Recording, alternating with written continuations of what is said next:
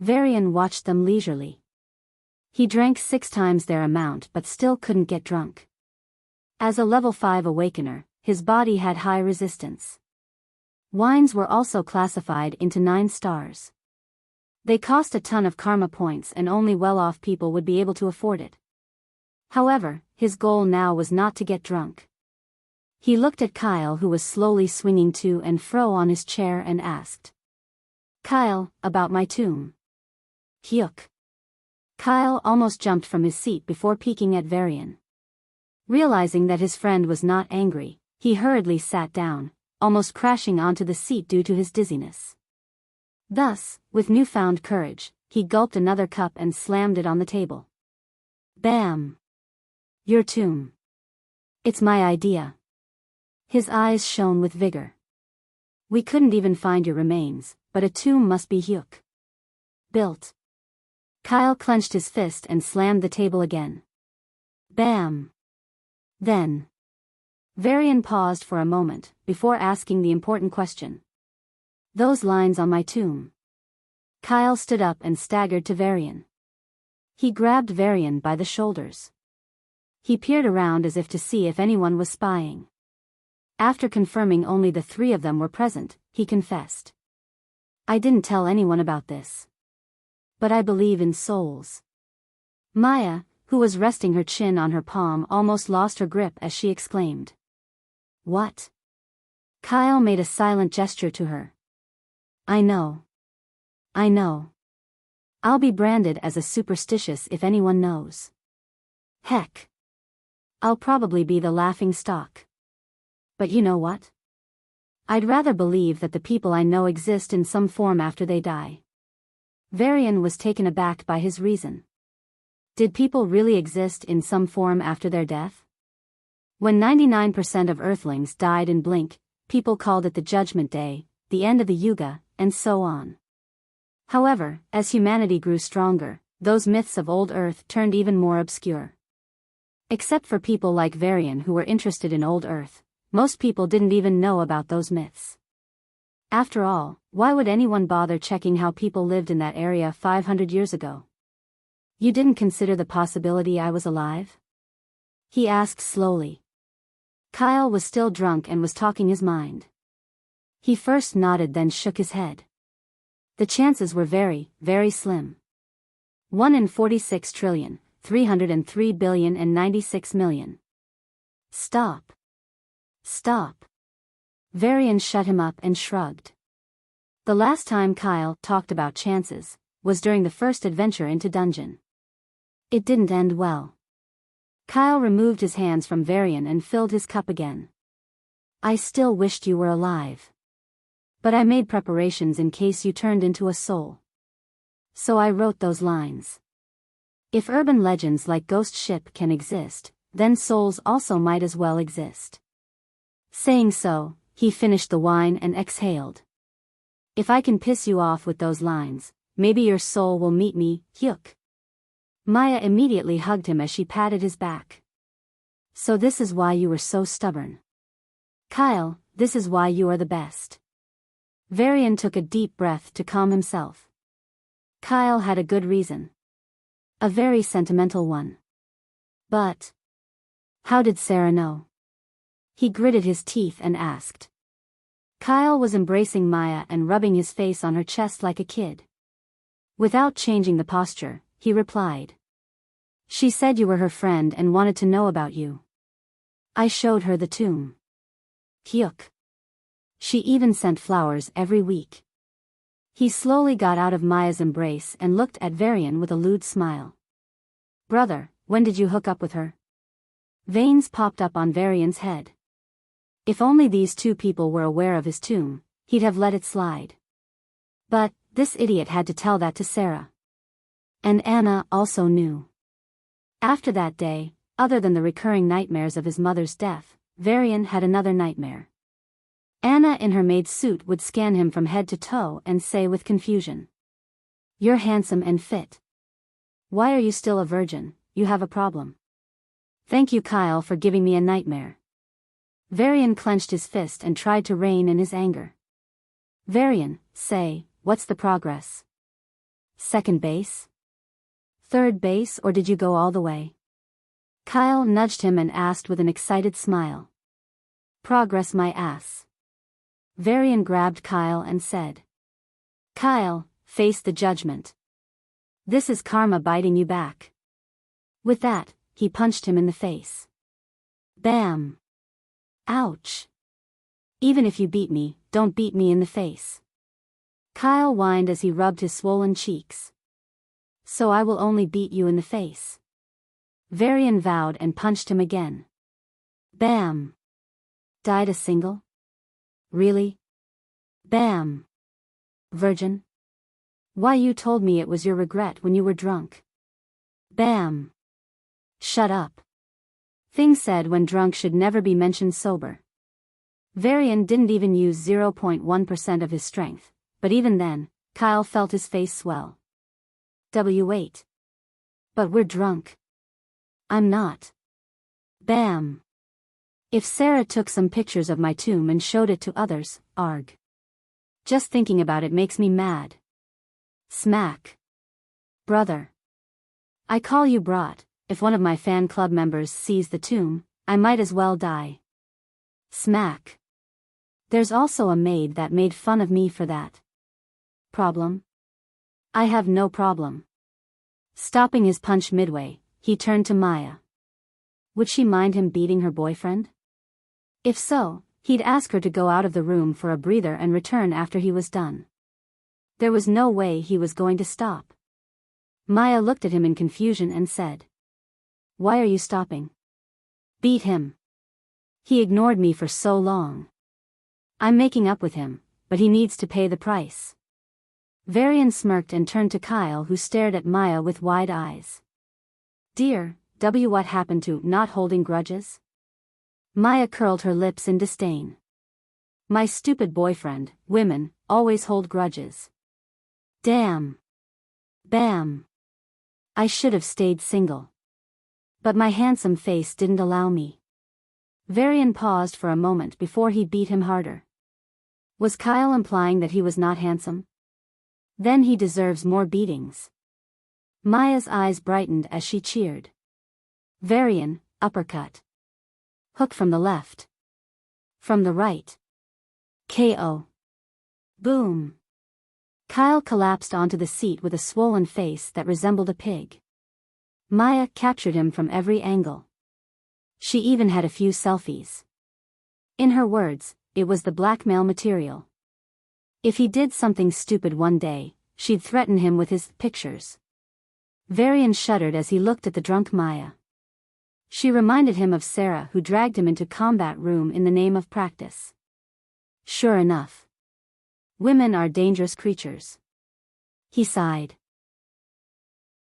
Kyle shuddered and hid behind Maya. Time out. Time out. Maya rolled her eyes at her boyfriend and turned to Varian. I want to visit your home. You lived there for most of your life, right? Varian nodded slowly. If you don't mind the fact it's small, join me. I don't mind it at all, Kyle said. I'm coming too. Varian gladly obliged. So the trio took off, and after a few minutes, they reached a small neighborhood. It was in a remote location, far away from the bustling neon lights of the city. There were no dazzling floating buildings here nor any hover train lines. But as he looked at the small front yard filled with carefully cultivated flowers, his breathing stopped. The mix of those flowers formed a unique fragrance he would recognize even in his dreams. As that sweet sent him, Varian slowly stepped in. Kyle and Maya followed from behind. This was the major reason they wanted to join. Varian usually avoided everything about his past. Since he finally decided to face it, he might need help. They were ready to be his support. Varian looked at the familiar home and took a deep breath. With sleek white walls and shiny black roof, it was a modest house barely 70 square meters wide. There was a small garden on the roof, while the white walls were filled with paintings he and Sia did when they were young. Unlike the modern buildings, it was made of normal materials. It didn't have the advanced defenses a luxurious home had and was thus vulnerable to the attacks from magic beasts. According to his mother, they could have lived in a better place with the war widow's pension. But apparently, his father offended someone and the pension was blocked. Shaking his head, Varian pushed the brown door and stepped in. "I am home," he said naturally, as if he was waiting for someone to welcome him. Like they welcomed him for as long as he could remember. All that greeted him was silence. "Right, there is no one to welcome me any, welcome home." Kyle and Maya rushed in front of him as they gestured him in. "Why yeah." Varian didn't react for a moment before a smile broke out on his face. Even though he lost some, he gained some. As he scanned the home, nostalgia washed over him. A small but lovely kitchen where Sia worked hard for his favorite food even though she always insisted that it was not for him.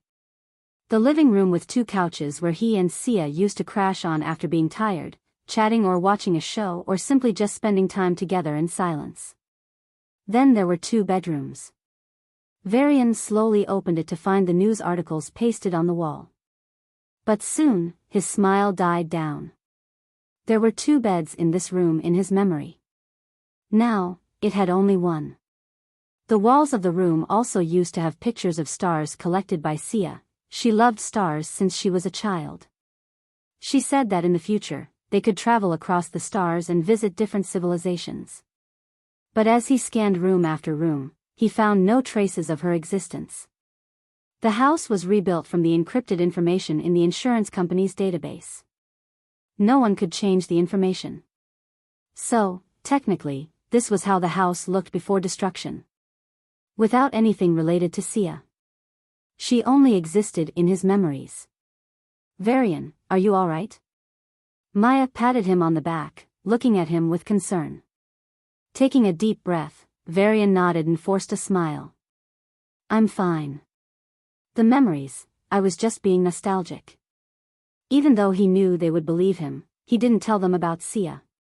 First, it seemed much more complicated than it seemed. Second, they had enough on their plates to worry about. They just patched up and he didn't wish to destroy their peace. After looking at each room for some time, Varian finally returned to the living room. Kyle and Maya ordered some snacks. Varian sat down to grab a slice of the fruit as Kyle asked, "What are your plans for the break?" Feeling the sweetness of the fruit in his mouth, Varian replied, "I have one thing, a very important thing I will need to do." Kyle was not expecting the solemnity in his voice, but he still nodded. "Just don't die." "Know what?" "I'm developing an awesome weapon. Once it's done, all you need to do is sit back and watch it kill the abyssals." "Oh?" Varian raised an eyebrow and asked, "How close is it to completion?" Kyle choked on the fruit slice before answering. "Well, a few decades, no, a few years, maybe a few months." Maya, who was browsing her comm, glared at him. "If you take my help, we can speed it up by at least 4 times. No. No. This is a matter of principle. I always do research alone." Kyle shook his head. The solemnity in his tone matched Varian's, causing him to drop the idea of persuading Kyle. "Do whatever you want. As long as you don't kill yourself." Varian imitated Kyle's tone from earlier. "Hey. Check this out." Maya hopped off her seat and projected a hologram. It was a forum whose name Varian never heard. The top post was a title in red. "Enigma slaughtered the Abyss Princes." Rumors say it was done at the same time as Demon King attacked Planetoid Rena for unknown reasons. The forum was on fire and the comments were flooded with mixed opinions. Some were very supportive. "Yes. Kill each and every one of those dogs. Let them feel the pain of losing their close ones. Make them tremble in fear. Enigma. The leader of Shadow Guardian. The true patriot." The others hated her. "This bitch has no idea what her actions will lead to." "Yes. She's provoking the abyssals. They'll retaliate fiercely." "Did you all forget the bloodbath by the Archduke?" "Yes. Whether she's a member of Shadow Order or whatever Shadow Guardian, her actions are only raising our causalities. She's an out-and-out terrorist. She's not even registered in even Adventure Guild. If she's really a guardian, why does she hide? She must be brought to justice. The battle of opinions was heating up. Maya dropped a bomb. You pacifying rats. Do you think Abyssals will not come for us if we stay silent? Provoking my ass. Causalities are increasing because of her? If those Abyss princes and princesses grow up, should I remind you what will happen? Learn to use some brain, you moron. Terrorist? When exactly did she kill people by her own hands like the ones from Shadow Order? Any adult can tell that she's being framed by the government. Why does she hide? Because there are people like you in the ruling. You only obstruct progress. Maya clicked enter and glared at the hologram. Her chest heaved up and down as she slowly slumped back onto the couch. Varian was surprised by her behavior. He wasn't expecting the gentle Maya to get so angry. Well, scrap that. She enjoyed Kyle getting beaten up. She was not as gentle as he thought her to be. Good luck, Kyle. In the future, you might be a victim of domestic violence. Don't worry, I will accompany you to drink as you vent your sorrows. TSK, Varian couldn't help but look forward to the future. Maya, you should stop sending those posts. Even if it's on deep net, you could land in trouble. Kyle, unaware of his friend's evil thoughts, rubbed his forehead and said. Humph.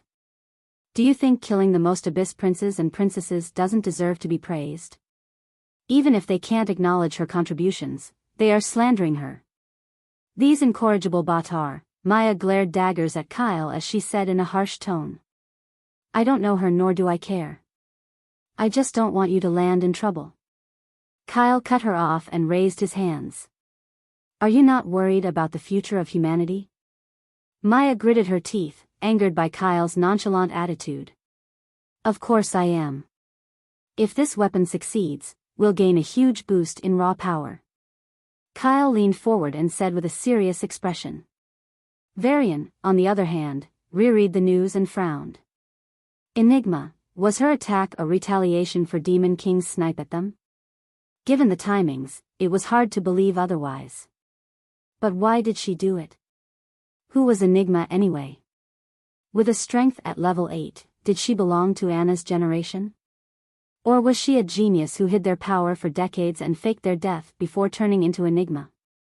Varian had a lot of questions about her, but they were not as important to him as Sia. Sia, he had 2 leads. One was merit points. He only needed a few thousand more and he'd be able to check the Academy's database. Considering his track record, he needed 1 more mission. Or since merit points were awarded for any meritorious deed, he could simply do something useful to the military. However, this method did not guarantee Sia's whereabouts. Perhaps the uniform she was wearing was of some other academies which he did not know, or he simply remembered the specific details wrong. After all, memory was fluid and it was possible to create artificial memories subconsciously. The second lead was more solid. Roxana Xander. He searched her up and found that she was the sister of Julius Xander, a graduate of the Academy of Sciences and more importantly, a leading researcher. If he could find out why she ordered the Astor clan to intervene with his mother's death, he would find all the answers including Sia. At the same time, the conversation between Kyle and Maya was coming to a close. Don't worry, Kyle. I'm being anonymous enough. Even if I am found out, my father can take care of it. I'm just a supporter, not an activist. If he can't even take care of this as a leading researcher, I bet no one would want to be done. Maya crossed her legs and replied. Sigh, fine. Varian's eyes lit up and he hurriedly turned to Maya. Maya, can you do me a favor? Maya was taken aback by the eagerness in his voice but still nodded. As long as I can do it. Ask your father to find information about Roxana Xander. If possible, a contact information. By the way, add that I am the disciple of Evander, High General of Earth. He could approach her as the disciple of Evander, then try to form a connection before slowly prying into the truth. If she was not a high awakener and he had her daily routines, Varian was confident he could force a confession from her. Even the Astor clan's butler, peak level 6, confided his secrets under his machinations. If Roxana was only a researcher, then her level would surely be not high. His chances of successful interrogation were high. All he needed was her information, which was deliberately avoided on the meta-net. Roxana. Maya knit her brows together, hanging Varian's heart in his throat. Was it too difficult even for Maya? As far as he knew, Maya's father was one of the top-tier scientists. To give perspective on his status, he was an honorary professor of the Academy of Sciences. Despite not being interested in politics and power plays, he could be the chancellor of a cluster. A cluster was the combination of 100 cities, and Earth had only 10,000 cities merged into 100 clusters. If it's inconvenient, forget it. Varian waved his hand like it was not a big deal. Perhaps it was too much of favor, or perhaps Roxana was too aloof to approach. Seeing that Varian misunderstood, Maya hurriedly shook her head and said, "It's not that." Except for some online articles, she was silent for almost a year. She gave some lectures in our academy every year, but none this semester. Oh. Varian nodded calmly on the surface, but inwardly, his suspicions were confirmed. Roxana was directly linked to his mother's death and by extension, Sia. If it was her, the sister of Julius Xander, then it makes more sense. She had the power to manipulate the dungeon bureau. She might even have asked a mind awakener to erase his memory of Sia. But, erasing all traces of her existence, did she take Sovereign Julius' help? Varian suppressed the barrage of questions and looked at Maya. She tapped her comm and called her dad. After a minute, a hologram popped up showing a middle-aged man. He had a large stature. With brown hair reaching his shoulders and an overgrown beard, he looked like a man too busy to be disturbed. His physique looked more like a mercenary than a researcher. "Uncle Haru, how are you doing?" Varian and Kyle greeted him. Haru smiled, causing his beard to rise, and replied, "I'm good." Seeing the three of them in the room, he rubbed his beard and laughed. "So you guys made up? I guess it's thanks to Varian, huh?" Varian coughed while Kyle and Maya blushed. Haru leaned back in the chair as the hologram zoomed out and showed him inside his all-white lab filled with metals, beast cores, and aura crystals. He then looked at Varian and clicked his tongue. "Look at you, I remember Maya saying you got into Defense Academy like it was yesterday. How were the days?" Varian shrugged. "It's just getting better." Haru had little knowledge of the outside world events. Or he could have known that Varian went missing and there was even a Federation-wide announcement to find him. He must have known about Kyle and Maya only through her maid, Sabina. Well, what could one expect from his schedule? Thankfully, he would answer Maya's calls. It was just unless it was necessary, Maya would not call him. That was the reason she announced. But the real reason was... Maya waved at Haru and pouted. "Dad, Varian needs your help." "Oh?" Haru raised an eyebrow and rubbed his beard. Apparently, doing that gave him more ideas. "Go on." "I'll do what I can, you saved Maya's boyfriend anyway." "Uncle Haru, I have a name." "Kyle." He interrupted his soon-to-be father-in-law. Haru looked at Kyle. Suddenly, his eyes turned red, and gnashed his teeth as he growled. "You're dating my daughter, my precious daughter. My little princess. I'll break your legs." "Cool down, Dad." Maya hurriedly interjected and waved her hands. "If you're like this, I'll ignore you." All anger was drained of Haru's face and he looked at Maya with a pitiful face. "See, my daughter is already taking sides with her boyfriend." Then, he turned to Kyle and gnashed his teeth. "This is why, boy, you need to be beaten up." Gulp. Kyle swallowed looking at his crazy father-in-law, but soon, he braved himself and said, "Beat me if you want. But I love her more than you ever could." Haru gaped at Kyle and looked at him like he heard the most unbelievable thing. I love her more than you do. No. It's me, her hubby. It's I, her daddy. Varian gasped at the ridiculous scene and felt that it was better to leave. If I got such a crazy father-in-law, could I control himself, or would I sneak up at night and beat him up? He realized why relationships are difficult, or he thought he did. Stop. One more word and I'm leaving two of you. Maya interjected. Her words had the effect of a bomb, silencing all opposition. If you say so, my little princess. Haru backed off first. Whatever you say, sweetie. Kyle patted her back and secretly smirked at Haru. Dad, do you know about Roxana Xander? Varian wants to contact her. Pretty please. Maya pleaded with sparkling eyes. Her cuteness could have melted even iron hearts. As the target was her father, it was a crit. Oh, Roxana. Roxana's contact is, wait. Haru's words halted and his body stiffened. With his enhanced senses, Varian caught the shrinking of his pupils, the fine layer of sweat down his forehead, and the faint, but clear sound of his blood flow that suddenly rose. Haru turned to Varian with a stiff smile and said slowly. Our Roxana is dead. Yeah. All the top scientists and researchers live in high safety. What's more, she's a Xander. Sovereign Julius' very own sister. How can she just die? Kyle said with labored breath. Varian understood from their reactions that there was no news about her death even in the scientific community. Even when Boo hacked through all the Federation databases it could, Roxana's status was alive and not dead. Haru closed his eyes and sighed. It's almost a year since she died. A year? Yet no one knows, what the hell? Maya covered her mouth in disbelief. She lived a normal life until now and wasn't exposed to such things.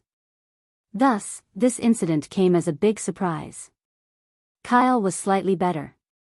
Varian was the calmest. He had seen worse things. I see. He nodded with a touch of solemnity, and lightly bowed to Haru. You could be under trouble if word got out that you revealed this. But you chose to trust me. Thank you. Haru smiled lightly. Stroking his beard, he waved his other hand. You're more reliable than my daughter's boyfriend. I have a name. Kyle. Kyle roared. Varian ignored Kyle's protests and took a deep breath. Roxana was the only lead in this branch. If he gave up, then his only option would be to hope Sia's information could be found in the Defense Academy's database. With each experience, Varian realized it was better to have more options. So, even if Roxana was dead, he had to see the issue to the end. Uncle, I'll be troubling you with a few more questions. He said, calmly looking at the middle-aged man. Haru nodded. Since Varian wanted to contact her, he must have wanted something from her. When did she die? Where did she die? What is the cause of her death? Varian fired the three most important questions. Especially the last one. Who killed her? Abyssals? With her protection, unlikely. Perhaps it was. I don't know exactly when she died. But according to my sources, it should be around a month or so from now last year. About the location, I'm clear. Roxana has one of, if not the most secure laboratories in the Federation. It's on Guardian Islands, the residence of the Xander family. The cause of her death. Haru's face scrunched and he sighed. It's just a rumor since I didn't see her corpse, but they said she was dismembered and beheaded. Varian felt the air knocked out of him. Not just him, even Kyle and Maya stared at Haru with wide eyes. The time of murder didn't elicit much reaction, but where and how it happened sent shivers down their spine. Guardian Islands, also praised as paradise on Earth. It was where the sovereign of Earth, Sovereign Julius, lived with his family. The chains of islands were large enough to accommodate a city. Yet, he owned them all. Guardians Islands were also rumored to be safer than any military base. Apparently, even level 9s could not break in. Moreover, since Sovereign Julius owned one of the 6 artifacts, specifically Jump Ring, he could quickly teleport large distances. Plus, there was a teleportation formation in the Guardian Islands linked to some planetoids. If anything went wrong, Sovereign Julius would simply teleport there and use Jump Ring to reach the specific planetoid. This was the reason he was able to reach Rena Planetoid and stop Demon King. Thus, it was safe to say that he stayed on the island most of the time. Even in case he didn't, the Xander family had quite a few level 9s. So who the heck could kill Roxana? And not just kill, but dismember and behead her? Was it Julius himself? The thought arose in the 3 of them. It's not him. Haru seemed to have guessed their thoughts and denied them. If he did it, he had a million ways to cover it up. But he still called the High Awakeners for her funeral. He was mourning. Even more than him, his eldest son, Charles. He was devastated. Varian clutched his forehead. Did he hit a dead end? No one really knows who killed her. Perhaps Sovereign Julius does or doesn't. Just forget about contacting her. Even bringing this topic up with Xanders is dangerous. Haru warned, with a concerned expression. Varian nodded. You really don't know their horror. Stay away from them. The Xanders are good as long as you don't provoke them. Haru gave his final advice. Maya chimed in. Varian is the disciple of High General Evander. It's not like he needs to fear them. What? Haru slapped himself to check if he heard that wrong. It's true. Varian showed the blue badge. Haru analyzed it and sighed. Looking at Varian, he said. If anything happens to Maya, and also her stupid boyfriend, I hope you can take care of them. They're my friends. Varian patted his chest. Haru smiled and waved at them. Well then, since you're out, I'm assuming you got a mid-break or a sem-break? Whatever it is, enjoy. Maya was about to cut the call when Haru's roar sounded, if you do anything inappropriate to my daughter, I'll cut. Varian and Maya looked at Kyle weirdly, who clamped his legs instinctively. Your father-in-law is hella strict. Varian laughed in glee. Kyle glared at him and snorted. Look who's talking. At least I have one. You? Ever dated? Varian's face froze before he clenched his fist. Humph. What if you date? I dare you to go all the way with Maya. You guys, shut up. Maya said with a flushed face. Varian raised his hands and walked into his bedroom. Lying down on the familiar mattress, he thought of his options. She is already dead. This was out of my expectations. What should I do? Varian rolled on the bed as he racked his brains. Fuck it. Let's do it. Finally, he stormed out of the house saying. Kyle, Maya, I'll be out for some time. Boo, to Guardian Islands. The combined area of the islands was around 1,000 square miles. To put it into perspective, Guardian Islands were as big as megacities of old Earth. A small island was dedicated to the residence of the main members of the Xander family. Since Blink, monogamy was abandoned. So, every member of the Xander member had 2 or 3 wives and thus, quite a few children. Fast forward a few generations since Blink and now, there were almost 1,000 members in the Xander family. The talented ones would get the resources and support from the family. They would go on to reach envious positions in military and civil fields. The less talented ones lived a well-off life by managing the vast property and networks of Xanders. To have a right to speak, one must be at least a high awakener or be a great genius. Reaching level 4 in his first semester, Narcissus was the cream of the crop and would have been the leading genius. Would have been, if not for Charles. Now, besides the elders in level 9, Charles had a great say in things. But he didn't bother in the internal affairs. He only meditated. Practiced. Trained. The place he used to visit, the person he spent time with, were now a thing of the past. But nostalgia was hard to kill. After finishing his practice, Charles Xander slowly walked towards an island. At the same time, Virum. Ghost ship stopped in front of a huge barrier covering the Guardian Islands. Inside the cabin, Varian couldn't help but admire the beauty that seemed to be sculpted by heaven itself. As the light blue water of the ocean glittered under the sun like starlight, 9 pristine islands surrounding a large one came into view. Looking down at the islands, Varian noticed the fog in some places. A thought came to his mind and he asked cautiously. "Boo, is it?" "Yes, Master. The aura concentration here is 3 times that of Earth. 2 times that of Defense Academy." Boo's cute voice answered. Hiss. Varian sucked in a cold breath. This was just the normal aura all around the islands. If they used aura concentration formations, and he was sure they had, then training in such an environment would be even better than training in amethyst villas.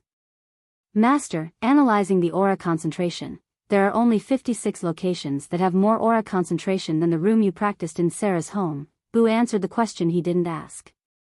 "Oh." Varian calmed down a little. Considering the number of people on these islands, 56 was a low number. That meant perhaps only level 9 and some level 8 awakeners were getting that treatment. "Boo, scan the islands and find the lab facility," Varian said, seated on a luxurious black chair. "Yes, Master," Boo said. An invisible fluctuation spread from the ghost ship. Boo had limitations. It could not detect high awakeners at a distance, nor could it perform any offensive. Scanning the islands and breaking their internal security was complex, but doable. Meanwhile, Varian squinted at the main island.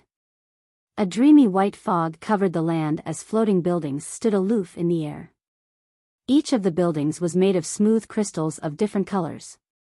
The only same thing was their quality. No matter the building, it could not be broken by a mid-awakener. At the center of all the buildings floated a palace. In fact, it was a few dozen meters above them, as if it was beyond the rest. The palace easily outsized any building Varian saw till that point. He thought the castle of Abyss Lord he saw during the entrance test was noble, but only now did he realize the true definition of nobility. Built of red and white crystals, it looked impossibly noble. Just its presence stirred the aura. The palace was a star treasure. Likely 9 stars.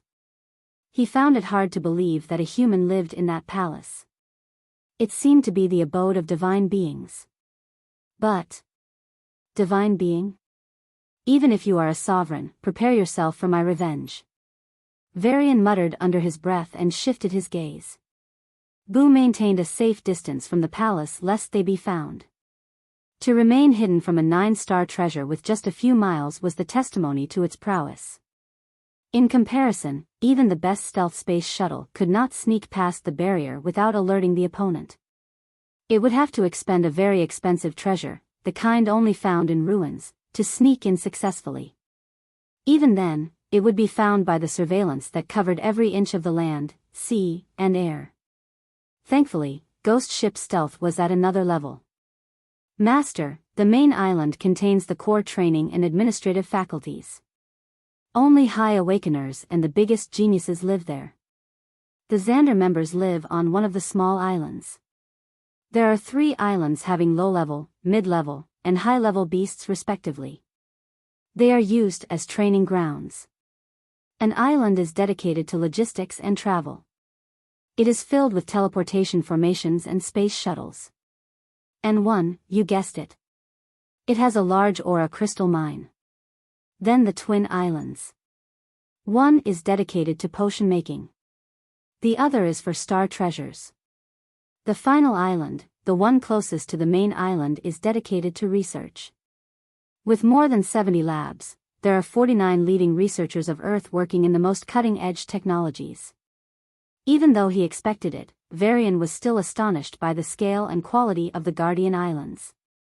Moreover, he knew that this was not everything Xander's had. He heard of secret realms they governed. Shaking his head, Varian said, Boo, did you find out Roxana's lab? Who is working there and continuing her research? Almost every researcher had partners. If he could find Roxana's research partners, then he could get a better idea of how and why she died. He might also get the clues as to why Roxana interfered with his mother and Sia. But Boo's answer came as a shock. Master, I hacked into the internal database. Roxana worked alone all her career. She even had her lab isolated from the rest. Now, the lab is abandoned. Saying so, Boo steered the ghost ship towards a small island and passed above the futuristic architecture of the labs before descending in front of a large white dome. Roxana's lab. It was easily the size of a football field and was as tall as a 10-storied building. Find a way to get us in, Varian said and rubbed his sweaty palms. As he got closer to the truth, he realized one thing. He cared a great deal about his mother's death and wanted to kill everyone responsible for her death. But at the same time, a growing part of him was worried about Sia. Despite trying to control himself, he would dream of the few but vivid flashbacks again and again. And as time passed, he got more dreams filling up some gaps between each flashback. Even just from his memories leading to 14 years, he spent more time with Sia than with his mother. The bond he developed with her through these dreams was hard to understand. But it remained the closest to his heart. At some point, his mother's last wish became his own quest. Wherever you are, I'll find you. Varian clenched his fist. The surveillance around the White Doom was slowly manipulated by Boo. As no one found any weirdness, a door slowly opened and in an instant, Ghost Ship rushed in. The door was shut the next moment as if it was never opened. According to Maya's father Haru, Roxana died in this lab. Then there should at least be traces of the fight or traces of renovation? None. Boo, find all the data in this lab. Varian knit his brows and said. Yeah, Boo chirped and hacked into the internal database of the lab. At the same time, the doors of all the rooms opened. Ghost Ship shrunk in size and surveyed each room. Varian found the corpses of humans, magic beasts, and abyssals in green liquid floating in glass containers. Bang! No. Varian took repeated breaths to control the despairing thoughts in his mind. With difficulty, he opened his eyes and looked at the faces of all the human corpses.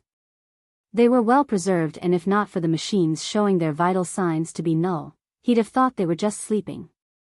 The first was a middle-aged male corpse. No. A young female. No. Even though I haven't seen how Sia looks at 18 or 19, I can tell once I see. After a while. Has. Thankfully. Varian patted his chest with sweaty palms. Every time he was about to look at the new corpse, his heart thrashed against his ribcage and threatened to break out. Now that he confirmed there was no Sia here, he was relieved. The other rooms yielded no fruit. One had some cutting-edge strange surgery bots. The other was full of aura crystals. Another with beast cores, and the final one was filled with formations. To preserve everything a year after her death, are the Xanders too doting or too rich? He wondered. Boo timely said. Master, some information was damaged due to, just see. The ghost ship moved inward, and after passing through a few more rooms, Varian saw a huge open field with large computing devices. Unlike the other rooms, quite a few of them were damaged, crushed, broken, or torn. An attack happened here, destroying many files. Since the data of this lab stays in this lab, it is lost permanently. This is what I found. A hologram popped up, showing a middle-aged woman with green hair and dark red eyes. Her unkempt hair and aloof expression showed that she had no interest in the photo. Even though she looked young, it was because of the technology. Roxana Xander. Age. 66, specializations, aura application, divine paths, functioning theory, systematic study of an awakener's talent, the links between abyssals, magic beasts and humans. Varian stopped after seeing there were a few more dozen in the row. Give me the useful information. Rubbing his temple, Varian said. This qualifies. Boo showed a list of videos. The first video was from 10 years ago. The last was 1 year ago. A young Charles Xander would visit the lab and Roxana would welcome him with a smile. Then he entered the lab and she entertained him before sending him off with a gift. As Charles grew older, he started bringing her some gifts. Small, but filled with affection. Roxana would stay in the lab all day and conduct her experiments with an indifferent expression. She only smiled when she was with Charles. However, as he grew older, his visits declined. From thrice a day, to once a week, to finally once 3 months. But even the last time they met, Roxana smiled heartily. She ruffled Charles's hair and said, "I've prepared a gift for you. Soon, you'll be the biggest genius of Earth, no, the biggest genius of the Federation." Charles was puzzled but did not question her. She took him to the open space between the rooms, and the video ended with Charles going out a few hours later. She barred any surveillance from this site, Master. We can't know what happened inside. Boo said. Varian looked at the caved-in ground and broken computing devices with a frown. Also, there seems to be some missing files. They are deleted, not missed due to the destruction of storage devices. Boo added. Play the video of her death date, the day these machines were blown off. Varian ordered after a while. The surveillance of various rooms started playing at once. Since the open field had no cameras, the closest he could get to was to try and put together the pieces. All the lab rooms were operating normally until they all trembled for a while. A muffled sound followed and then, there was no more. That's it? Varian asked in disbelief. Yes. A staff member came to deliver some material and found something wrong. It was only after a week. Son of a bitch. Varian cursed out loud. So the entire killing, or should he call it assassination, happened on the Guardian Islands and it was only found out after a week? There was one more problem. Where is the killer? I can't see him entering in or out. Varian asked. According to the surveillance, there was only Roxana inside. Even after murder, no one came out. Boo answered after checking. So, it's a space awakener who teleported in and out? Varian rubbed his chin and wondered. Can't be. The Xander Palace can detect the spatial fluctuations and lock on the target. Boo rejected the hypothesis. So, what the heck happened? Varian felt a headache trying to crack this puzzle. Boo thought of a possibility. The killer also had the stealth like it did. But wasn't that stupid? How could anyone equal it, the ghost ship? No way. So it dismissed the idea. Master, I found this under her bed. Boo suddenly said, and a red book floated towards the ghost ship. As it inched closer, Varian realized it was a journal of sorts.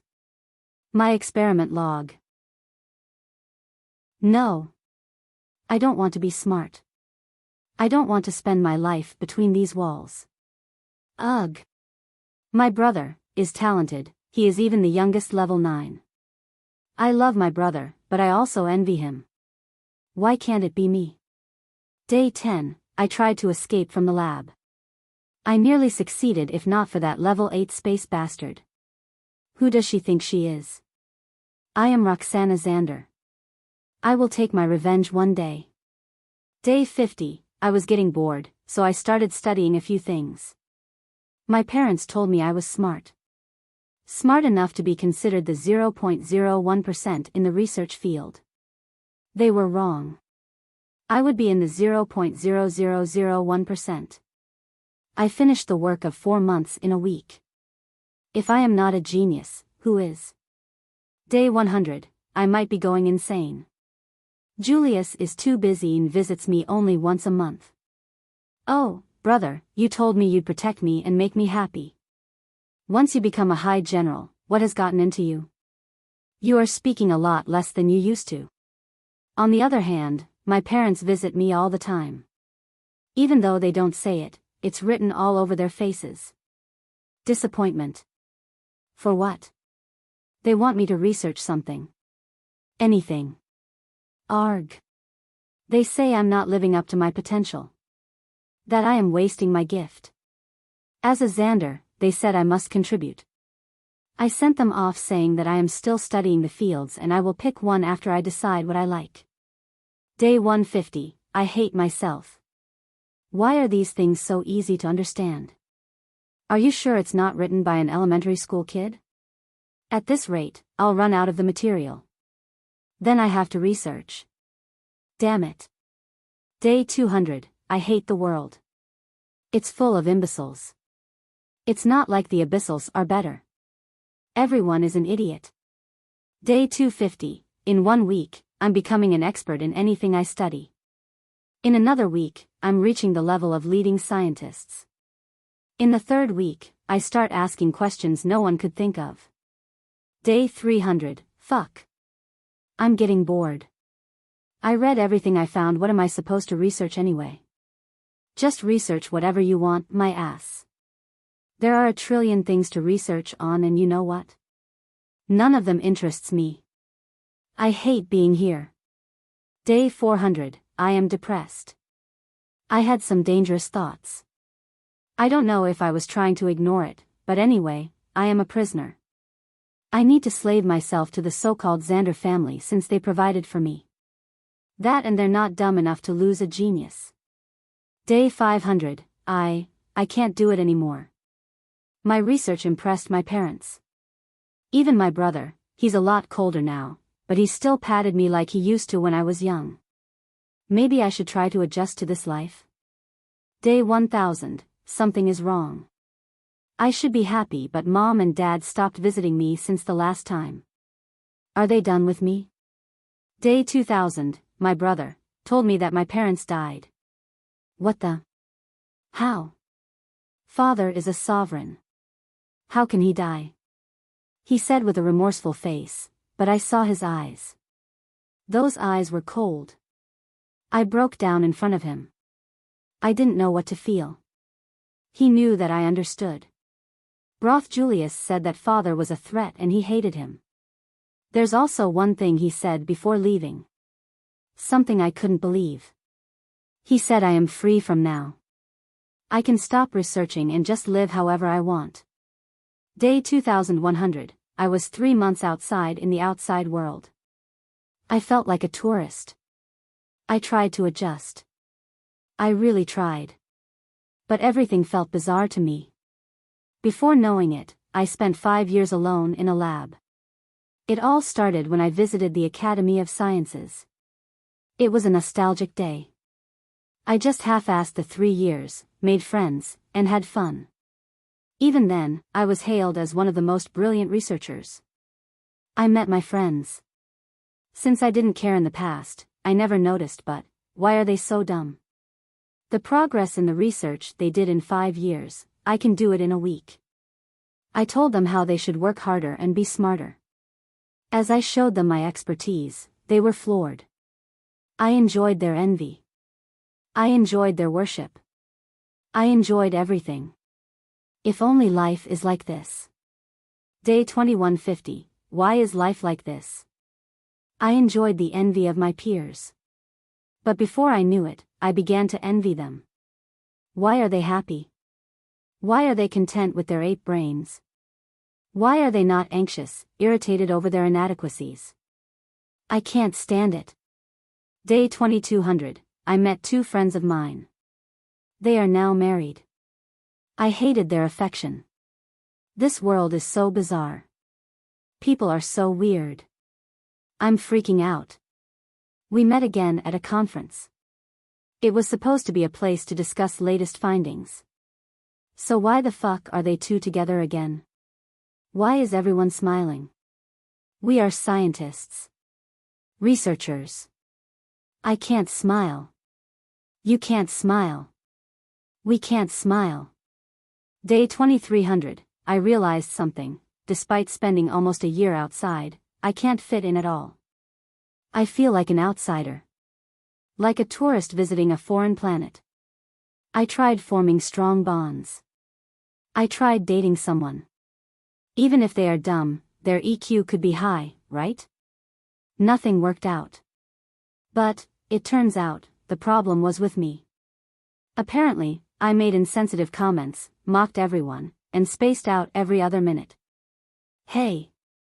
It's not my fault if I space out. My brain is telling me the solutions to one of the million problems I have in my head. I keep thinking all the time. It's not that I space out all the time, but I live in the moment for some time. That's how I lived for the past 5 years. I explained it to the man I wanted. But he did not listen. I really liked him. But he said no. I slit his throat. I returned to my lab. Oh, my cold, peaceful and desolate lab, I missed it. Before I knew it, this was my habitat. Day 3000, Divine Paths. Most people don't know why divine paths are grouped into 3 the way they are. Someone in the past saw it in the ruins. But even they didn't know why. But I think I do. All the divine paths in Divergence are dealing with some aspect of life. Body awakeners are growing stronger using chi to activate and strengthen their cells. Morphers are growing stronger using prana to merge themselves with an entity and eventually transform into it. This is increasing their life force as well. Mind awakeners, they don't fit. Day 4000, haha. I found the inscription in the ruins talking about divine paths. Day 5000, I just need to add one more variable and my theory is complete. I started calling the divine path groups as avenues as on the inscription. Sage Avenue contains life and soul. Even though people don't believe in soul these days, I do. Body path and morpher path deal with life aspect. Mind path deals with life aspect but eventually evolves into soul aspect. The same can be said for the dimensions. Space deals with space. Time with time. Gravity is a blend of both. So maybe soul can be considered a blend of life and death? Anyway, Creator Avenue thus has space-time. Finally, elementalists. They belong to Ruler Avenue. I don't get the name. This is the strangest avenue. But the most appropriate aspect I could give to this avenue, order and chaos. It just felt right. Day 6000, I had that level 8 Space Awakener guard who used to guard me killed. Maybe he did not expect it, but I loved the look on his face when he breathed his last. I am broken, aren't I? Trivial matters aside, I dissected him in my bid to study the divine paths. With that, I jumped into another question. Why does a certain individual awaken in a divine path? Day 7000, easy peasy. Any person has affinities towards each of the avenues. Whichever affinity is the highest, they awaken in it. But why is this answer so simple? Because I cut down thousands of unawakened and artificially tested their affinity with life, spacetime, and order and chaos. The ones that survived awakened in the avenue I predicted. There was one boy I put in a block of special ice. He survived the longest and as expected awakened in the water path. He reminded me of Julius, I burnt him alive. Most of the time, 99% of the test subjects died. But for the advancement of science and the human race, their lives are not wasted. Day 8000, knowing how divine paths start, I delved deeper. I divided talent into 3 grades. Low, medium, high. Talent shows their affinity towards their path. Most people have low talent and they can never reach level 4. The medium talent is likely to remain at level 6, but it's possible to reach level 7. High talent allows you to get to level 9. Since Sovereign is a state in level 9 and not a level itself, you need to be at the extreme of high talent. Then what if you had a higher talent? There should be a level 10 after level 9, they should be able to reach it. Day 8500, many people claim their talents increased after taking some secret fruit. It is indeed true. Many went from medium to high talent. So talent is changeable. Since natural fruits and treasures can do it, it should be possible to change the talents, affinities artificially. Day 9000, I studied many of those special fruits and made a potion to change the talent. The best I could do is use fruits that change mid-grade to high-grade talent and make a potion that changes talent from low-grade to mid-grade. In other words, I failed. My theory so far has been right. So where did I fail? Day 10,000, it's useless. I have the knowledge, but I am missing something. I can't put my finger on it. Perhaps command over life? It's like I have the knowledge but not the power over it. I tried to increase my talent. My talent is just entering high grade. So, none of these fruits work on me. I've yet to see a natural treasure that increases a high grade to something higher. Day 12,000, my nephew. I have a cute little nephew. He visited me. Charles Xander.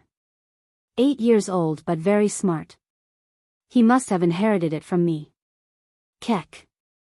He was initially shy, but I felt a natural affection towards him. He looked a lot like my brother and his late mother. Day 12,500, a big breakthrough. I hypothesize the existence of origin. The stronger an awakener gets, the closer they are to wielding power over the abstract concept. After reaching level 9, every awakener accesses a divine view.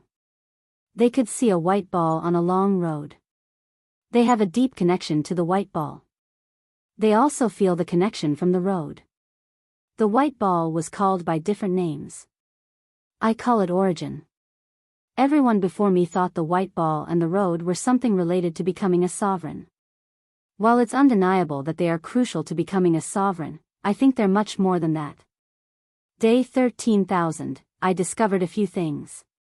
Linking talent to origin, I wondered about one thing. Why should a person have only one origin?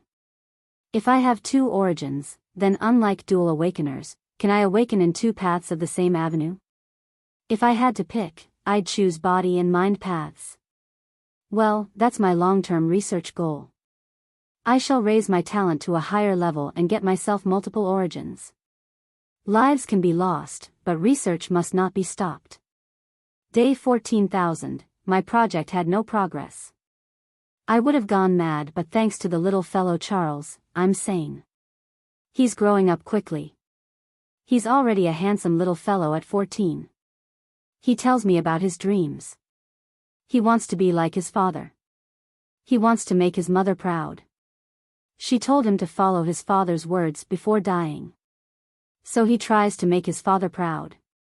But still, he respects me. Maybe he sees me as his mother, eh? I don't try to instill my ideologies into him. I know something in me broke when I killed the man I wanted to date. Charles shouldn't be like me. He's a good child. Julius, too, was a good child. But now, I don't know what changed him. Would the pure Charles also grow to neglect his family? Would he be another Julius? No. I can't let that happen. Day 14,200, Charles brought Narcissus over once. But boy, he is full of jealousy. They are from different mothers after all. I told Charles to leave Narcissus alone. But he insists as an elder brother, he must take care of the younger ones. While I'm happy that he is not leaving his family cold, I'm also worried that he will be troubled by Narcissus one day. Day 14,500, good news. After an unknown number of failures, I developed the procedure to let a high-grade talent reach a higher level. What do I call it? Celestial grade. That makes everything before it mortal grade. So from high mortal grade to low celestial grade. There is only one key component missing. I used all my connections, but I couldn't find anything that increases talent from high grade to celestial grade. It'd be weird if they did. Anyone who took the said treasure would easily be a sovereign and even reach the 10th level. Day 14,700, if I can't get those fruits, it also works if I can get a human or abyssal with celestial grade talent. I can use their sample to increase the talent. But, from the 100,000 humans and abyssals I checked, none of them even approached celestial grade talent. I am kidding. How can any celestial grade talent not be an absolute genius that shocked the world? Day 15,287, Charles went to Defense Academy. He bade me farewell. I'm gonna miss him. Ah. Julius is too much. He's doting only on Narcissus. Charles broke down a few times under the pressure. If not for me, I couldn't imagine what would have happened to him. I can't tell Charles that Julius is actually jealous of him, right? As a man that killed his father to become the head of Xander family, Julius' biggest fear is the same happening to him. Narcissus' talent is great, but not a threat to Julius. Charles, however, is better than Julius. Someone might wonder, why did he not just kill Charles and end the farce? Because Julius loved his first wife. Even though she is dead, he can't bring himself to kill his own child. Besides, Charles' eyes resemble hers. So Julius must have reached a compromise and intends to put Charles down through these psychological pressures. But still, I am worried if Julius snaps and orders someone to kill Charles. Not on my watch. I pulled my connections and put security for Charles. Charles, I will help you reach the state your father never could. Day 15,790. Today is the best day of my life. I found the way to help Charles and pursue my own goals at the same time. It was a gift from the heavens' will. It came in the form of a 17-year-old girl. She is called Sia. Joy for knowing she existed. Rage for how Roxana treated her as an object. Grief at her plight. Relief that his memories of her weren't mere figments of imagination. Holding all these emotions, Varian looked for the next page. His mind path improved his brain power, allowing him to skim through all unimportant information, and his heightened body prowess ensured his eyes worked fast enough.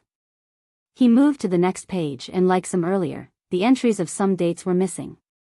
Varian's eyes narrowed and he cautiously moved to the next page.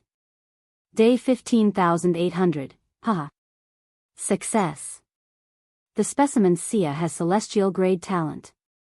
Due to the limitation of Earth's technology, I'm not sure if it's low celestial grade or mid, or even high. Something seemed to have increased her talent. Can it happen to everyone? But I am sure her talent only recently increased. Otherwise, even low celestial grade talent would ensure a 17-year-old girl would be a high awakener. But she doesn't tell me her secrets. As a female myself, I'm impressed by her grit. Even if she is electrocuted, frozen to low temperatures, she did not reveal anything about her talents. Boom. Varian slammed the wall of the ghost ship. The hard metal could withstand the blows of even high awakeners. So all Varian felt was a tingling pain in his fist. However, he did not stop. As the rage boiled inside him threatened to erupt, he slammed onto the wall with his fists. Boom. Boom. Boom. Over and over and over. Drip. Soon, blood trailed down the walls and formed a small puddle at the bottom. Varian was numb to the pain as he kept banging the wall, as if it was Roxana herself. Bitch. Why did you die? He growled. He couldn't imagine Sia subjected to torture, the lovely girl who stood with him through thick and thin. What did she do to deserve this? Roxana. Varian ignored his bloodied fists and took in short, rapid breaths.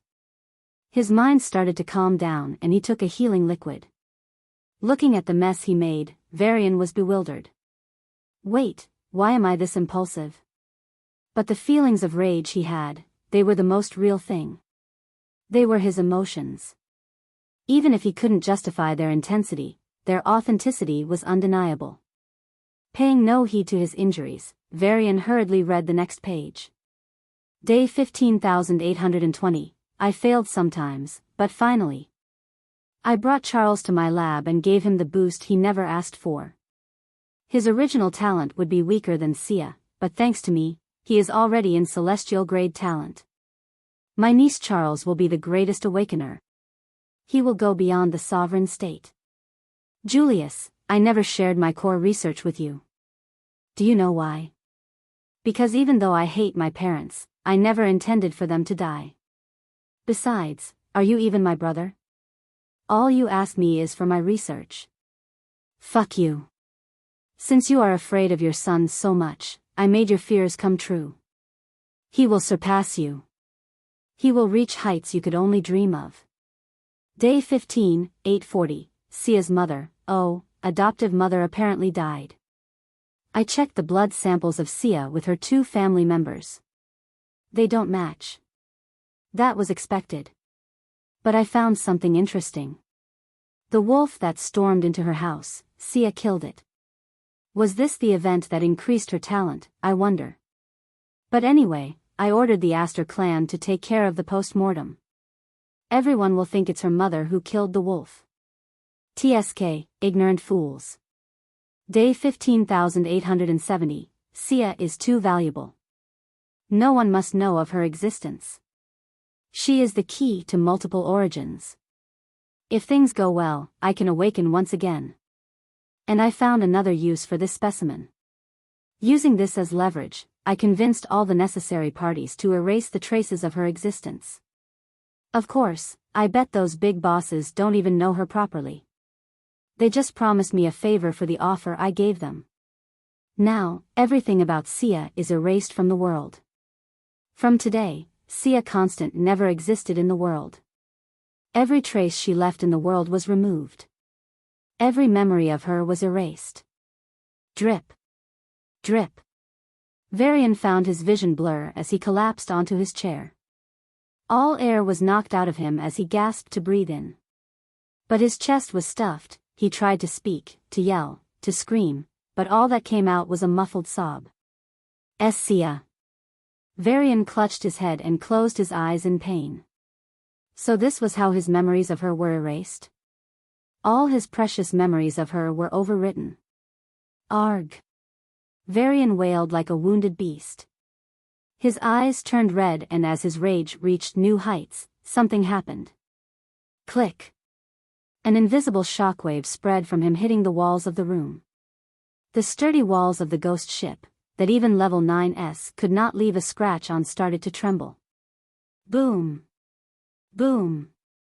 From the tiniest atom to the largest block, every part in the walls started to vibrate violently. Soon, the metal walls started to creak and cobweb-like cracks started to appear on them. Creak. At that moment, a black and white light shone from Varian's body. Despite their opposite nature, the 2 lights blended perfectly, forming a union. The union light flickered into black and white.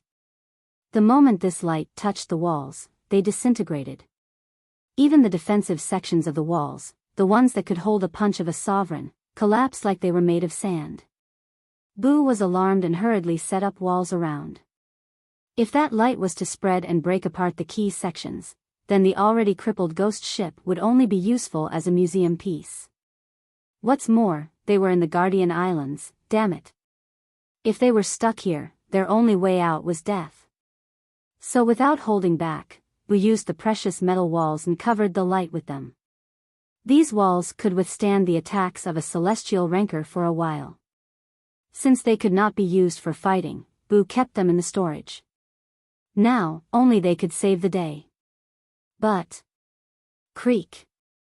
Under Boo's horrified gaze, the celestial grade walls creaked and started to twist. The next moment, the wall disappeared out of thin air. Boo stared dumbly at the location the wall used to be. All it found was Varian floating in the air. The clothes on his body long disappeared. Like divinity, the white and black light covered him. Varian's eyes were closed and he seemed to be unaware of the situation. Master. Boo yelled in panic. Master. You'll blow up the ship. You're killing Boo. Its cries fell on deaf ears.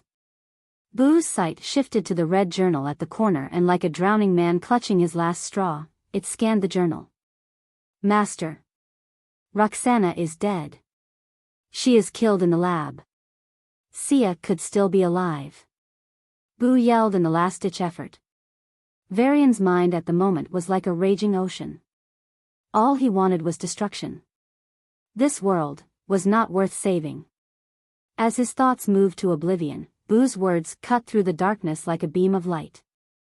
Sia could still be alive. Everything fell silent. Varian's body floated down and he gently landed. The black and white light on his body receded and his eyes snapped open. What just happened? Varian asked with a dry throat. It felt like he was running in the desert under 5 times gravity. His muscles were sour and he felt a massive headache. There was no energy in his body. Not just energy, there was no chi, prana, space power, mind power, and lightning mana. He was drained. Do you not remember what happened earlier? Boo asked with a trembling voice. Earlier? Varian frowned and tried to sit up. But he found no strength in his arms and collapsed back onto the couch. I never felt so angry in my life. Everything went blank. Then I heard Sia might be alive. Then everything went normal. Looking at his naked self and the changed walls, Varian knew something was wrong. However, his memory of the last few seconds was non-existent. No matter how much he tried, he couldn't remember anything. Boo, Varian took a deep breath and asked. What did I do? Let me show you the video recordings, Boo said. The ghost ship's internal space expanded all of a sudden and a room with similar dimensions to the one Varian was in was created. In it, a hologram occupying the whole room started playing.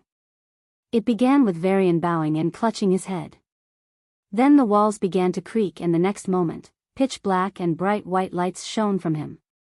The walls continued to creak and the next moment, they disappeared.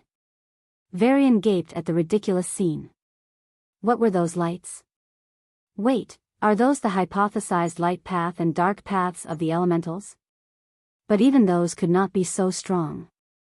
Even though he watched them in a recording, Varian felt the nature of those powers. The walls that even level 9s couldn't do anything about, he just made them vanish on the spot. As Varian was about to ask if it was real, Boo quickly interrupted. Watch till the end. Another set of walls covered the room in the hologram.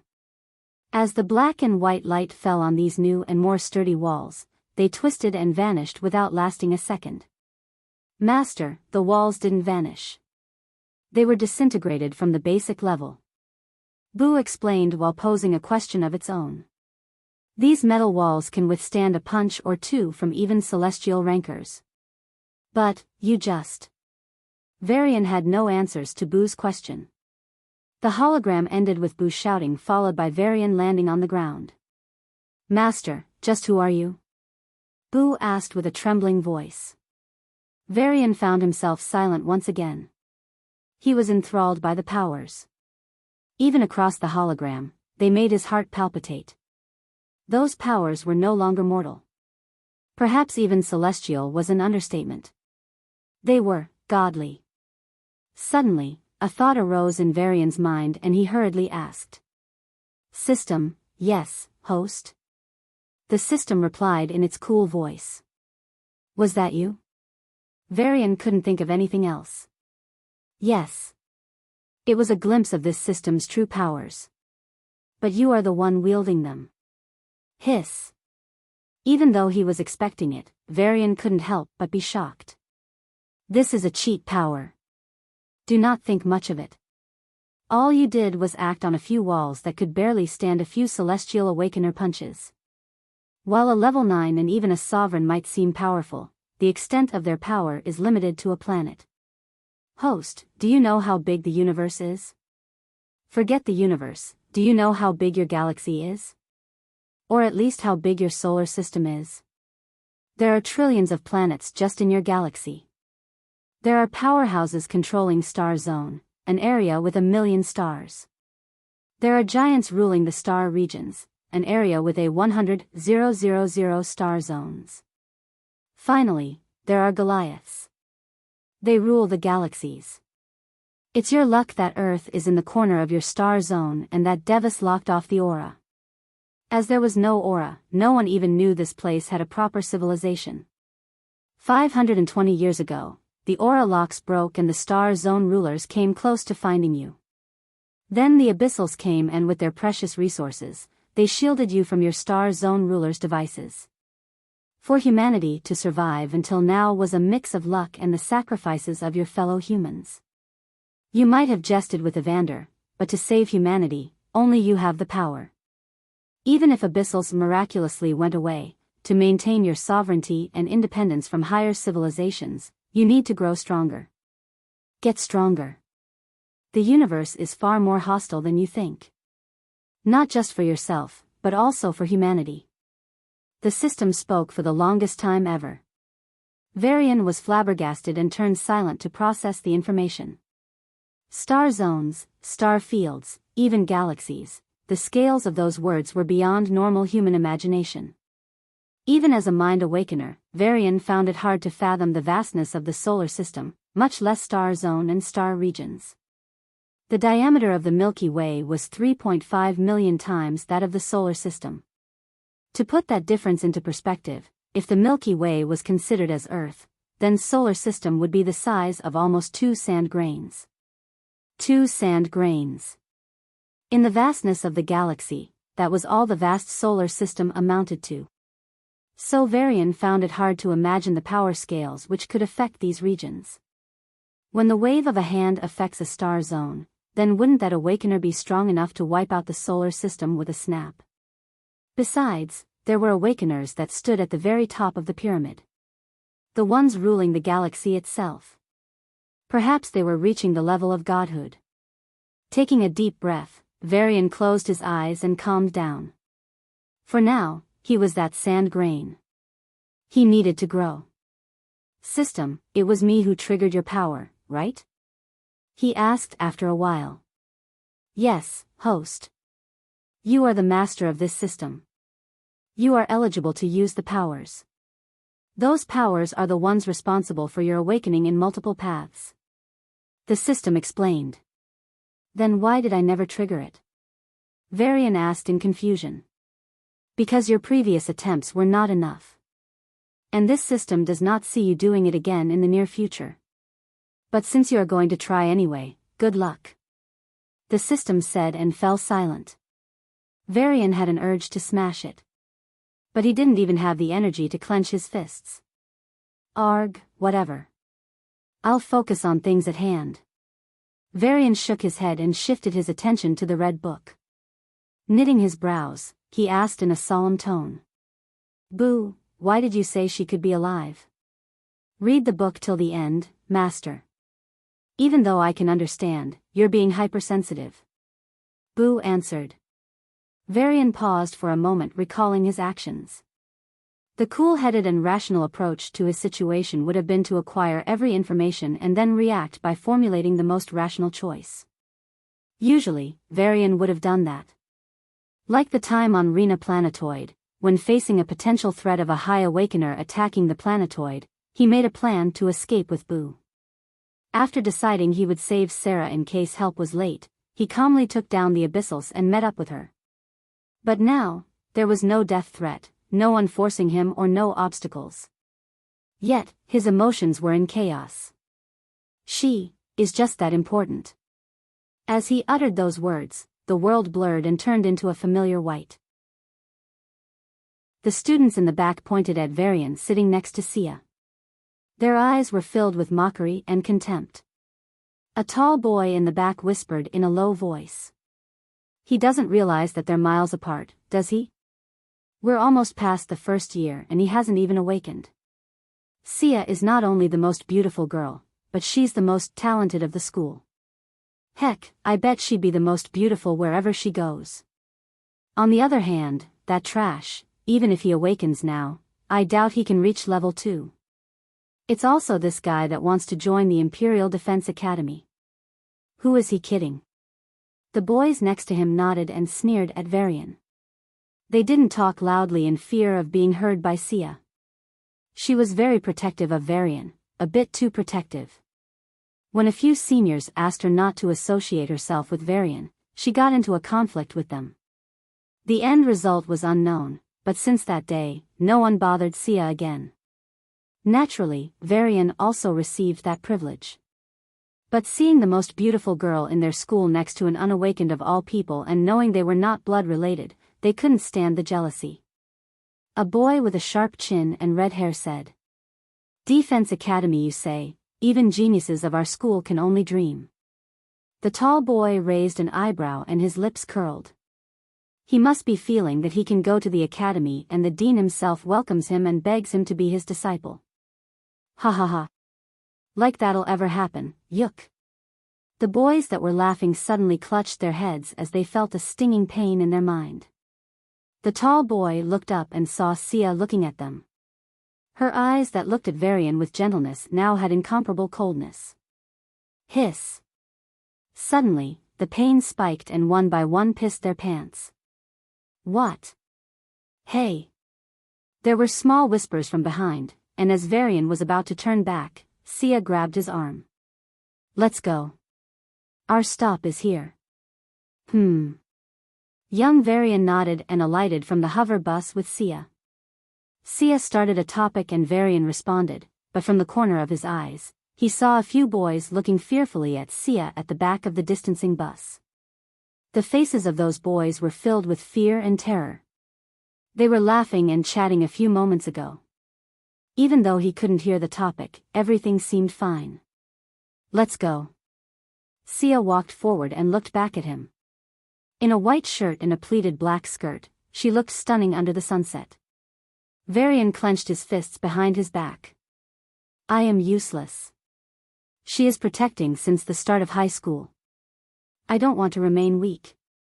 I want to make a difference. Arg, why can't I awaken? Hiding his thoughts under a smile, Varian nodded and walked home with her. He didn't wish to vent his stress on her. The last time he was impulsive and went to hunt the raging lion, Sia nearly lost her life. Even though he was uncomfortable with the status quo and wanted to awaken, he didn't want to do it at the expense of her life. So these days, he was slowly improving his combat power.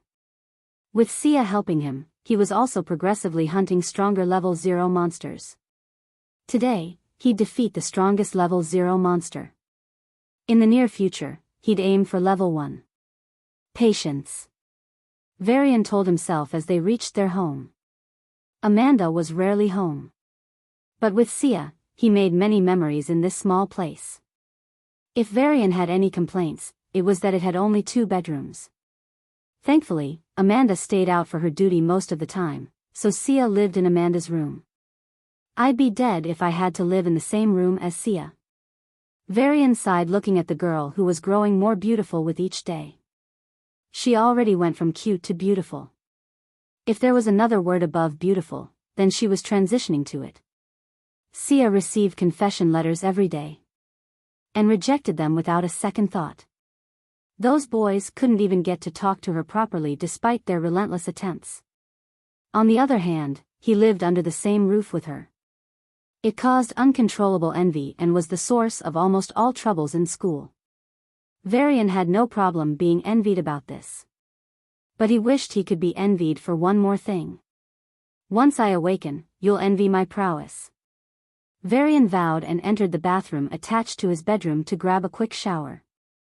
He avoided all the cliché scenarios of taking the wrong bathroom or not seeing if the bathroom was in use by someone else. Especially after once he walked in when she was bathing and forgot to lock the door. He still remembered everything vividly, not for the inappropriate reasons. They were still kids back then. Barely 10. After realizing that they had different parts underneath, he asked Amanda about it. After some explanation, she had him cultivate this habit of checking if anyone was in the bathroom before entering. Fortunately or unfortunately, since that day, he never walked in on her bathing again, even though there were 4 instances where she used his bathroom and forgot to lock the door. I'm too pure. Varian wondered as he changed into training clothes and walked into living room and waited for Sia. But I just feel weird. Why would I want to see her naked? I didn't feel this before. Is this because of hormones? But hormones on me? TSK, weak hormones. Soon, she was out in black sports dress. The tight shirt and pant perfectly showed her developing, but already alluring curves. I take it back. Hormones are strong. Varian shook his head and threw away the thoughts. Even though they troubled him sometimes, Varian had control over himself. Looking at him, Sia held the hair clip between her lips and mumbled. The leadlock fark? Varian grabbed the hair clip and tied her soft brown hair into ponytail while chiding. I'm worried, one of these days, you'll swallow the hair clip. Hee hee. Then tie my hair every day. Sia turned around and smiled. Varian showed a bitter expression. I know what you're thinking. I already learned 4 stylings for you, any more and I'll die. Sia put her hands on her hips and leaned towards him. Then I'm not learning that new dish you asked last week. I'll learn. I'll learn. It's just styling hair. I won't die from it. What doesn't kill me makes me stronger. Varian waved the white flag. Living without Sia's cooking was a nightmare. Sia nodded with satisfaction. Red Rock Park, let's go. He said, and they took off.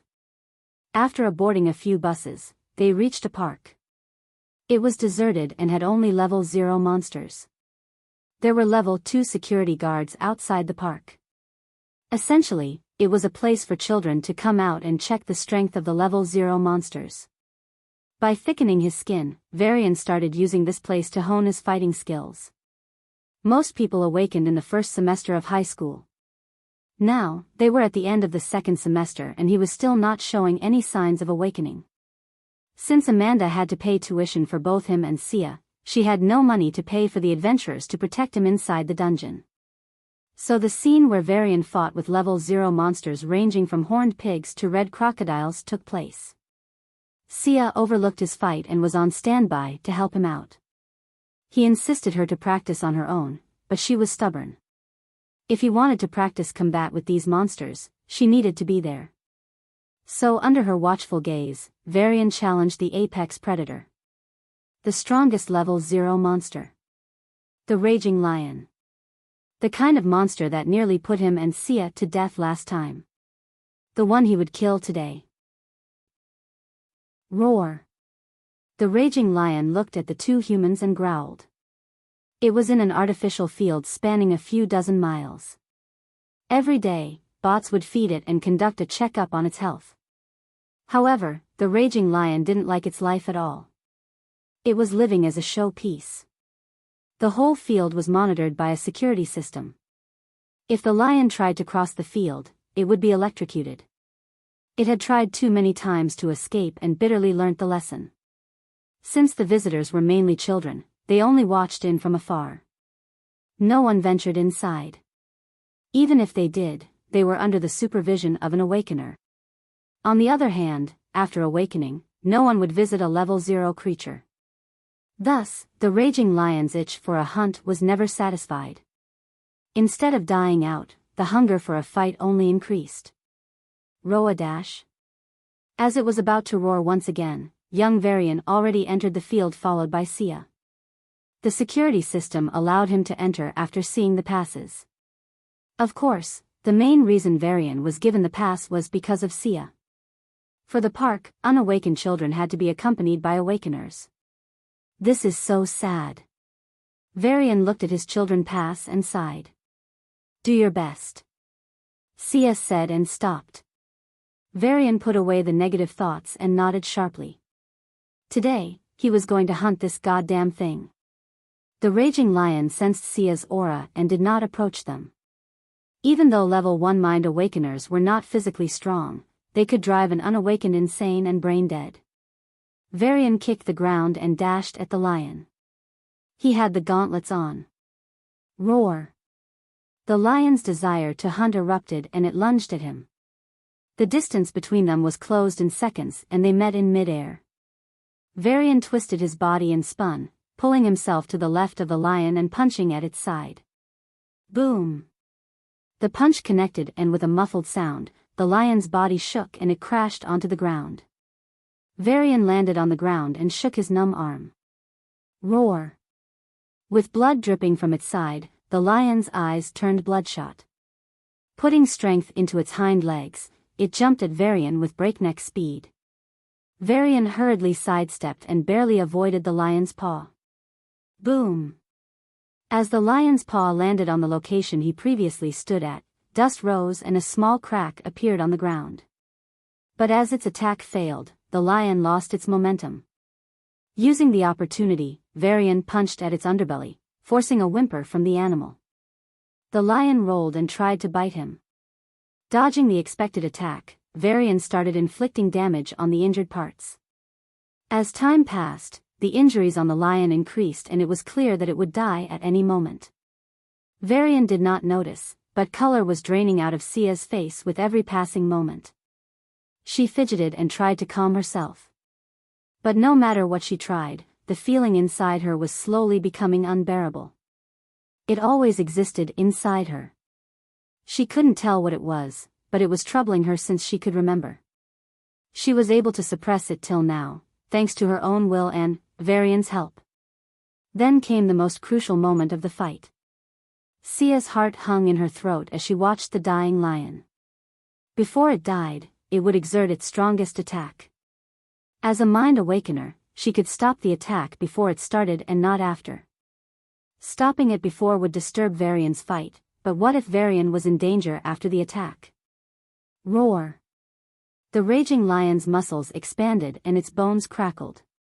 As it bled all over, the lion gave its final roar. With a single push, it appeared in front of Varian and slapped him with its paw. Sia's heart nearly stopped at that moment as she prayed. Go slow. Go slow. Let him escape. Let him escape. The unspeakable feeling from inside further increased and seemed to have crossed a threshold, nearly causing her to faint. But Sia held on and watched with hopeful eyes as Varian faced the lion's paw. He fell to the ground and rolled away, dodging the attack in time. Boom! Gravel shot out in all directions and a small pit was formed showing the lion's prowess. Thud! As the creature fell, Varian rose. Waving towards her, he pumped his fist into the air. Yay! Your favorite dishes tonight. Sia announced subconsciously before clenching her fist. The feeling, it was increasing. Huh? Sia, why are you so pale? Varian asked as he approached her. I was just worried. You're going to fight level 1 creatures after this. I'm not in a capacity to help right now. Sia said with a concerned face. It was not the reason she was pale, but she was indeed worried. Varian paused for a moment and looked at her biting her lip. He ruffled her hair and said. No worries. I'll wait till we can do it safely. Besides, I can still train a lot before that. Sia nodded and forced a smile. Soon, they exited the Red Rock Park. According to the rules, if an unawakened kills a creature in the park, they would not be fined. Awakeners could not attack the creatures but could rescue the non-awakeners. So, this park was basically built to hone the fighting experience of unawakened. As they boarded the final bus to their home, Varian noticed Sia was trembling. Her face was as pale as a sheet of paper and sweat rolled down her forehead as she closed her eyes. He hurriedly held her hand and gently rubbed her back. Looking at her with pity, he asked. That again? Varian's presence somehow slowed it down and she was able to suppress the weird feeling welling from within. Don't worry, it'll be all right. Varian patted her back slowly and whispered. The first time this feeling intensified, Sia faced a similar situation. It was when she was 11 years old. Amanda was not at home. Varian was worried about her and took her to the hospital. After overcharging them with unreasonable tests, the doctors told Varian that it was a panic attack. The 11-year-old Varian didn't know what to do, so he hugged her and stroked her back. When he was sad, Amanda did this to him. So he did the same to Sia. For some reason or another, Sia's condition improved after that. From then on, whenever a panic attack happened, Varian would hold her hand and if it was intense, slowly stroke her back. Sia calmed down and her face slowly turned rosy. She was fine again. However, Varian could feel her entire back was soaked with cold sweat. If we do get enough money to afford a group of adventures for my dungeon, I'd rather use it to take her to a better hospital. Varian thought but didn't say it out loud. Their stop arrived. Varian supported Sia to home. Are you sure you don't want me to carry you? He asked with concern. Walking slowly by holding him for support, Sia shook her head stubbornly. I am fine. This much is nothing. After they entered the home, Sia took off her hand and walked towards her bedroom. Varian didn't see that the moment she started walking, her face started to pale. Looking at her back, he said in a hurry. I don't know why, but I'm worried. Sia stiffened and waved her hand. It's all right. This happened a lot of times, didn't it?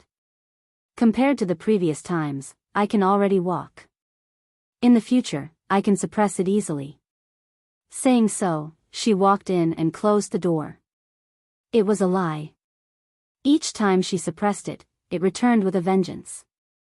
But she couldn't let it free.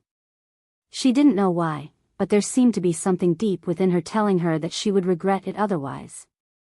I'm fine, one day. Sia forced a smile. I don't want Varian to war, crack.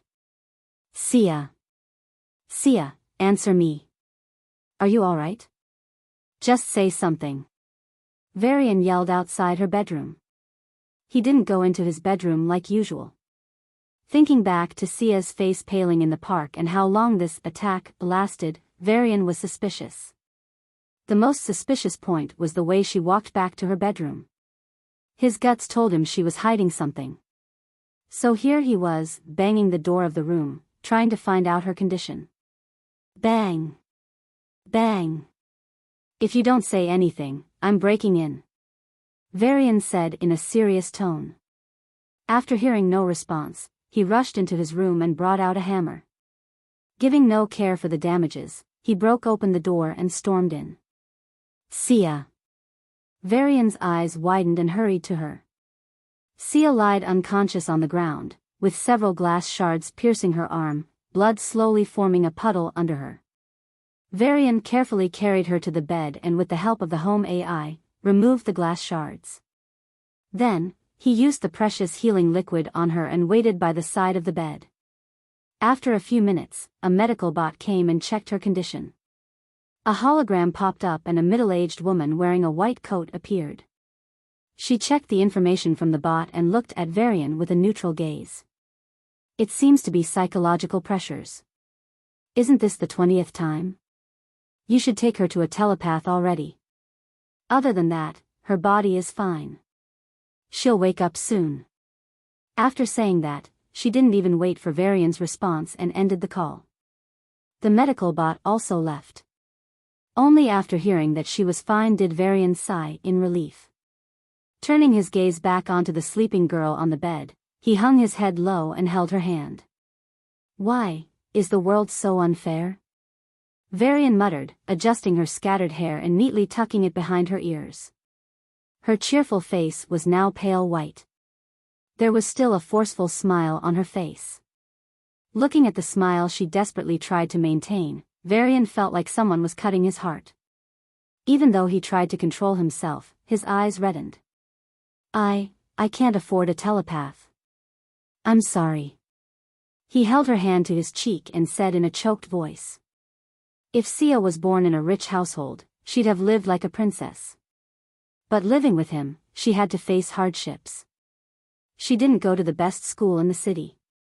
Unlike her classmates, she doesn't attend any parties. She couldn't buy the clothes she fancied, nor could she buy resources to aid her practice. Do you remember? When we first met, what I promised to you? Varian said with a wry smile. Come with me and I'll protect you forever. Varian repeated the lines he said long back and gritted his teeth. Forever, I can't even protect you now. I am the worst. He waved her hand to let it slap him. After checking the injuries on her body thrice, Varian sat on a stool beside her. He did not know how many hours passed. He did know that he was going to stay with her until she awoke. Slowly, her face turned rosy and her breathing smoothened. But she didn't show any signs of waking up. Finally, Varian looked at her messy hair and said, "I'll change your hair. You were asking for that style since last week. I wanted to keep it a secret, but I already learned it." Realizing she was still unconscious, Varian carefully held her up and braided her hair into waterfall braid style. After carefully putting her back on the bed, Varian smiled and said, "There you go. Happy?" The response didn't come. Varian's smile eventually receded as silence took over. Until a weak voice broke the silence. "Appy." Varian just stared at her in a daze. As he recalled the incident, he realized how dangerous it was. Finally, Sia whimpered. "Angry?" She lied that she was fine. And she hid the truth about the strange feeling. "No." Varian shook his head with a smile. But Sia was not relieved.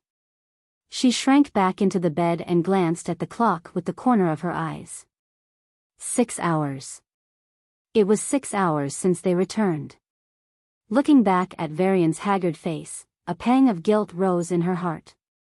He was already exhausted from fighting the raging lion, yet he stayed with her for 6 hours. As for why was she certain that he stayed with her for 6 hours?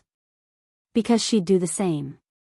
"I'm sorry for lying about my condition," Sia finally said. Varian rubbed her head and looked into her eyes. "I'm worried. You were bleeding when I found you. What if this happened when you are alone?" He closed his eyes and sighed deeply. "I just don't want to imagine." Feeling the warmth from his hand, Sia closed her eyes and hummed slowly. Yawning, Varian said, "No more lying from now, okay?" Sia thought for a while and tried to get up. His warm hand pressed on her shoulder and stopped her. "Nope. You're resting," Varian said in a tone that allowed no refusal. Sia rolled her eyes. "I am full of energy. No lying." Varian poked her forehead. Sia glared at him resentfully before pouting. "I have no energy. Did I lose all the blood in my body or what?" "You did bleed." Varian shrugged and ordered the home bot to bring in the nutrient solutions. Sia took the vials from his hands. Looking up at him, she muttered in a disappointed tone. "I thought you were going to cook me something." "Sure, if you want to stay in the bed for a week." Varian got up with a smirk. Wait. I love nutrient solutions." Sia stopped him anxiously and gulped down the tasteless liquids. "So?" Varian waited for her to finish and asked, "What do you have to say?" Sia bit her lip and closed her eyes. Finally, she held the nutrient vial in her hand upside down. A light flashed in her hand and onto the vial. The small vial was half full. But instead of flowing down, the liquid flowed up. Varian's eyes widened. "Gravity path," he muttered. "I just awakened," Sia said with a nod. Varian nearly stood up in shock. "Wait, what? How? Why?" He lost his composure for a moment and wondered whether he was hearing things. "You were a dual awakener from the start, right?" Varian asked with confusion. Sia shook her head and looked into his eyes seriously. "I just awakened, again." "Impossible. Anyone awakens only once." Varian muttered in disbelief. Then he looked at Sia's expression. She seemed to want to say something more important. "Is there something more?" he asked. Sia nodded. I have had a weird feeling inside me since I knew. It's like I was going to explode. There is something, a power or a force, inside me. I try to keep it down. If I'm close to you, I can control it better. But as time passes, the force increases. Whenever it reaches a limit, I lose control over myself. Today, it broke the threshold and I fainted." Varian was shocked at this sudden revelation. But he patted Sia's hand and said, "Whatever happens, I'll be there with you." Sia was visibly relaxed after hearing his response. Perhaps she expected him to get angry for the fact that she was hiding about this for so long. So she mustered the courage to reveal the final secret. Before that, she covered herself with a quilt and looked to the side.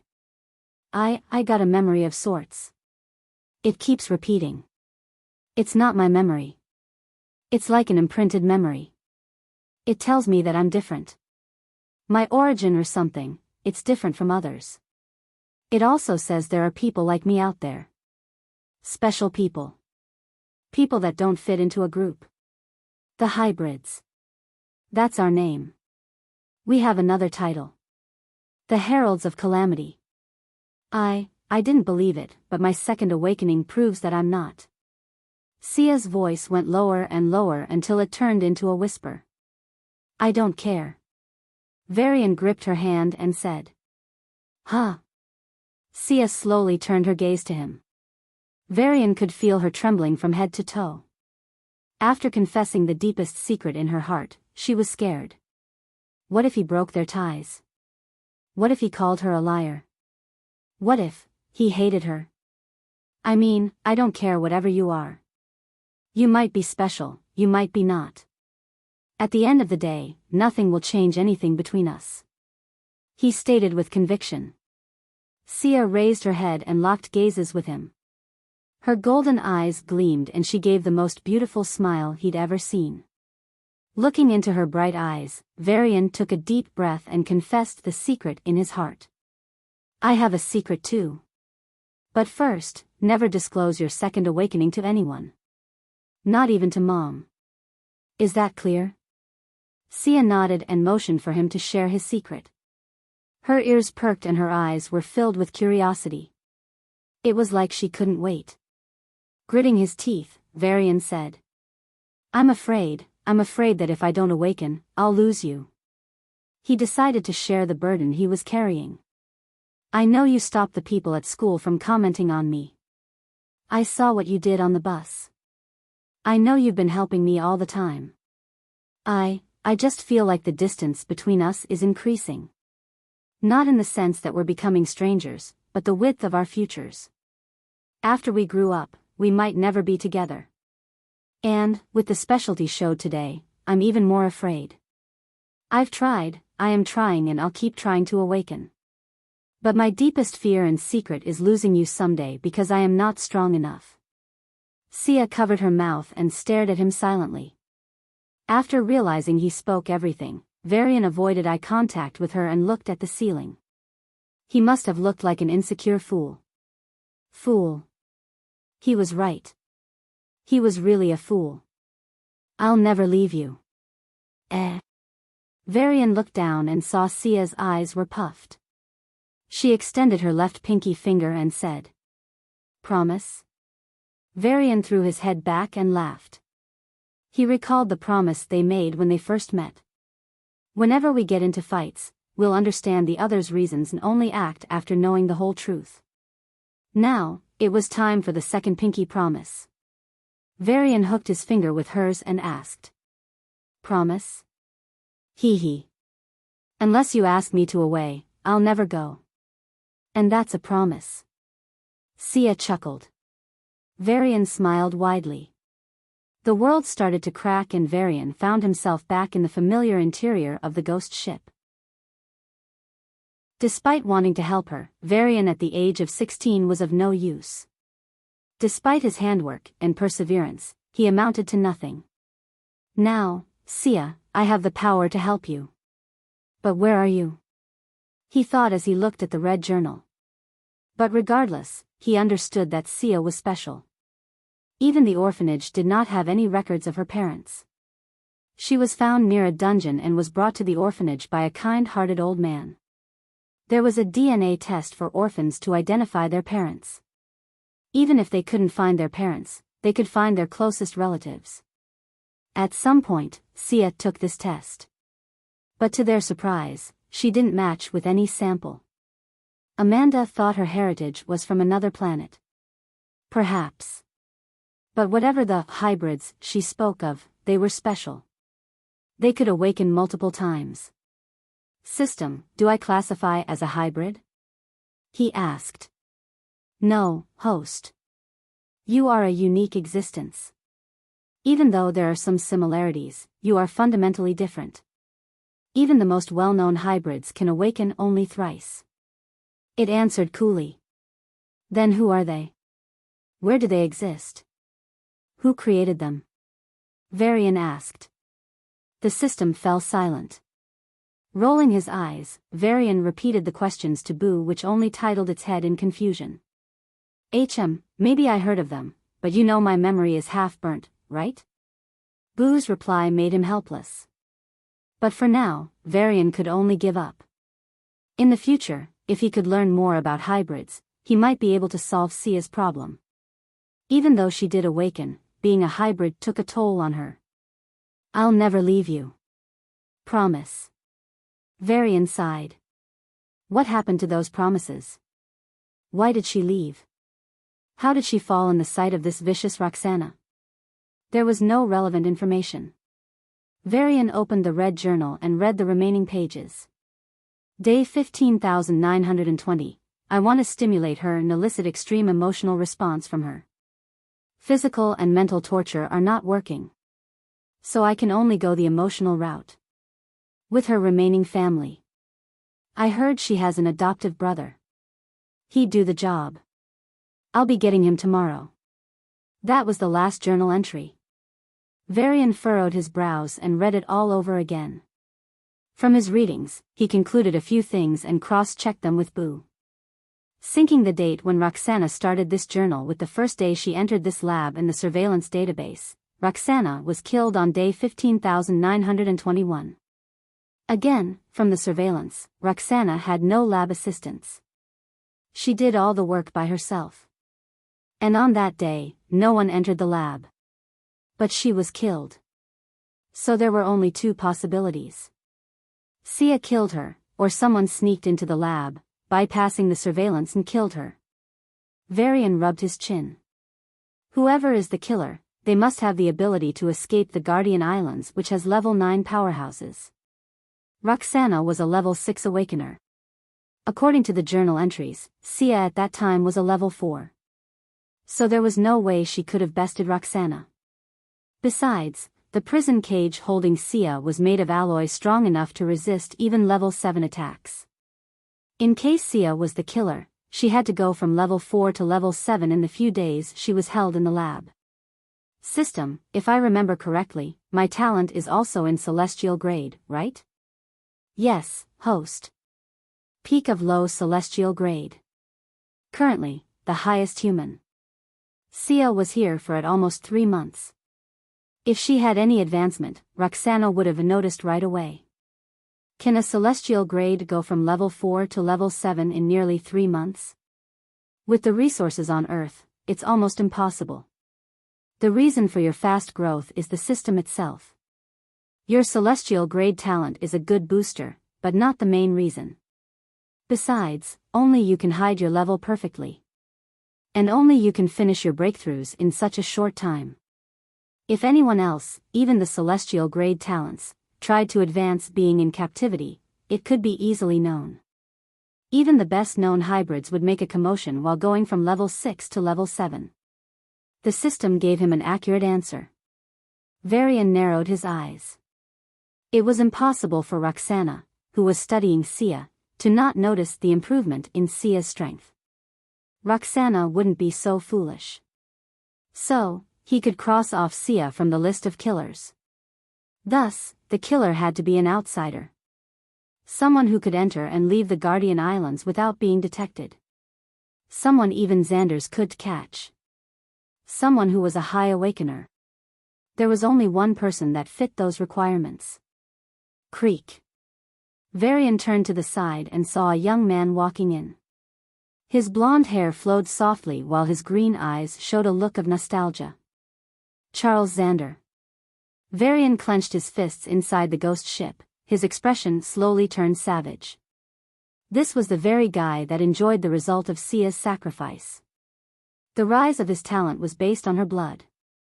And he didn't even know it. No wonder, Charles is stronger than everyone in the academy. No wonder his advancement speed is so high. Sarah said that he already hit the bottleneck to level 7 in a few months, something that would usually take a few years. There were also rumors that he could advance to level 7 in a few months. If he really could do it, he'd set a record in the fastest speed from level 6 to level 7. The record built on Sia's pain. As veins started to pop on Varian's muscles, Charles looked around the lab with nostalgia. "Aunt, I'm trying my best. But father never appreciates my efforts," he said in a lonely voice. "I don't know how you were able to change me, but I thought at least then, I'd be able to make father proud," Charles said as he walked into Roxana's resting room.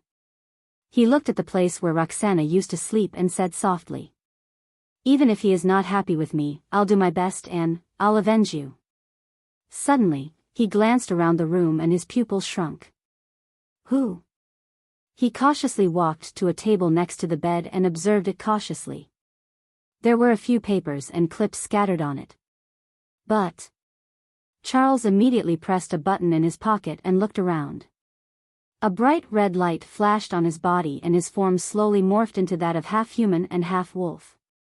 The air seemed to stand still as Charles's transformation caused Aura to stand still for a moment. "Why did you take my aunt's journal? You bitch." "She sealed it. You can't read it. Enigma. Damn you. I'll kill you and bury you in this room," Charles yelled with uncontrollable rage. Varian's eyes narrowed and he nodded to himself. "Sure enough, it's her. Her strength reached a level where she could slaughter everyone in Aster Clan's banquet including level 8s. She could also sneak into the demon abyss and kill their princes without alarming the archdukes." From the way Charles yelled her name with utter rage, he could confirm that she was Roxana's killer. And the specialties she showed so far, she was likely a hybrid, whatever it meant. So a year ago, Enigma was able to sneak in and out of Guardian Islands. She was also a level 8 or maybe level 7. After coming to a conclusion, Varian looked at Charles outside and squinted his eyes. He didn't care about how Charles's was feeling. "Boo, this book can't be opened by unauthorized persons, huh?" Varian asked, picking the red journal. "Yes, master. There is a very special restriction. Even level 9s would find it hard." "Of course, it's easy for me," Boo answered. Varian thought for a while and threw the book into the air. "Burn it and throw it to Charles." Boo was surprised but followed his words nonetheless. Charles came out of the lab room with red eyes. He was still angry about Enigma stealing his aunt's journal. His strength was lower than hers, but if she didn't have that ability to hide herself, she would have long been dead. "I'll kill you with my own hands," Charles vowed. He suddenly turned back and saw a burning object flying towards the ground. Explosive? Charles moved away from it and prepared to take out a star treasure. But failing to see any other change, a thought crossed his mind and his expression changed. He dashed to the burning book with all his speed, ignoring the special smell in the air. The book was made of high-quality material. But the oil used to light it up was of higher quality and was easily burning away the book. It was almost burnt when Charles arrived. He didn't even have the time to take out something to put off the fire. In the end, he used his bare hands. Damn! Damn! Charles's figure turned into a white werewolf and he quickly put off the fire. All that remained was a red cover. "Aunt!" Charles muttered and raised his head to the sky to enrage. "I dare you appear in front of me. You coward. You only do things in the dark," he said in rage. Varian was enjoying the expression of pain on Charles's face. Listening to his provocations, he yawned. "Adjust my voice a little, Boo," he said. Then Charles heard a deep voice seemingly coming out of nowhere. "Xanders, I love to break it to you, but you are on my hit list. To be precise, my extermination list." The voice sent chills down Charles' spine. He desperately tried to use his senses to detect the source of the voice. But he failed. By extermination. The voice paused for a moment and turning colder, it continued. I mean killing every single thing related to you. The 1,267 Xander family people living today, everyone will be killed. The name of Xanders will be wiped off Earth. And all the traces of your existence will be cleared. Why you? Charles's pupils shrunk at the voice. Who the hell was so bold to make such claims? In the Guardian Islands of all places. I'm a dreamer. Trust me, Charles Xander. The dreamer's voice turned warm. I am so compassionate that I didn't decide to kill your friends, their families, and everyone related to them. I don't like genocides, do I? He said in a musing tone. Bastard. Charles punched into the air. Boom. The wind exploded and the shockwaves shook the entire lab. The ghost ship, of course, was stable and unaffected. Varian looked at Charles and smiled. I have one more gift for you. Charles's body trembled, and for the first time since Varian knew him, an emotion of fear appeared on his face. He was trying to contact the guards through his comm and other devices since he heard the voice. But none of them were working. Don't worry, I won't kill you now. I need you to grow up. Dreamer's voice was nonchalant. Unlike others, you will break the bottleneck and advance to level 7 much faster. He said. Charles flinched and took a step back instinctively. How? He never said this to anyone. The one who was responsible for this was his aunt. But she promised him that she never revealed it to anyone. The only place she would write such things would in her journal. Ah. He cracked the journal and read it. Damn it. Charles clenched his fist in helplessness. I will kill you after you advance. So just wash your neck and wait. And my gift to you is a piece of information. Do you know how did your grandfather die? The dreamer's voice was full of teasing. Martyred. Charles corrected with anger. My grandfather, Sovereign Caesar, succumbed to his injuries after killing the old demon king. It was a well-known story throughout Earth. A modern-day legend of the battle that captivated the imaginations of billions. In a way, it cemented the position of Xander family as the guardians of Earth. Even though Charles wanted the acknowledgement of his father, he adored his grandfather more. Despite being less talented than Julius, his biography was better than any heroic fantasy. The Xander family was its peak under Julius, but it was only under Sovereign Caesar that Earth had an explosive growth of strength. So using dead was not only inappropriate but also insulting. Martyred, huh? The dreamer's voice sounded. I wish that was the case too. Your grandfather was a great man. I wonder how his descendants turned out to be the cheapest scums. If he knew the state you are in today, he'll kill every one of you himself. Stop dreaming. Charles growled. I can't. I'm the dreamer, after all. In addition, I also have the habit of making my dreams come true. So in your grandfather's stead, I'll kill you all and pay my respects to him. The dreamer responded in a lazy tone. Is this the secret you want to say? Charles said after a long silence. My bad, I almost forgot.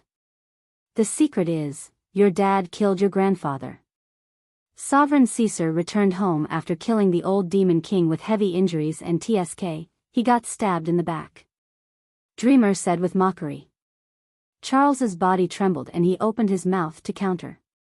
But strangely, no words came out. Don't refute me, Charles. You know the truth yourself. Your aunt never liked your father, did she?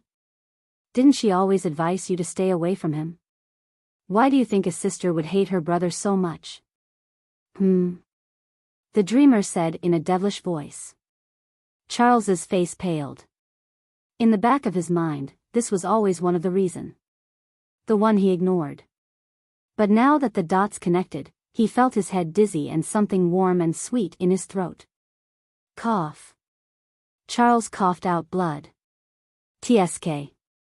I was expecting better mental quality. To think my goal was surpassing this guy, I was degrading myself. Varian clicked his tongue looking at Charles's sorry figure.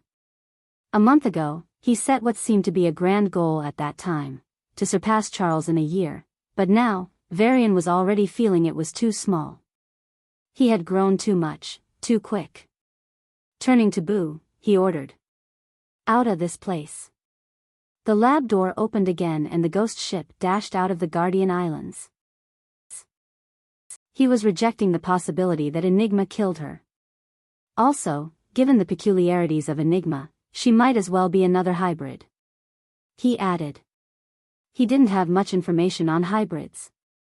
But given the peculiarities shown by Enigma, it was very likely that she was one. He didn't see her face, and couldn't guess her age. But if she was a hybrid. System, what are the talents of hybrids?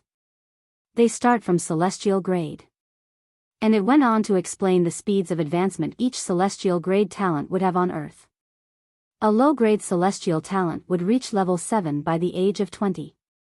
A mid-grade would reach it by age of 17 and a high grade by the age of 14. But like Sia, Enigma herself could have had her talent increase all of a sudden.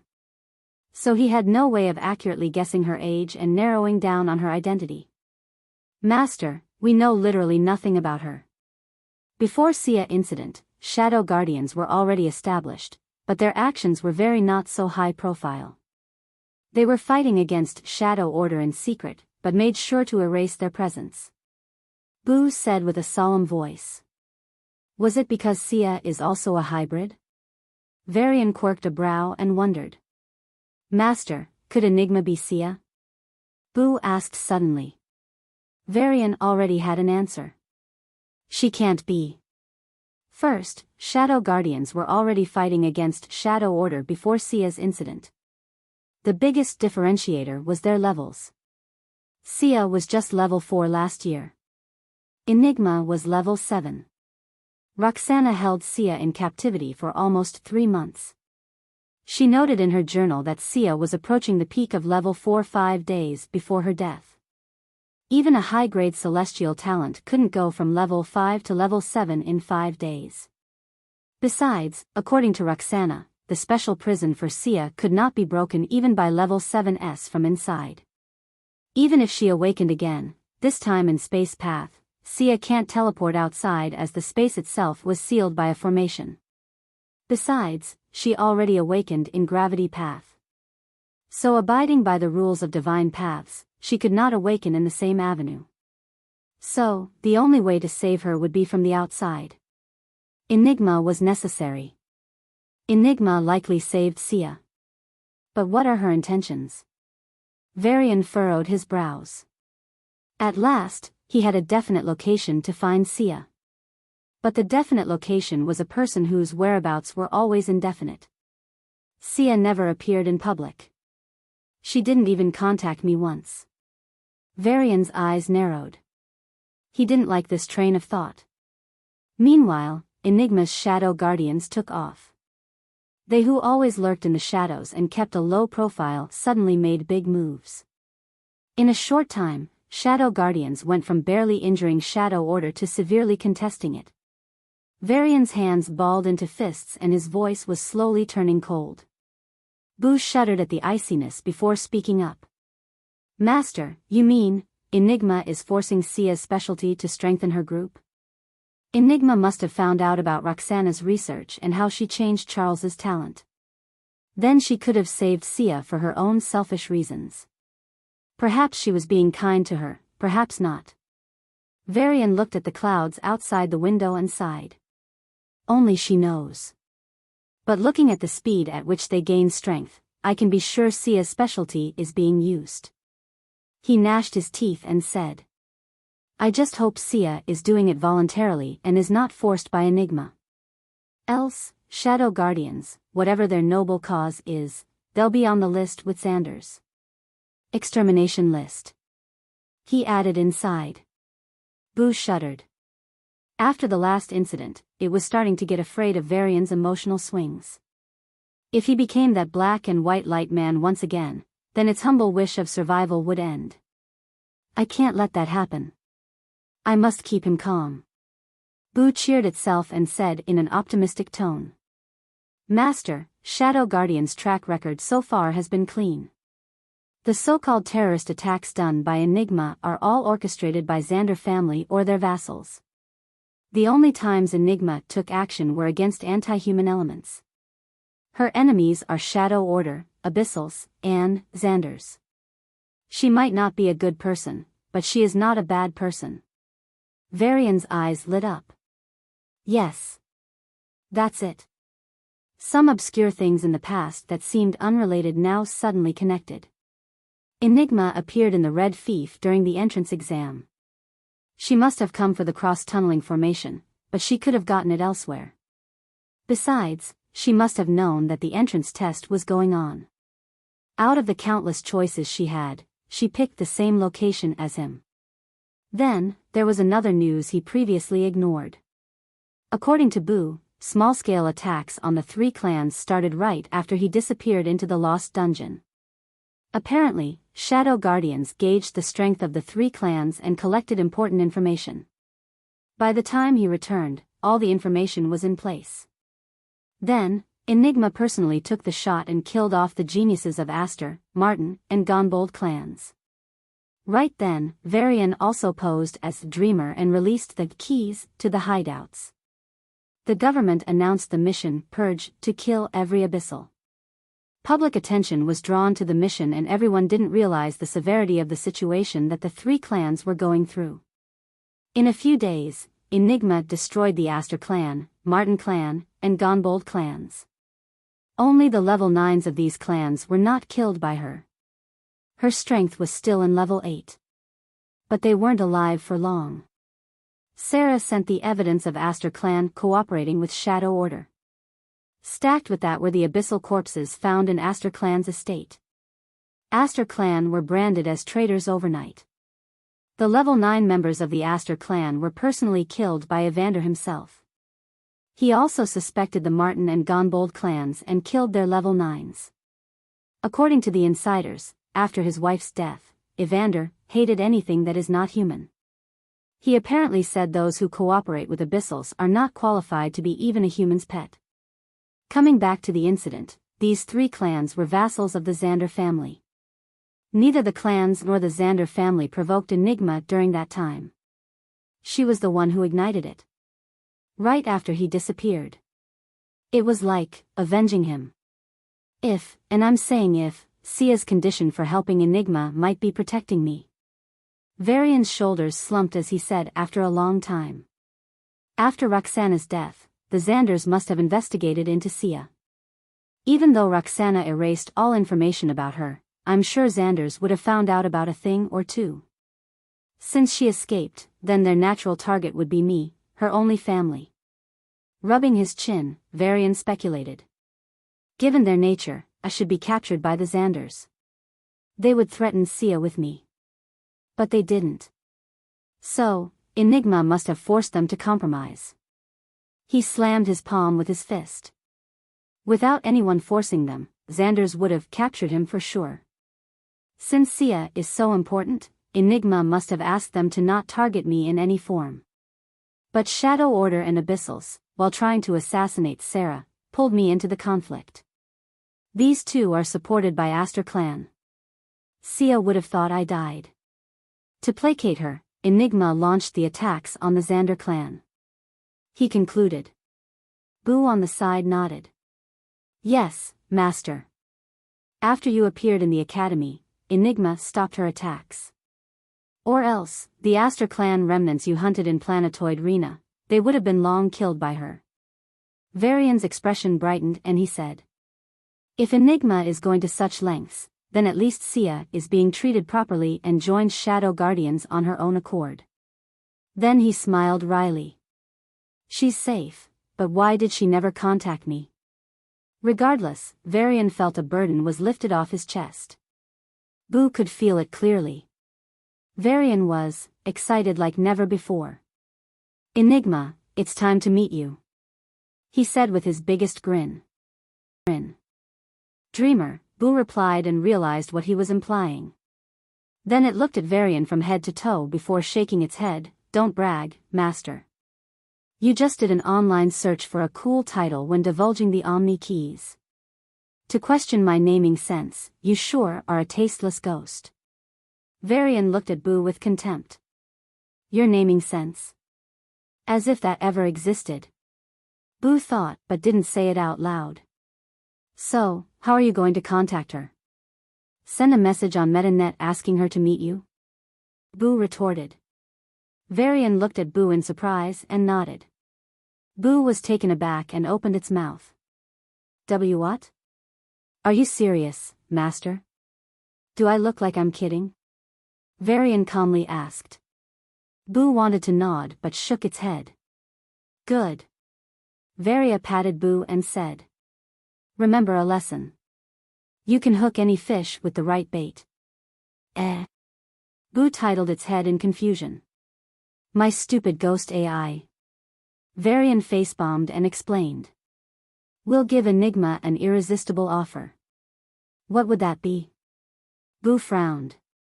Enigma had power, wealth, and connections. In all these aspects, she far exceeded him.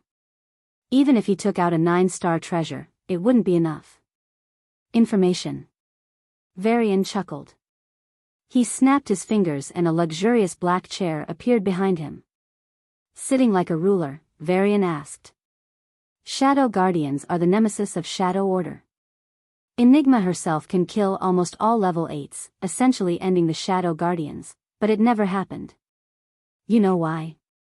Boo's eyes flashed as it quickly read through the MetaNet. Shadow Order has several bases in secret realms. Even Enigma doesn't know where they are. Their secret realms are also likely mobile. Boo answered. Varian nodded. Secret realms. Their original name was Desolate Dimensions, the vestiges of the Deva race. Devas were the civilization that thrived on Earth before humans. What today's humans know about them comes mostly from ruins. The 8 planets of the solar system each have Deva ruins.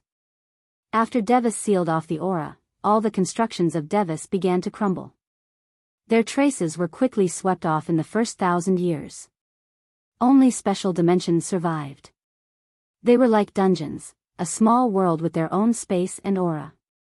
But as the whole solar system was cut off aura, even these special dimensions started to break down.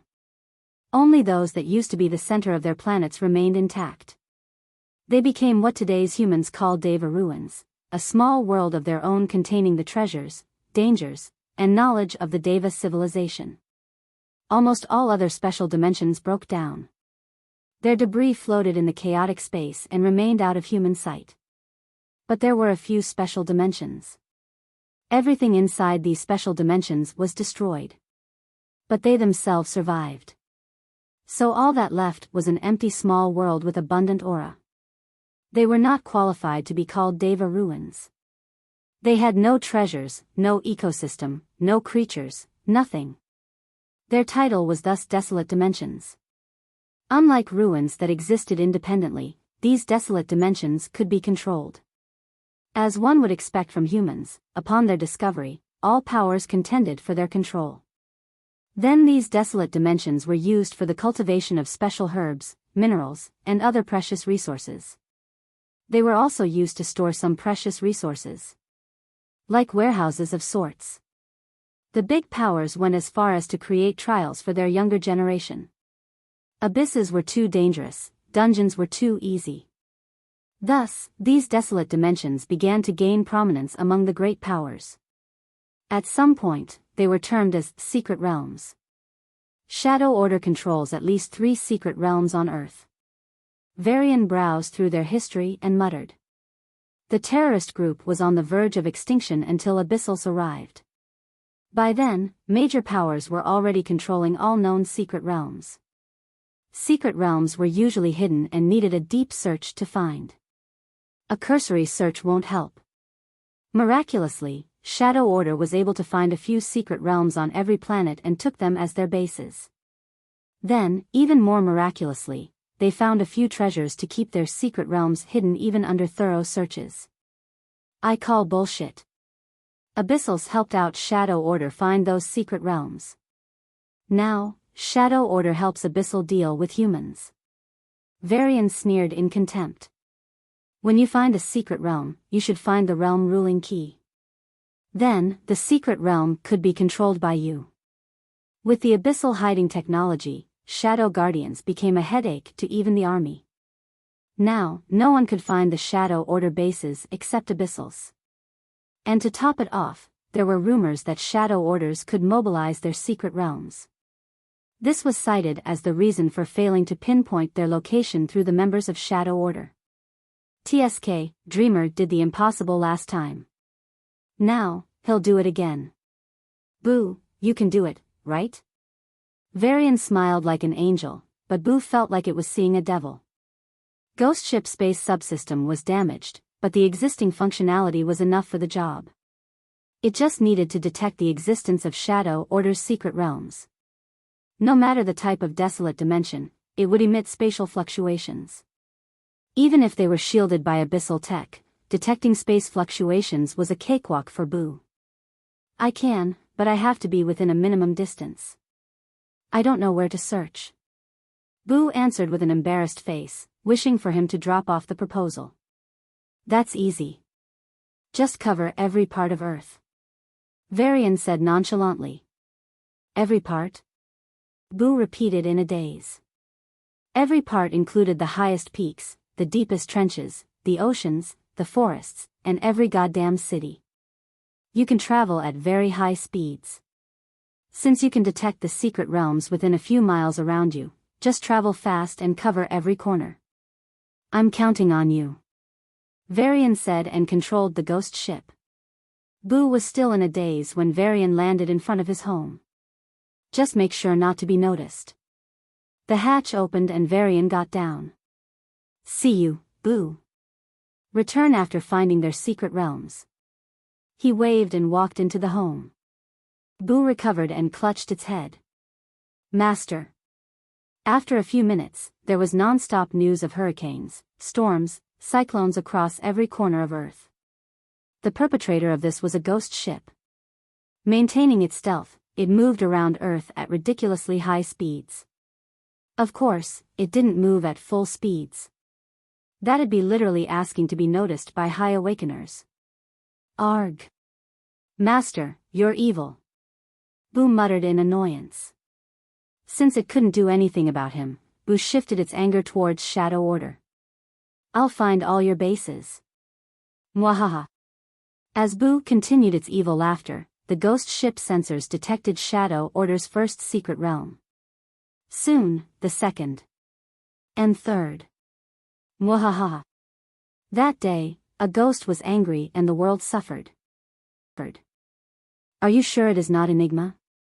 He asked after taking a deep breath. Charles nodded for the third time. It all started 15 minutes ago. After Varian left, Charles found his communication devices started working. So he immediately alerted the powerhouses on the island. Half of them rushed to the lab and the other half raced to the island's borders to prevent the intruder from escaping. To their horror, they found nothing. It was like the other party disappeared out of thin air. The worst part, the surveillance showed no sign of the other party. Not a trace. The burning red book that Charles ardently talked about did not appear in the recordings. No one knew such a thing existed. In fact, the red journal itself was carefully hidden. Only Roxana and Charles knew about it. They never expected Boo to find it out. Finally, when Charles showed them a burnt red cover, they had no idea if he was being honest or joking. Are you sure it's not Charles's prank? Was the common question. If it was Narcissus, they would have written it off as a prank and even played along. But Charles wasn't the type of person to do such a thing. Even then, no one supported his claims. On one hand, it would show that they were incompetent and let an intruder into the island.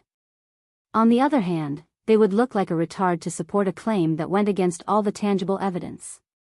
Finally, Julius called a level 9 technocrat. The technocrat was an old man who was currently in a city 1,000 miles away. However, as Julius personally deactivated the barrier to the island, his mental sense reached the island and scanned the surveillance. Everyone, including Charles, waited nervously.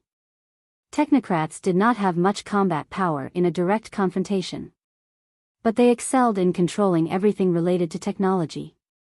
If a technocrat is given an arsenal of advanced weapons, they could suppress and kill stronger opponents.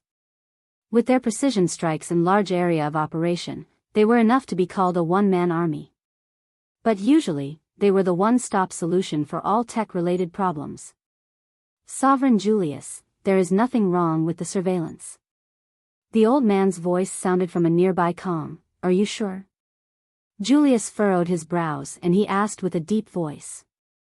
110% sure. The old man's tone was respectful, but his voice was loud enough for everyone on the scene to hear. Charles's face paled lightly, but he quickly regained his composure. The guards on the other hand silently glanced at Charles with disdain. This young master of theirs, was he trying to attract attention or something?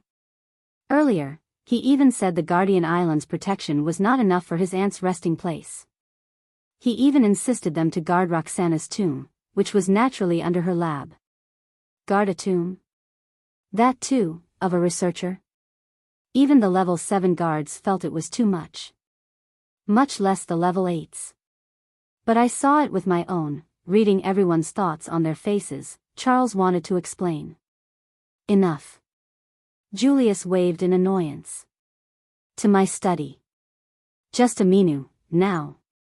Julius' voice turned harsh. Charles clenched his fist and nodded. In the blink of an eye, Julius was gone. Taking a deep breath, Charles's legs transformed into that of a wolf's. With a light kick, he was a few miles into the air and across the island. Boom! Kicking his feet in mid-air, Charles used the air pressure to propel himself forward before finally reaching the Xander Palace. The guards let him in without batting an eye and soon, only silence prevailed. Taking a deep breath, Charles quietly walked in the familiar yet unfamiliar hallways. Xander Palace, also called as Guardian Palace, was a sovereign-level treasure. Its owner was naturally Julius Xander, who lived in it. It was said found by his great-grandfather, Sovereign Alexander, in the Earth ruins. He found it along with the Tower of Trials. He kept the palace and donated the tower. As Charles climbed the white marbled stairs covered by a luxurious red silk carpet, the golden light from the lantern's burning aura crystals shone down on his confused face.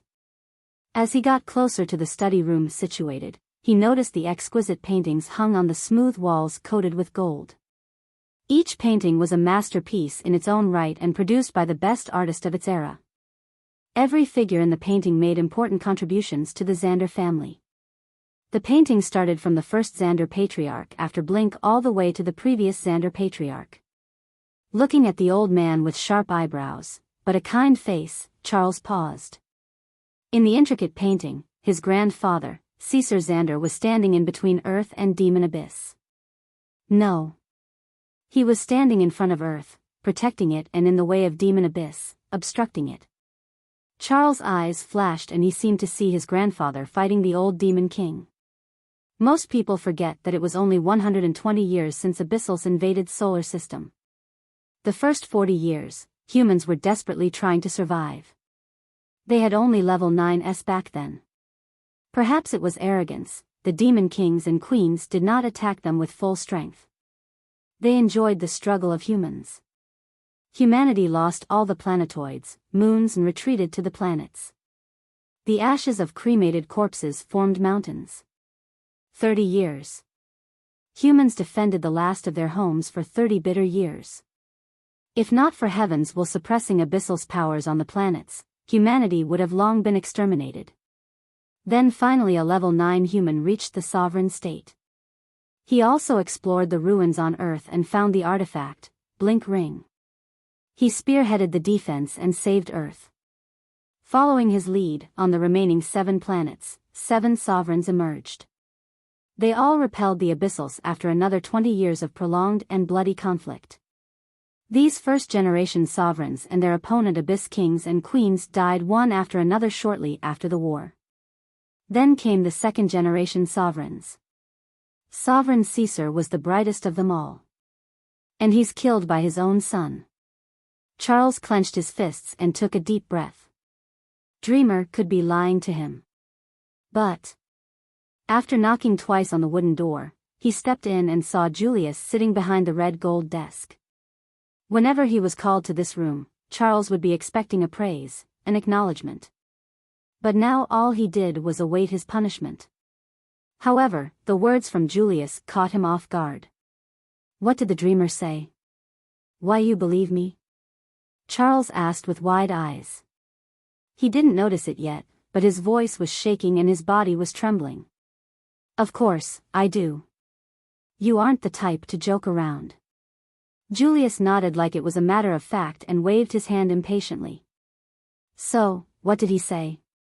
Charles's face stiffened as he recalled the arrogant remarks of the invisible man. The dreamer. Extermination. Charles repeated with a hoarse voice. The 1,267 Xander family people alive today, everyone will be killed. Boom. Presumptuous. Julius slapped his desk and stood up. His slap broke down the precious metal desk to powder. Charles was hit by a fierce aura that seemed to have no bounds. His face paled and his body hunched as he was thrown back.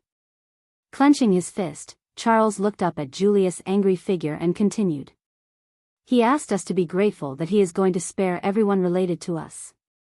Friends, distant relatives, business partners, he said he was kind. Audacious.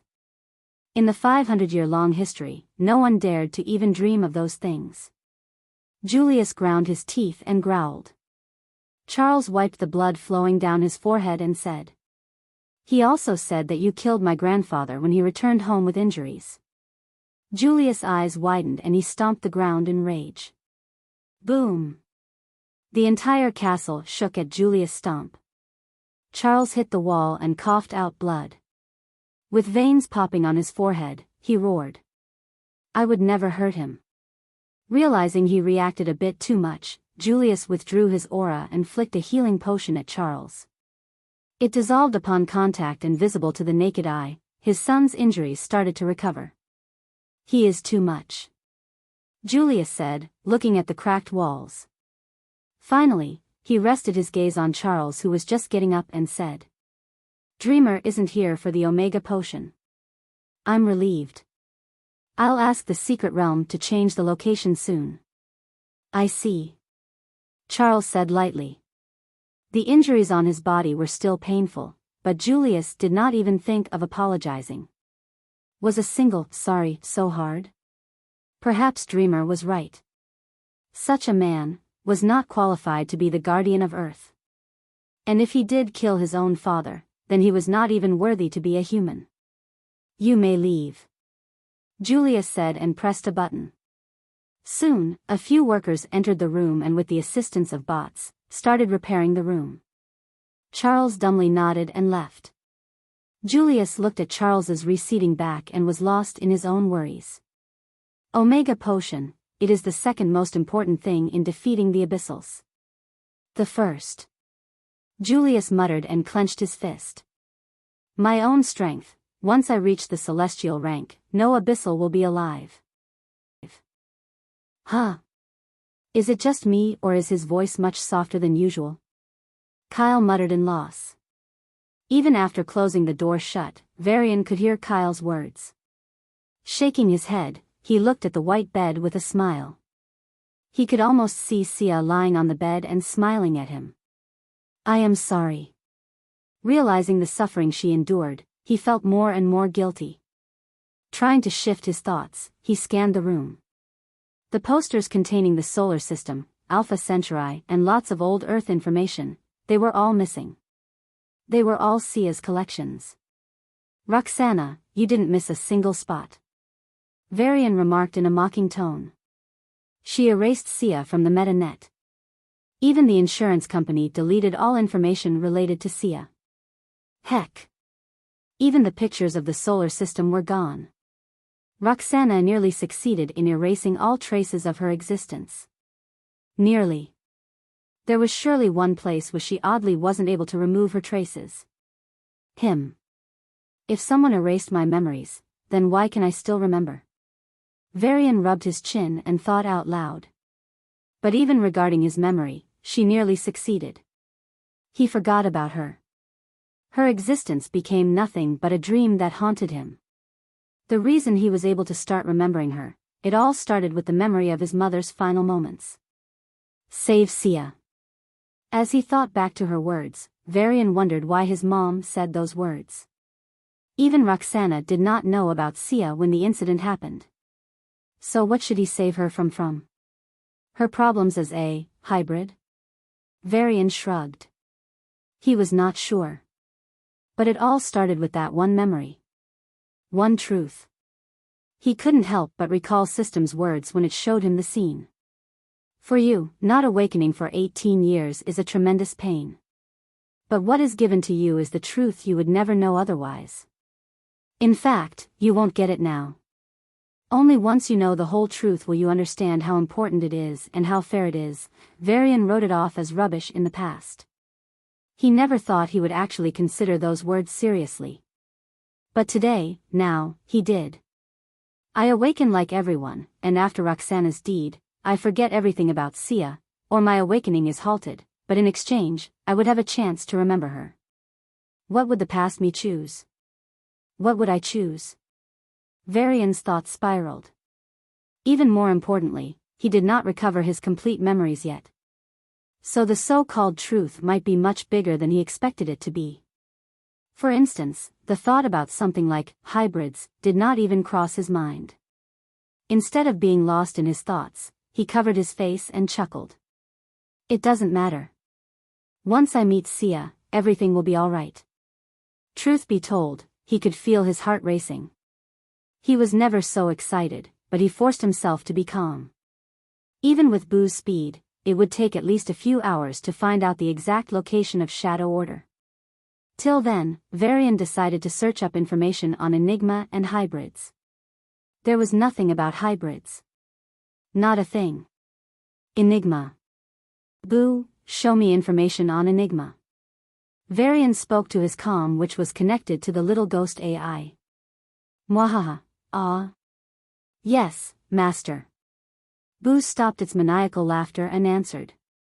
The next moment, hundreds of holograms popped up in front of him, all related to Enigma. Did I drive Boo insane? Varian thought at Boo's laughter. But as it replied, he patted himself on the chest and shook his head. I am underestimating Boo. With your prowess, you can even scan the suns, no? Varian smiled to the comm. Hello? Hello? I can't hear you, master. Bye. Boo terminated the contact. Varian was taken aback but decided not to think much of it. He probably frightened the cute ghost. Then, he started leafing through the holograms. Boo browsed through the deep net and sorted out all the relevant information. It seemed like when the incidents first happened, they didn't know it was Enigma. But after finding the patterns, they designated her as the perpetrator. First confirmed appearance, in the Demon Abyss. She slaughtered a rising Abyss prince and every abyssal in his castle. It was 3 days after Roxana's death. The record had a few pictures of the aftermath. A huge mountain was cleaved into two and fragments of metal and concrete from what seemed to be a former palace were scattered everywhere. More strikingly, the land was filled with green blood forming almost a small lake. There were broken limbs, torsos and split abyssal bodies. The abyssals were shocked by the incident and believed it was the ploy of army. They started a skirmish in retaliation. Second confirmed appearance, Enigma ended a secret stronghold of Shadow Order. It was also the first public appearance of Shadow Guardians. Even though it was hid from the public under as a terrorist attack, this was the point from when the hostility between Order and Guardians turned hot. Varian raised an eyebrow at the records. There was also a small video. Enigma was leading the charge and fighting with a dozen level 7s whilst the 200-strong Guardians were slaughtering the 500-plus members of the Order. It was said that Shadow Guardians recruited volunteers after a few tests, so one would usually expect some novices. But looking at their fight, Varian realized that all of them were veterans. Their teamwork, danger response, combat experience, every single element was at the level of a professional soldier. Shadow Guardians, everyone underestimated them. To gather such a team, any normal level 7 or even level 8 awakener would need at least half a year. Then to achieve the level of teamwork they had shown, even veteran soldiers need to fight together for at least a year. Did the Shadow Guardians form a year and a half before Enigma's public appearance, or? Varian shook his head, unwilling to think further. As he leafed through the holograms, one detail caught his attention. Enigma suspected to be entering Mars Deva ruins, Enigma's suspected appearance in Venus Deva ruins, Uranus's ruins, Neptune's ruins, is odd. He muttered. Deva ruins were similar to dungeons, they were their own little worlds. There were 8 ruins, 1 per each planet. Every year, a ruin was open only for 45 days, a month. A runic calendar's year consisted of 360 days and 8 months, each month corresponding to a certain planet's ruin in their astronomical order. For instance, the 3rd month, Trios, was when the 3rd planet in the solar system, Earth's ruins, opened. And the 8th month, Octave, was when the 8th and the final planet, Neptune's ruins, opened. Looking at Enigma track record, she was active in planets when their ruins were about to open. She was looking for something. But what is left to explore? Varian furrowed his brows and pressed his palms to his forehead. Ruins sure held important secrets. The biggest of them being the artifacts. After humans got their first generation of sovereigns, ruins were explored ardently. After decades of exploration, all the unique treasures of the ruins were plundered. Sure, there were new treasures appearing in the ruins now and then, but the highest was a 9-star treasure equivalent, be it a weapon, an item, or an elixir. Usually, ruins were only helpful for level 7s and at most level 8s. If Enigma was a normal level 8, it'd be normal. But the way she frequented every ruin was suspicious. I guess I'll only know after I enter. Varian shook his head and reached for the last hologram. The Guardians and the Order fought on a planetoid. Abyssals ambushed. The Guardians suffered significant losses. Varian leaned back into his chair and reached a conclusion. Unlike Shadow Order, Shadow Guardians did not have that much of a strong footprint on planets other than Mercury, Venus, and Earth, the inner belt. Enigma was trying her best to end the Shadow Order on Earth. But 3 things blocked her: abyssal support, moving in hidden secret realms, and strong presence on other planets to back up losses in the inner belt.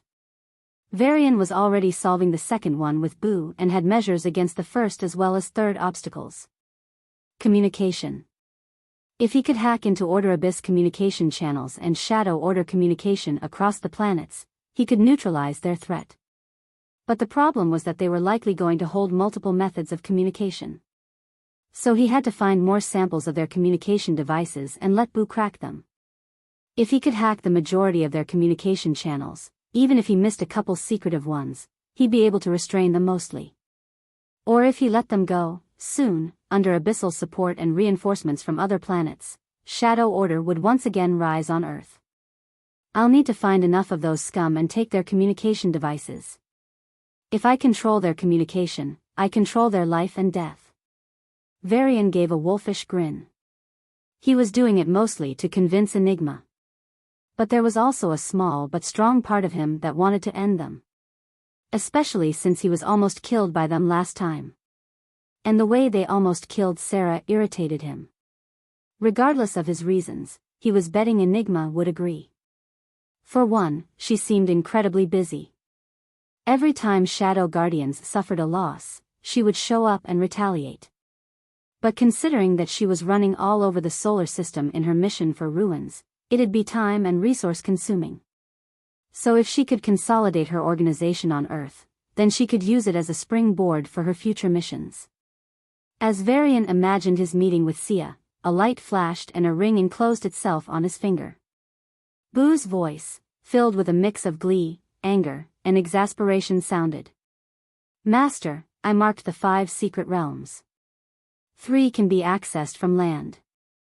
1 is high in the sky and the other is deep in the ocean. Of course, in this day and age, there were human settlements even in the depths of ocean. But nothing like an actual city. In short, there was no problem going to them. Good. Varian stood up and controlled the ring. The next moment, he was leaning back into the luxurious black chair in the ghost ship's cabin. Post an announcement on the dark web addressing Enigma. The content is. As such, they knew many secrets common people weren't privy to. That included Shadow Guardians and Enigma. Of course, they also didn't know a lot of things. Roxana's death, for example, wasn't even speculated. All said and done, everyone here knew Enigma and more or less, heard of Dreamer. Everyone laughed off at this prank. Dreamer? What's the number? Lemme check. He's the 1763th guy. TSK. Who is still impersonating him? Must be one of the Xander bastards. They're labeling Shadow Order's activities as Guardians. What enmity do they even have? I wonder, someone here must know the answer. Could also be the government agencies or the army. They are always trying to bait her. Who the fuck is she anyway? Enigma, has anyone ever heard her speak? Nope. Blue Flash did make several announcements, if you can call them as such. But you know the deal. The government censored her announcements. Anyway, I really wonder who the real Dreamer is. I am. Varian face palmed on his seat. I told you no one would believe you. Boo said in glee. It was really enjoying seeing his expression. Varian leaned back in his chair and his lips curled up into an evil smile. I know. Add the Guardian Island videos and pics with that post. Throw a challenge for everyone to verify it. Fuck. Charles is going to hate you. Boo cursed uncharacteristically, but still did the deed. In no time, 3 sets of pictures and a video were posted with some time gap under the same message. The first set of pics showed an aerial view of Guardian Islands. The second set showed the residential island with main members of the Xander family. There were many familiar faces. Top officials, military brass, geniuses and beauties, they were all captured in the pictures. These sets of photos had the effect of carpet bombing on the rather calm forum. In an instant, the forum was on fire. Are you for real?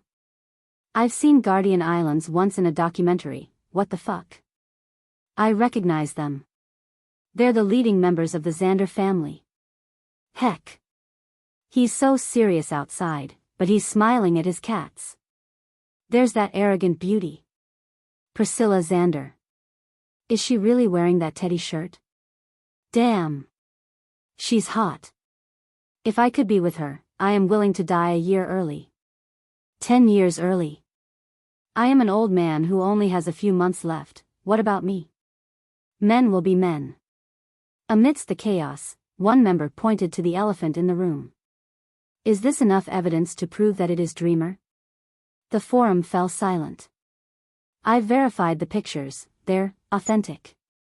So he's the real deal? He's actually Dreamer? But there were still a lot of people that remained unconvinced. Level 8 or Level 9 technocrats could hide fake photos and not be caught by the AIs. The only way to check the authenticity would be by having an equal technocrat scrutinize them. Then came the bombshell. A video. It showed Charles Xander entering a lab and dashing to put out fire to save a book. Then he blabbered with someone before finally collapsing to the ground and coughing out blood. The voices weren't recorded, but the quality of the video was extremely high. The video was lit and was soon shared frantically. Videos were much harder to fake. Thus, alarm bells went off in every power. Right from the weakest member, a family with a level 7 awakener, to the highest unit, human armed forces, everyone was aware of this video. Soon, the powerful people and big organizations on dark web deployed the best technocrats they could find. Most settled with level 7. Few got level 8. But considering the scale of the Federation, even if only a small percentage of people were informed, there were already thousands of level 7s trying to verify the video. The army, trade union, adventure guild, the prime families and some regional powers had level 9 technocrats checking the video. At the same time, the Xander group responsible for dark web operations was frantically trying to use its influence and delete the video. Even though dark web was technically anonymous, no place was truly safe. The major powers had a hold of the dark web too. Of course, they could not easily find a person or break their anonymity. But with sufficient resources and time, they could. As long as you were part of the major powers, you were shielded. But if you're not, the key to remain safe was to not to become worthy enough of the resources. Of course, if one was smart enough, they could still avoid from being caught. There were those who posted the truth about Shadow Guardians. Their posts were taken down, and they were investigated, but never caught. But now, in one of the many floating skyscrapers on the main Guardian Island, people scurried to and fro from the office cubicles as curses, screams and orders were fired into the air. "Sir, we can't track the poster," a middle-aged man said in defeat as he stared blankly at the holographic screen. Around him, 50 young men and women hung their head in shame. The best cyber defense team's captain can't solve a small thing? Humph. The manager's virtual body snorted in disdain. If he was not on another planet now, he'd have slapped them to coma. Lucky for them. Shaking his head, he walked to a small group in the distance. "You're the best technocrats we have. Tell me something I want to hear," the manager said grimly. The faces of the small team of 10 paled. In the end, the leading young woman stepped forward and said, "Sir, using the favors, we got admin powers for some time. But, we still can't take down the post." She closed her eyes and said in despair, "Arg. Fuck it. We'll die. Everyone will die." Amidst the manager's hysterical screams, the sound of something cracking came from the hologram. The same scene was repeating across the solar system. Just, no one else told their team they'd die. Because they all identified the strength of the opponent. Even military couldn't take down Dreamer's post. And it really pissed off one man. "Can't we just shut the goddamn forum down?" Evander growled and gripped the edges of his desk. "I'm afraid not, sir. We tried and failed. The other party now controls the forum. Even level 9 technocrats can't do anything about it." A hoarse but loyal voice sounded as the hologram of a dark-haired middle-aged man saluted him and explained. Evander calmed himself and clasped his hands as he rested his chin on them. "I had my doubts, but now I'm sure. Dreamer is a sovereign in technocrat path." "Yes, sir. Every major power feels the same." Horan nodded, his voice overflowing with positivity. An extra sovereign, it was a trump card. They might be witnessing a pivoting movement in the history of humanity. But why did he contact Enigma? Not the military or any other power? Evander muttered gloomily. Heron stayed silent. He knew better than to answer words not directed at him. Besides, Evander's words were also the biggest worry of every power. "Even if we can't be allies." Evander's face grimaced. "I hope we don't end up being enemies." Heron and the hologram shuddered. An enemy sovereign technocrat, that was the stuff of dystopian fiction. Do not let any of this news spread to the outside world. Take down all related posts on web and warn all media to behave. Evander finally said with a sigh. "Yes, sir. Sir."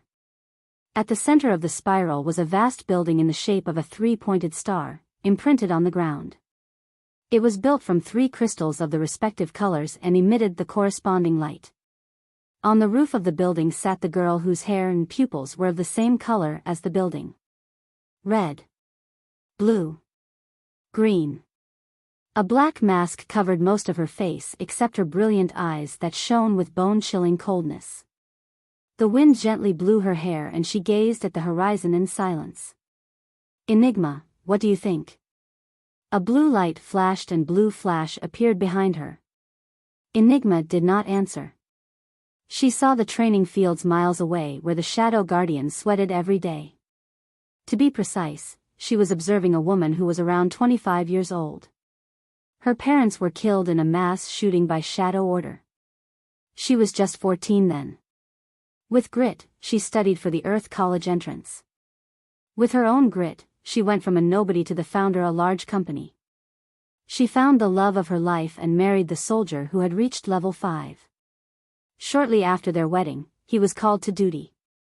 She waited to surprise him. He was going to be a dad. But all that returned was a coffin covered in the flag of Federation. He was stationed as a border patrol on a planetoid where the strongest was level 7.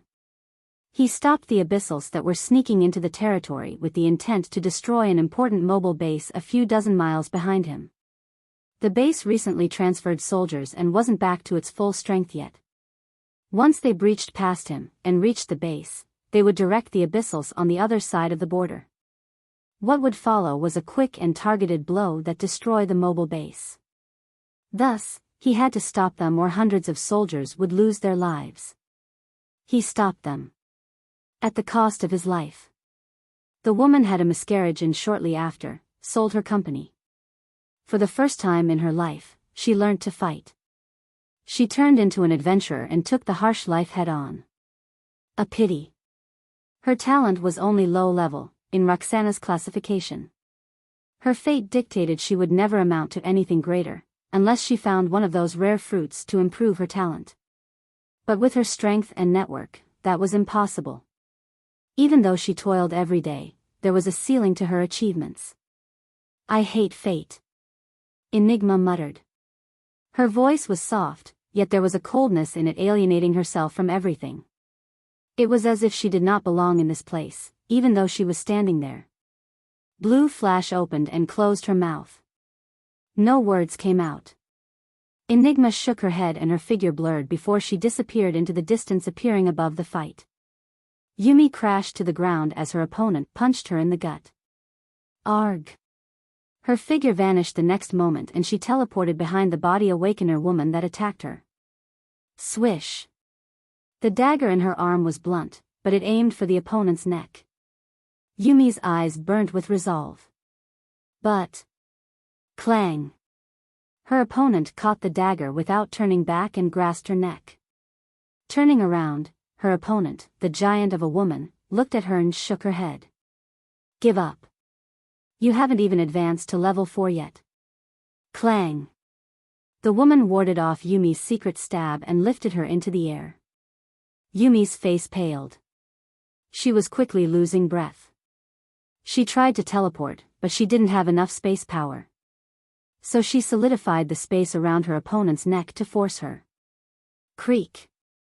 Like a mirror breaking, the solid space was broken and her opponent punched her again in the gut.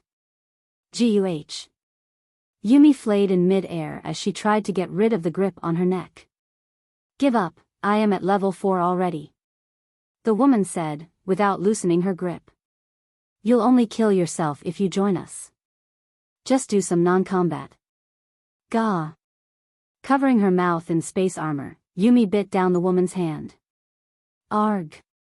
The woman cried out in pain as she saw a piece of missing flesh on her hand. Instinctively, she punched Yumi.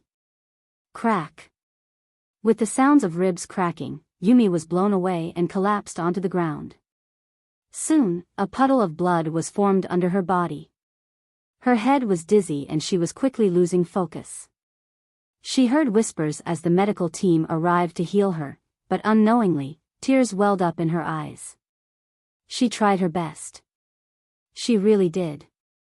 What she underwent was the most ruthless training. Her body collapsed more times than she could count, but she persisted. But why? Why can't she still advance? Was she never going to avenge her parents? Her husband? Her unborn child? Was this the limit of her life? Is this my fate? As the world blurred into darkness, she muttered in despair. Was. Not anymore. A soft but indifferent voice said, and before lost consciousness, Yumi felt a warm liquid seeping into her body and a sense of euphoria. The bottleneck she always felt, loosened. Why? She lost consciousness before she could finish. Enigma stared at the injured woman for a moment and muttered. If you can't live up to my expectations, I'll personally kill you. Wish. Blue Flash teleported behind Enigma again, and this time, her voice was filled with anxiety. Enigma. Dreamer's message. Ignore him. He could very well be one of the army's members or the Xanders. Enigma shook her head and said indifferently. If I contact them, I'd be taking a significant risk of being caught. I can still escape, but what about the secret realm? Enigma paused as she eyed the thousands of members training hard before saying. The army will slaughter everyone. Blue Flash's hands were clenched and a sigh escaped her. A pity. A technocrat sovereign appearing all of a sudden, it's absurd. Maybe those people are pooling all the technocrats to play a game. The technology for Mission Purge, they could have gotten it from the ruins anyway, and they conspired to create this persona of Dreamer. Enigma said lackadaisically. But, Charles's video is real. Blue Flash muttered in confusion. I am surprised, to be honest. He cares about his reputation a lot. Enigma squinted her eyes and then chuckled with cold mockery. But again, this is Julius. He can go to any lengths for his goals. Since I am an obstacle to him, sacrificing his eldest son's reputation to bait me out would be a good deal. She waved her hand and Yumi was taken into the ward by the bots. But what if he is like you? Blue Flash said after taking a deep breath. She didn't know much, but she did know that Enigma was different. Just her progress was way too fast than anyone she'd seen. So if Dreamer was also someone like her. Enigma stiffened for a moment before shaking her head. Me ending up here is a crazy coincidence. Besides, even if he is a sovereign technocrat, without access to weapons from military, what can he help us with? Hacking? You're irritated today. Did something happen? Blue Flash asked. Enigma looked up at the sky and said calmly. I remembered Roxana. I regret killing her, I should have kept her alive and tortured her. My bad. I see. Blue Flash nodded. In the video Dreamer posted, Charles was shown in Roxana's lab. It triggered Enigma. There was no way any sane person would appreciate her existence. But since she had an agreement with Xanders, Enigma refrained from smearing Roxana's name.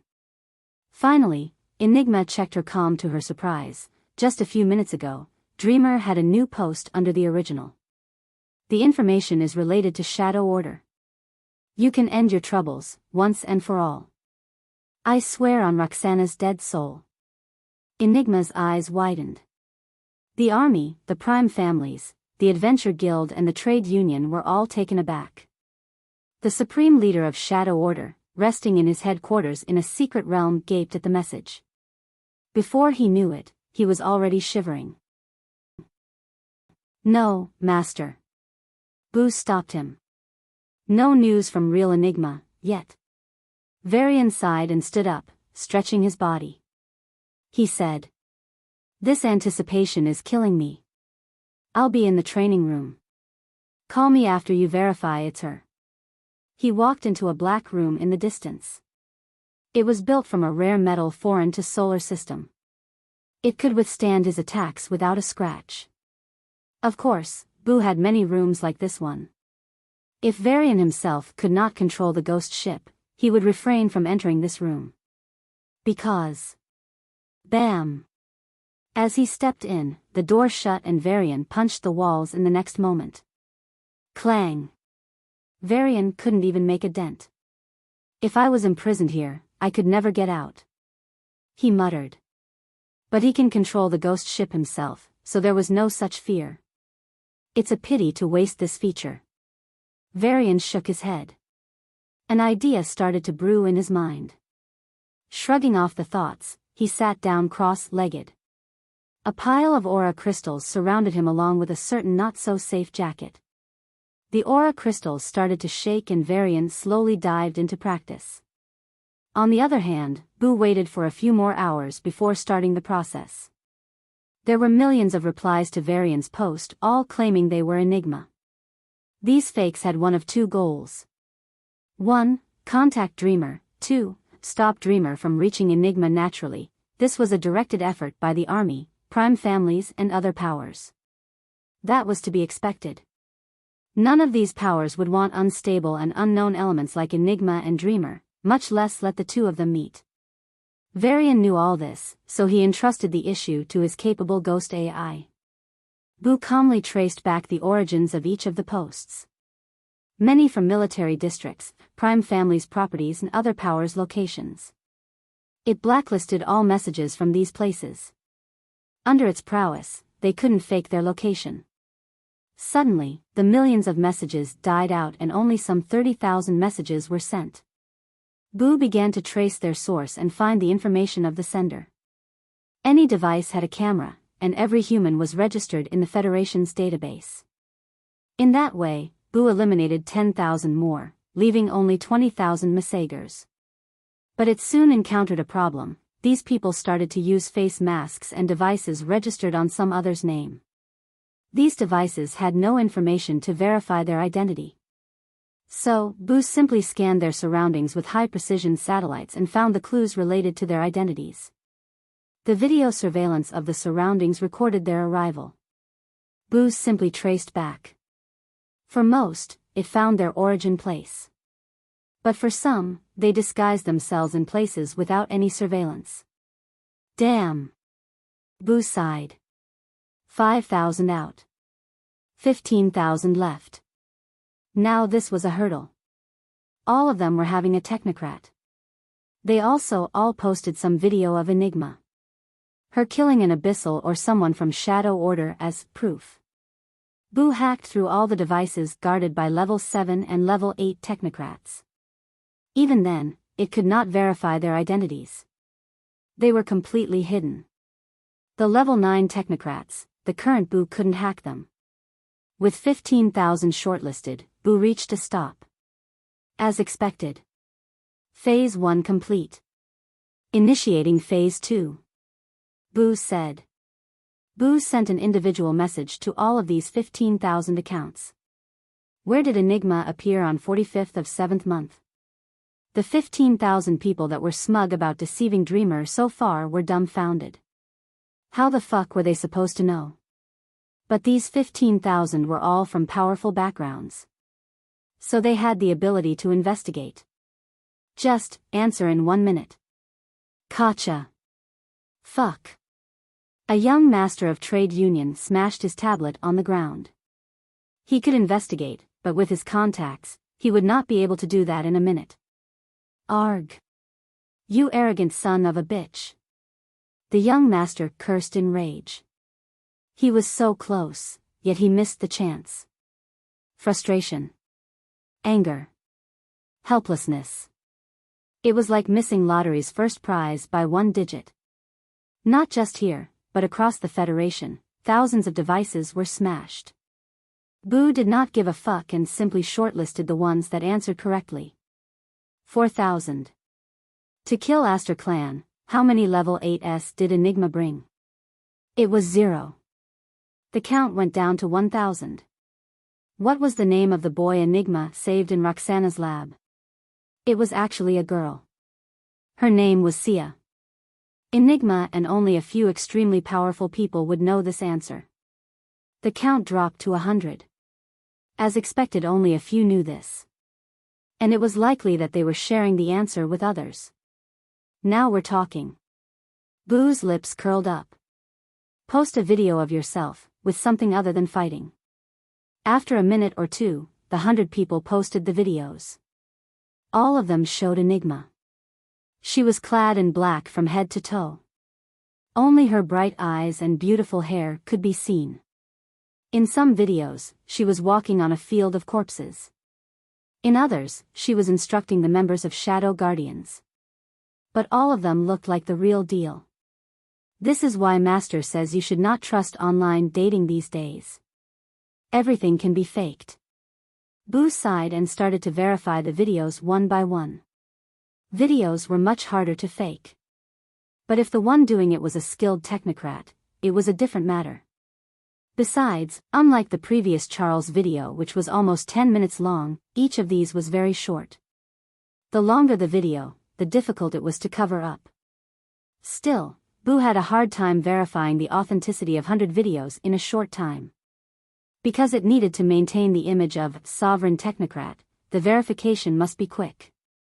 That was the reason Boo did not ask everyone to post videos since the beginning, even though it could have done the job. It kept decreasing the numbers and brought them down to the lowest level where it could verify them quick enough. All the questions were also aimed for the same thing. But its efforts paid off. While maintaining the mysterious image, it found who it was looking for. Master, I found Enigma. Boo's voice woke up Varian from his training. Oh. Varian hurriedly stood up and eagerly said. Let's go. With a thought, the door to training room opened and Varian dashed out. Master. Maintain your image. You are not Varian now, but Dreamer. Boo exhorted. All right. Varian stopped in his tracks. Set up a meeting with her after 15 minutes. He showered and changed into his official Dreamer costume. The countdown on the hologram was slowly going down from 60, 59, 58. Meanwhile, Varian glanced at his status. Body path, enhanced, level 5, 310/2000, plus 10, space path level 4, 30/1000, plus 30, lightning path level 4, 415/1000, plus 15, morpher path level 3, 330/400, plus 30, mind path level 3, 30/400, plus 30, Varian nodded in satisfaction and took a deep breath. Master, 3, 2, 1 foot, go. Whoosh. A hologram slowly took shape. A man dressed in all white, with a mask covering his face, save for his eyes and hair which were pitch black. He had broad shoulders with lean but muscular physique. He looked more like a body awakener than a technocrat. But she could conclude that it was a human. The vibe he exuded, he was like an illusion that couldn't be trusted. His eyes were filled with a myriad emotions, yet she could read none of them. Enigma did not speak and stared at the man in white. The man did the same. Enigma tried to catch any signs of expressions in his eyes, but failed. Finally, Dreamer spoke. Too cold. Varian said that from the bottom of his heart.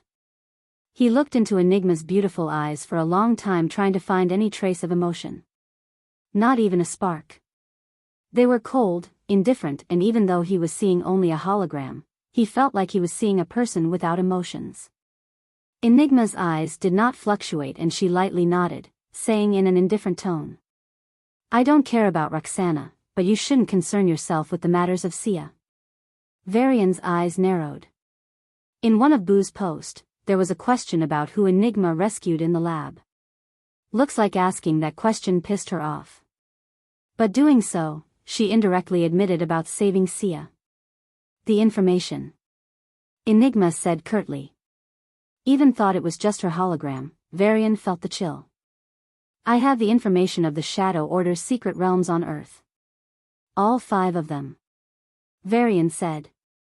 Exclamation point.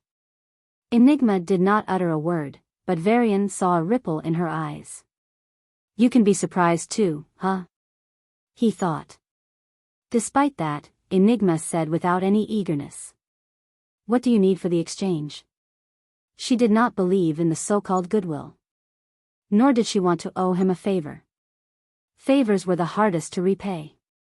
Varian's aura suddenly changed. She did not know if it was an illusion, but Enigma saw a flash of black and white lights in his eyes. He went from being mysterious to being regal. An imposing bearing was formed on him as he stared at her and said, his voice sounding almost like an order. Sia. No. Enigma refused without hesitation. It wasn't even in her considerations. If this was his only condition, it was impossible to accept. Even, Enigma's gaze turned hostile and she exuded a scary killing intent. If this is it, then we're done. Varian was surprised by her violent outburst. It was too contradictory to the way she presented herself. Cold. Indifferent. Calm. I don't want Sia. I just want to see her. Talk to her.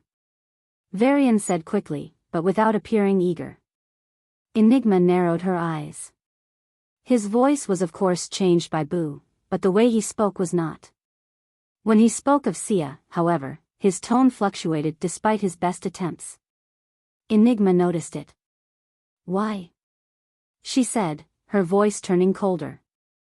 Varian looked at the beauty in black and replied. A talk with her for 5 minutes and I'll give you the locations. Enigma raised an eyebrow and shook her head. No. We're done. Varian was dumbfounded. She was not budging even for this condition. What the fuck? Did she really think he was helpless like in the past? No. He was not going to let history repeat itself. I'm being very generous here. Just 5 minutes of her time and we might even be allies, yet. Varian's voice turned cold and like a devil, he slowly said. Are you sure you want me as an enemy? Boo, who was watching their video call, shuddered. Even though Varian was angry many times, he was never this cold. The current him was like an emotionless devil. Someone who could go to any lengths for their goals. Enigma scoffed. Or what? Varian covered his face and slowly laughed. Ha, ha. It was a cold laughter. One filled with mockery, killing intent and resolve.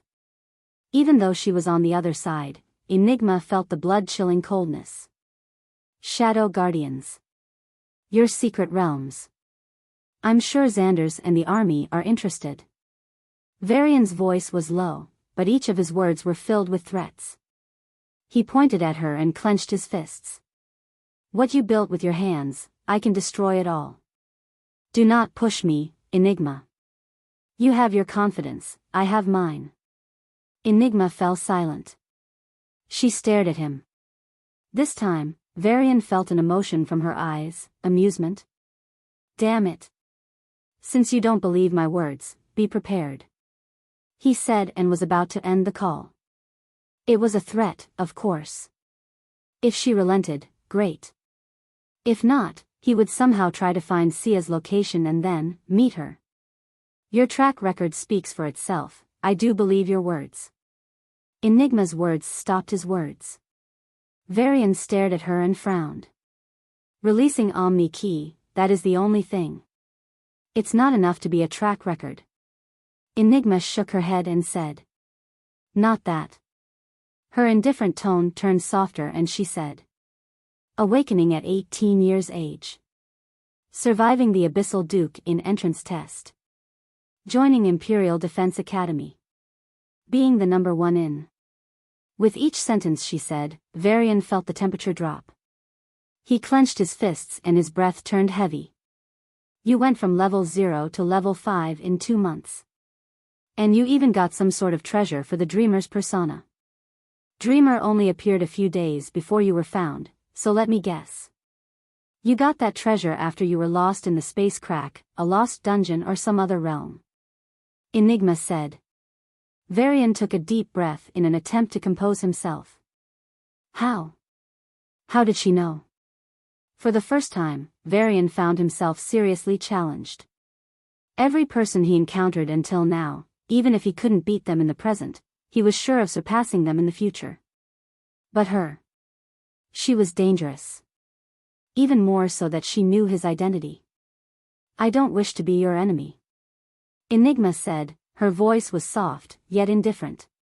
However, Varian shook his head. He said lightly. You know my identity. Then you should also know that I'll go to any lengths. Call Sia or be enemy. He gave her an ultimatum. Enigma closed her eyes and sighed, her voice turned softer. Sia is fine. She is following her own will. And she does not wish to see you.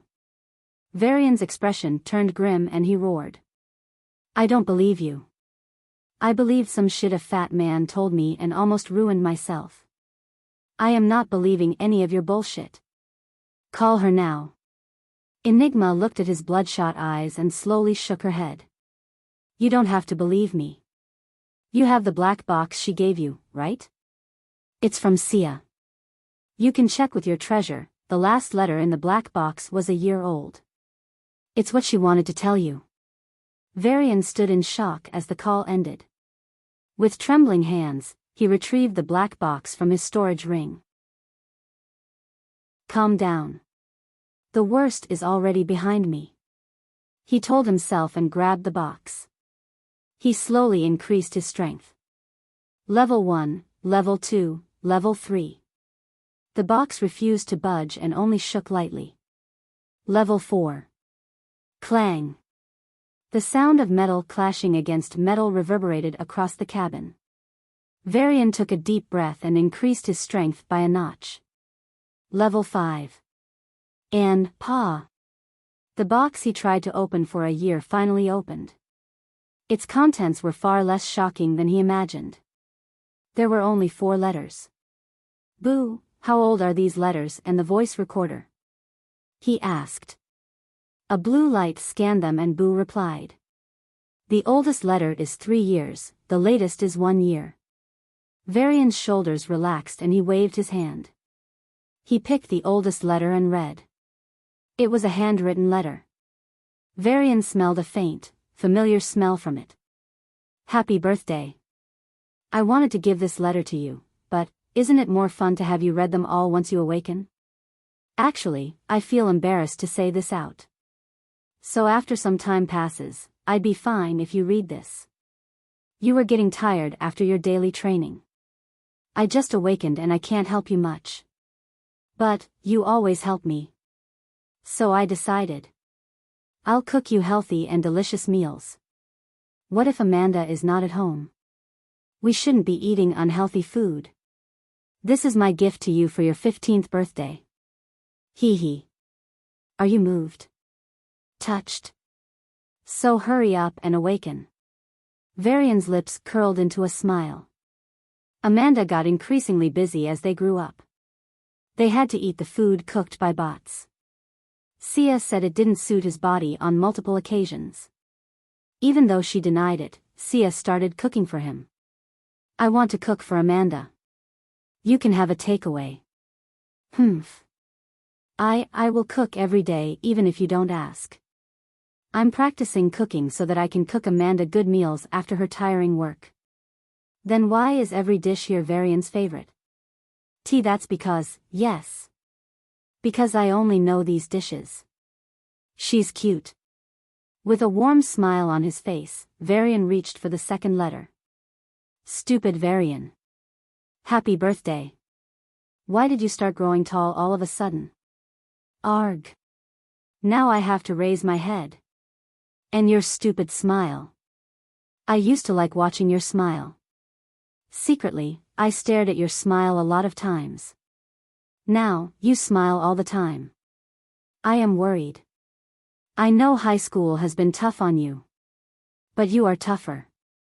You stood up against the bullies, but why should anyone bully you? I beat up those guys. Don't worry about anything. Just do what you want, I will do my best to help you. Even though the best I could do is stop some high school kids from disturbing you and take you to fight level 0 monsters. I'll do my best. Taking you to fight level 1 monsters is too risky. I am afraid. Last time, you nearly died. I almost died as well. I didn't tell you, but I still have nightmares of that day. Nightmares where I failed to save you and watch you. You can understand my worries, right? Please don't do anything stupid. That aside, now your 16th birthday gift is, we're going to Emerald City for a tour. I won the tickets in a competition. Let's enjoy. I am. Varian tried to say something, but no words came out. His heart was growing increasingly warm yet heavy at the same time. Somehow, he managed to open the last letter. Varian, happy birthday. I should have known that finishing high school a year early with you is not a good idea. The night outs are traumatizing. But anyway. You can already fight level 1s as an unawakened. Even though you gave me credit sometimes, it's mostly you. And you smile all the time. But I know you're hiding your pain behind that smile. We confessed our secrets that day. You were afraid of losing me. Do you think I am not afraid of losing you? Every day my power grows, I feel a sense of dread. I lose control sometimes, but when I am with you, I can control myself better. So, yes. Don't get the wrong idea why I ask you to sleep in the same room sometimes. I am sorry, but I almost used my powers once on you. I wanted to reduce your anxiety about not awakening, but in the end, I couldn't bring myself to do it. High school has been tough. Those people don't see the handwork you put behind your strength. Even though you can now defeat almost every student in the school, they still treat you the same. I beat them up a few times. Leave all that behind, here's your birthday gift. Good news. I have advanced to level 2. Now we can go to dungeons anytime you want and any times you want. I am so excited. I have bought entrance passes to dungeon 3 days after your birthday. Are you looking forward to it? Then no one can call you those names again. Happy 17th birthday. Clap. Varian folded the letter and clenched his fists. His chest heaved up and down as he tried to control his violent breathing. 17th birthday, that night, his mother died. He recalled Roxana's words. Sia was the one who killed the fire wolf. Varian rubbed his temples and sighed deeply. He was frozen in fear. Sia had to protect him and Amanda. She couldn't save Amanda. Varian had a guess in his mind. But he looked at the final letter regardless. Varian paused and glanced at the dried-up watermarks all over the letter. Her tears. Sia usually didn't cry. For her to cry this much, just how devastated was she? Because of me, Amanda died, I'm sorry. I'm really the worst. She loved me as much as she loved you, I never felt a difference. Yet, in those moments, my mind, I don't know. It was instinct perhaps. But, it's all on me. I saved you at the cost of her life. I chose your life over hers, I could have saved both, yet, it's all my fault. Why did I? She died because of me. Varian closed his eyes in pain. He was only halfway through the letter, but it was very painful to read. So, in those critical moments, Sia chose to save him over her. She believed she could have saved both, but at that moment, her instinct chose him. Arg. Varian bent his head and roared. If only he wasn't present then, she could have saved Amanda. Damn it. If he was an awakener by then, perhaps, things could have played differently. There was no if, and he had to bear the weight of his past. Pulling strength from his depths, Varian resumed reading the letter. Her tear marks were more down the page and even blurred some lines. But he could feel the agony of the lost lines as well. I was in pain. Her death was deeply painful, but seeing you crushed hurt me the most. I tried to talk to you, you wouldn't listen. I told myself it was your heavy injuries, but even after you were fully healed, you didn't listen. Couldn't listen to me. Your eyes, which used to shine with resolve, lost their focus. Your back was hunched, you stared dully at the ceiling, refusing to get out of the bed. I stayed with you for 3 days and 3 nights, I was looking at your eyes, hoping you would regain a bit of clarity. Then, I asked you, if you would want to go to the dungeon, to grow stronger and fulfill your dream, as Amanda always wanted. Saying those words, I felt shame and guilt. Yet, at those words, you turned and faced me. Your eyes regained their clarity. They were no longer soulless. But the moment you looked at me with those piercing eyes, my heart broke. Piercing gaze, yet devoid of any hope. You answered. You didn't yell at me, you didn't cry, you didn't even speak louder than usual. Every time I see you, I am reminded of her. I can't take it. Please, leave. Before I knew it, my cheeks were wet and my vision was blurred. I was crying, why is this hurting me so much? Please, leave, it was the harshest thing you ever said to me. And I don't think there is anything harsher than that. I deserve it. I have no complaints. But the way you said those words, I knew you meant them. I left for a few days hoping things could improve. I passed the entrance test of Imperial Defense Academy. I skipped a few days of school on leave and returned 2 weeks later, hoping you could have gotten better. I saw you on the couch playing videos of Amanda. I was not in any of them. I didn't feel sad about that. But when you saw me, your eyes shrank and your face paled. The world crashed on me. I knew at that moment you would never try to awaken again. You gave up. You resigned. And I was the perpetrator. I was the one that crushed your dream. Your hopes. Your hard work. I tried to talk, but the longer I stayed, the more pained you became. I realized the wedge between us wasn't something words could solve. You built up walls around you, not letting me in. If me being in front of you reminds you of Amanda, then I'll go far away. If my presence pains you, then I will never appear. But, even if I am far away, I'll still protect you the best I can. Long before I realized, you'd become irreplaceable to me. I pray that one day, you awaken and stand at the top like you always wished for. I will be content watching you from the crowd. Hugh. Varian leaned back in his chair. He felt incredibly fatigued. His body was still full of energy, his brain could also think, yet, he felt totally weak. It was like, a part of him was completely missing. He was lucky, Sia didn't choose to destroy the black box but instead buried it under the house. She didn't want him to find it out, but maybe she hoped he did find out one day. I was an idiot. Varian slapped his face. But he could understand his reaction. His father died early, and even though Amanda didn't spend much time with them, she was the only parent. Losing her was devastating. Even more so knowing that his life was picked over Amanda's. It was as if she died because I had to live. It's me who is responsible. This was the thought that repeated itself in his brain 1,000,000,000,000 times. Perhaps the reason Varian tried to stay away from Sia was his own guilt. But he wasn't even in a state to explain that. It was a deeply painful experience. It was undeniable that being reminded of Amanda's death at her sight was torturous. Yet, Sia took everything to heart and left. After his memories were changed, it didn't happen anymore. At least, he was confident in looking at her in the eye. And even if the memories were triggered, he was Mind Path Awakener now. He could control himself and work out a solution. Master, are you going to respect her wishes and stay away from her? Boo asked. After all, she never contacted you again after you awakened. Varian took a deep breath and rolled his eyes. With a smile, he said. I was an idiot. Not an idiot now. I'll apologize. Boo, go to Shadow Guardian's secret realm.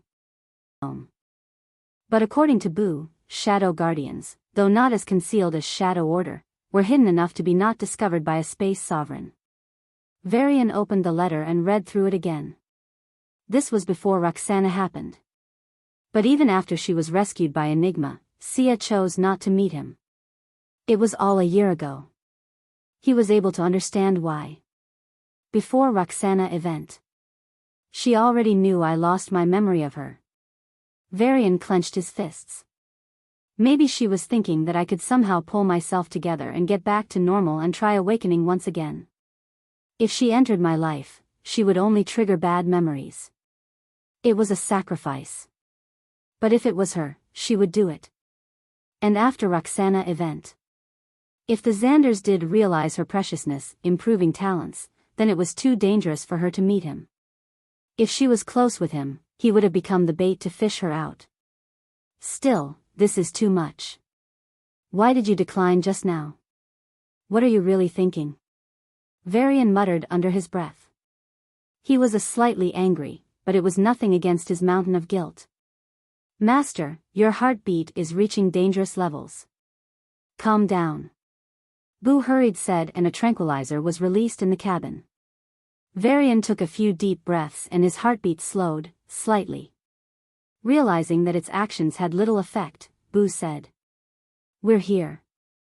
Varian looked out of the glass walls and saw the world blur before a world appeared. The aura meter read 200% higher than Earth.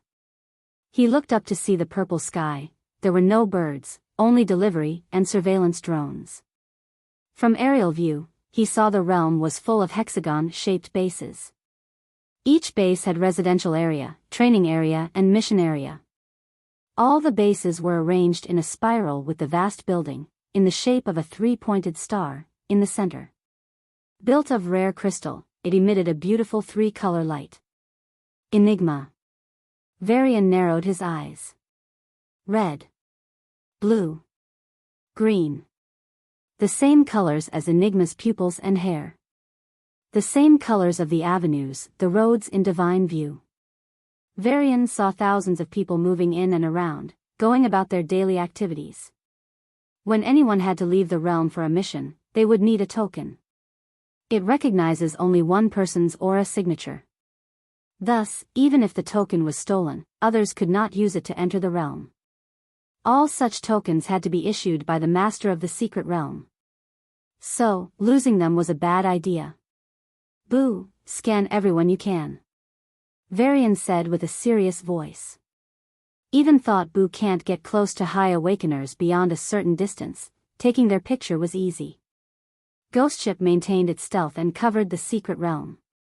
Then, it shrank its size and infiltrated every building that missed its radar. It was too fast, and even with Varian's superhuman senses, all he felt was a blur of silhouettes. It would take a while. Meanwhile, Varian leveraged his mental power and copied Sia's image from his memory onto a painting. Even with the help of his mind powers resulting in precise body control, his painting was only about 80% correct. Thankfully, with his instructions, Boo corrected it to 99%. Boo extrapolated Sia's age to the present and came up with a reference image. And after 1 hour, Ghost Ship stopped. According to the log, they covered all the places except the central building. In just 2 hours, they went through training centers, homes, underground tunnels, offices, and trapdoors. "How is it?" he asked with a dry throat. A hologram appeared in front of him and scanned images flashed by as Boo tried to find the matching image. Varian sighed. If she was outside the main building, it would be easier to take her away without alerting others. But it looked like he had little choice. "Go to the main building," Varian said. Boo shrank Ghost Ship and they sneaked in. The building's interior was built of blue crystal. Varian could see awakeners going to and fro in hurry. It was like any normal workplace. "But Boo, why is the speed so slow?" Varian asked hurriedly. After entering the building, Ghost Ship's speed slowed to that of normal humans' walking speed. "Slower than a tortoise."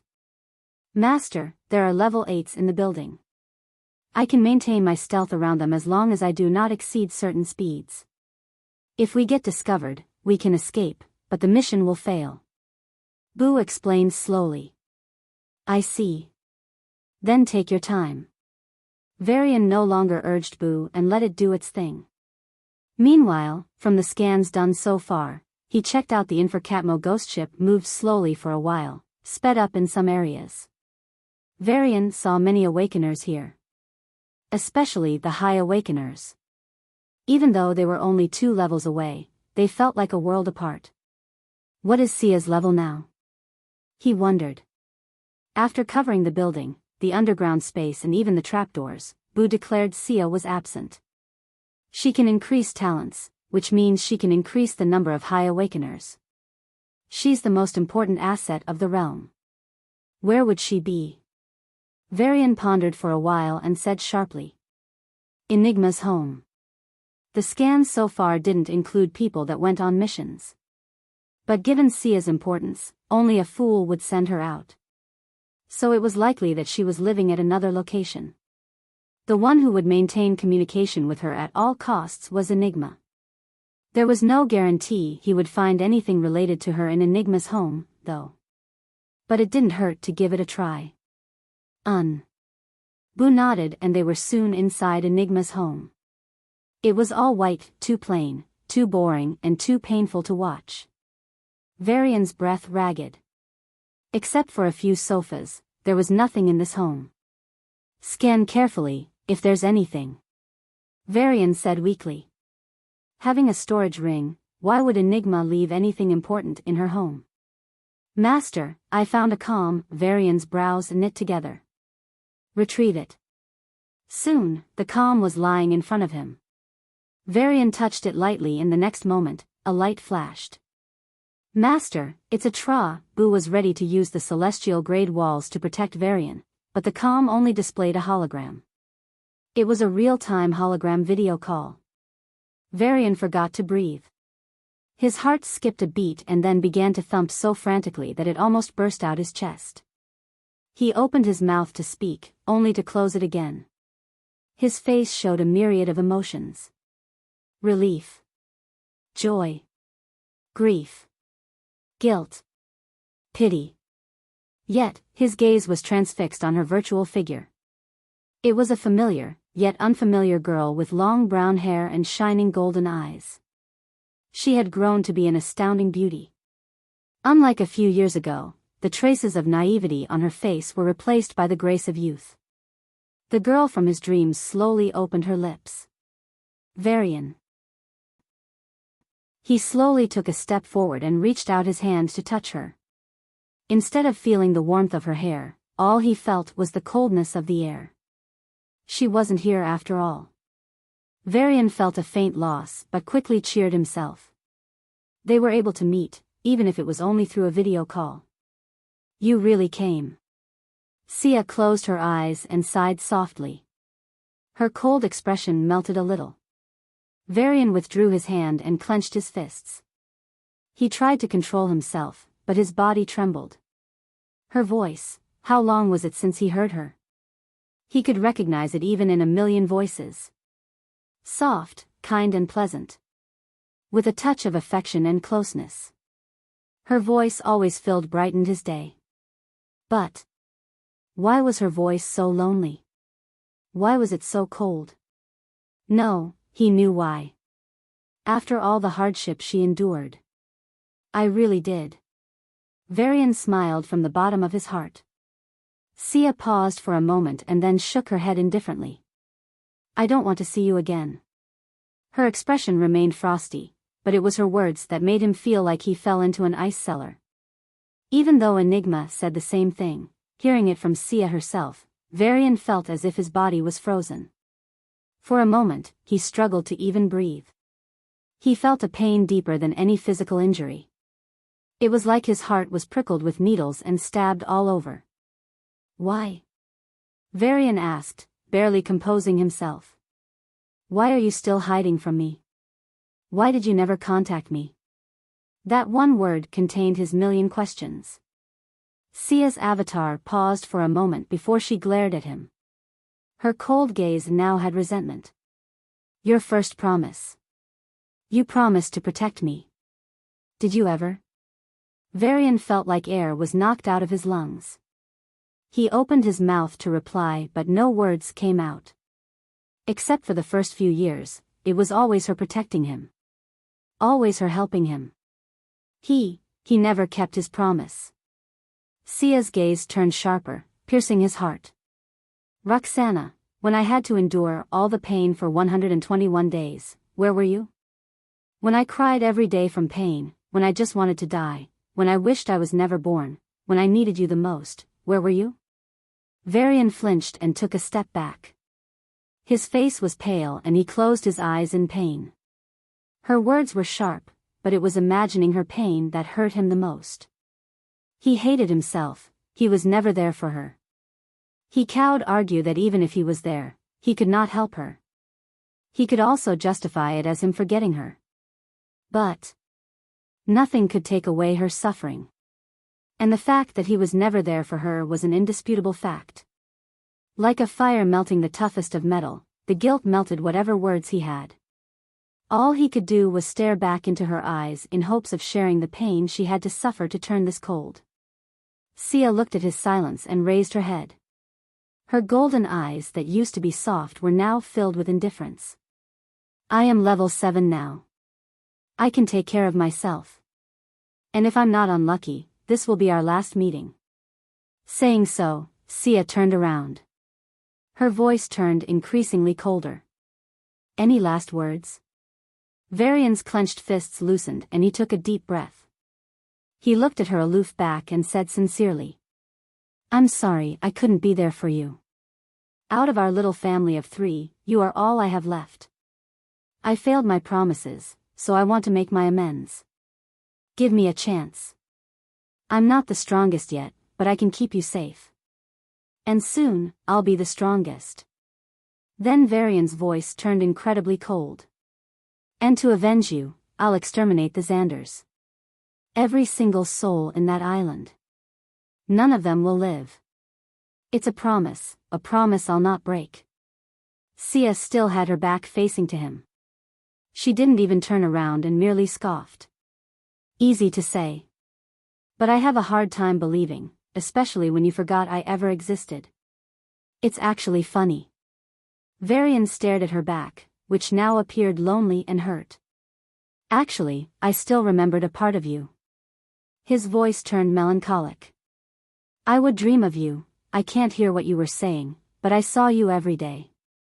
Doctors told me it was symptoms of my depression. I tried to convince myself that was the case.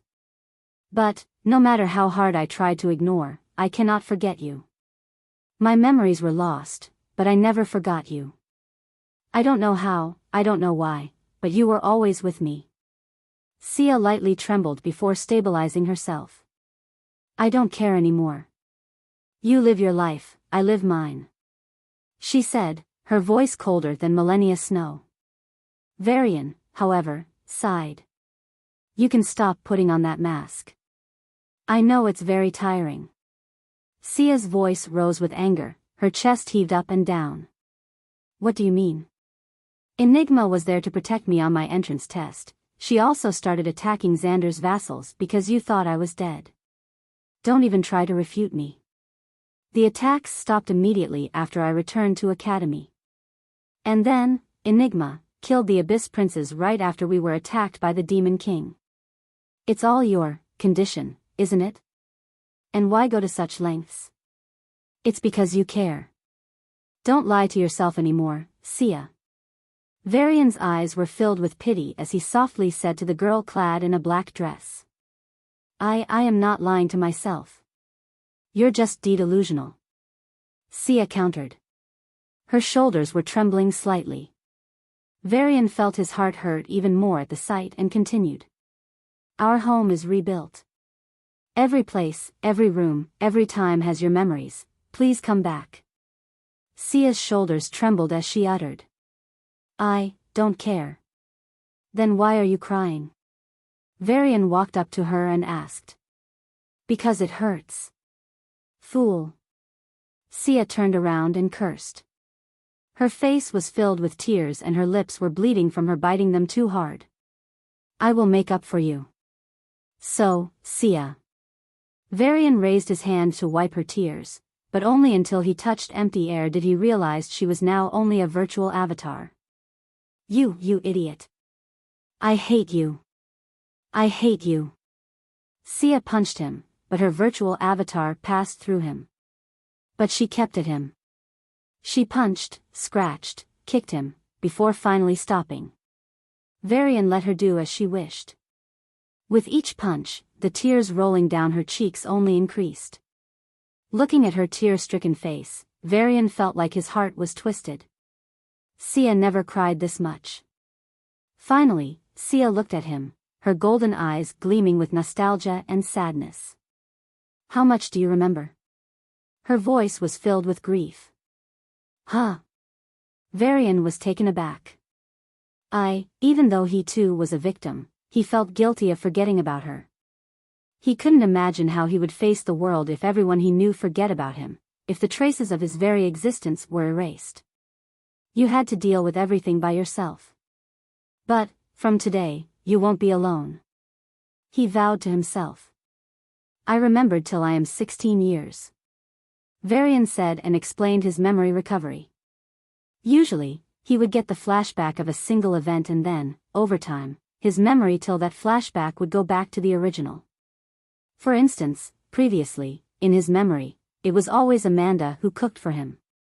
But after the recent flashback, every memory until then was slowly changed and now he could see it was actually Sia, not Amanda. There were also memories of going to high school. He was always alone in them. But now, he was with Sia. In a sense, his memory adjusted itself to a reality where Sia didn't exist. But now, everything is slowly turning real. And no. Sia's face paled. She hurriedly took a step back. Her voice and body shivered as she said, "You're asking me to come back since you have only 16 years of memories, no wonder." Varian frowned with worry and said, "What if I recover all my memories? It will still be the same." Sia shook her head violently. Her face paling each second, the glow she had previously was nowhere to be seen. "Why, you don't know? I've read the letters already. I know everything," Varian said, grinding his teeth. "I don't care what happened. Come back. Everything will be the same." "No. Once you get back that memory, nothing will be the same." Sia's voice was filled with resignation and deep sadness. "Trust me," Varian retorted. He just wanted her back. Why was this so difficult? Sia silently wiped her tears that were falling and looked at him stubbornly.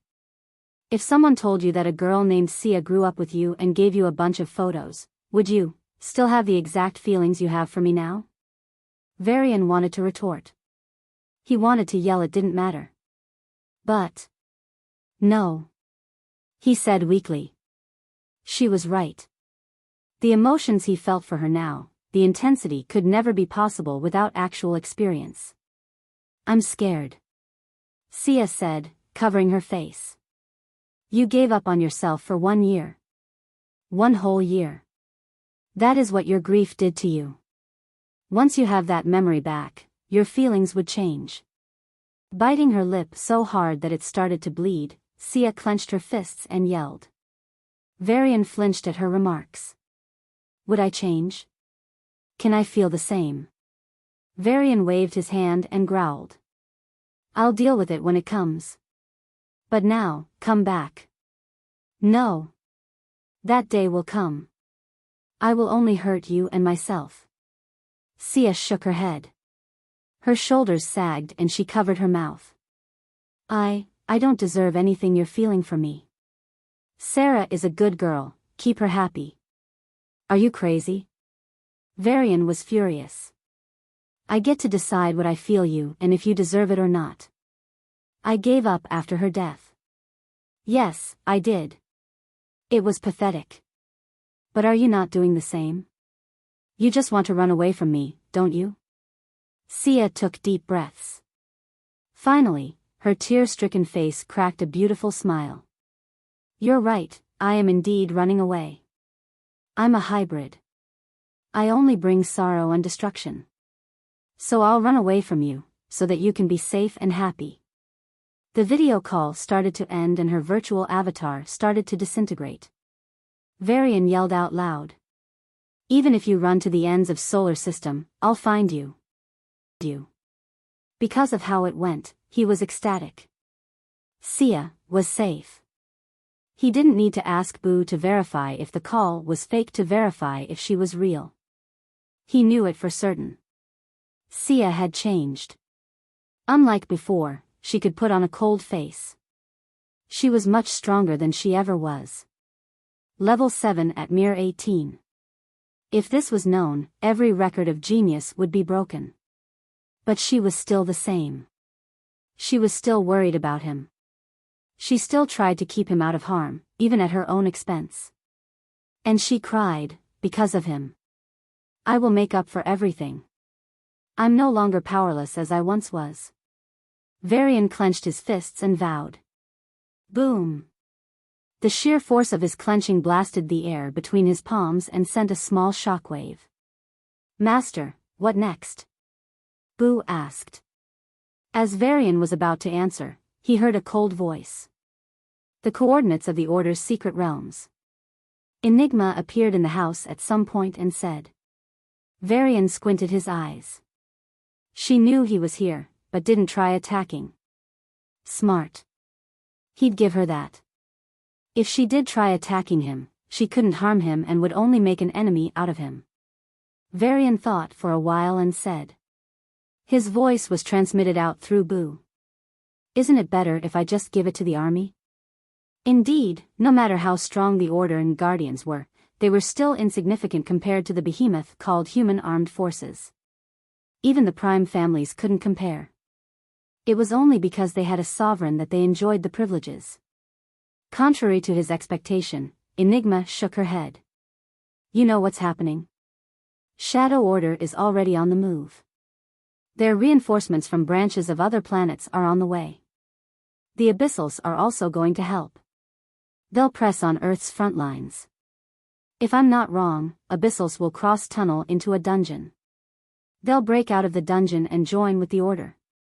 Then they'll remove whatever tracking marks you put on them. Everything will come to naught. Varian opened his mouth in amazement. He was expecting this to be simple like the last operation. But he really underestimated everyone. Slap. Varian slapped himself and said lightly. I should not underestimate anyone. It could cost me too much. The Great Boo transmitted those words too. Listening to those words, Enigma raised an eyebrow. Only her eyes were visible due to her mask, but Varian felt that she was smiling. Shooting a glare at Boo that shrunk into a ball, Varian coughed and said. So what's your plan? Enigma spoke immediately. Guardians will break open the secret realms. We have enough level 8s to do that. Once that is done, Army can take over. Varian nodded. Breaking open secret realms. Since secret realms stayed in the outer space but weren't accessible without tokens, wouldn't you be invincible once you hide in them? Without the tokens, no one could enter. You could create a world of your own, be self-sufficient and live like a king. It was a nice dream. But reality was different. Secret realms were not invincible. Say a secret realm was present on top of a mountain. It won't be visible to people and can only be entered through a token. But, if you were an awakener of space, gravity, or time, you could attack that secret realm. If you attack at the right places with sufficient strength, then the secret realm would destabilize and open up to the world. Meaning it would be visible and accessible to everyone. So even if you discovered a secret realm, without strength, you couldn't own it. It happened many times in the past. Some were lucky and stumbled into the secret realm. After discovering this small world with dense aura, they thought they were going to stand on the top of the world inevitably.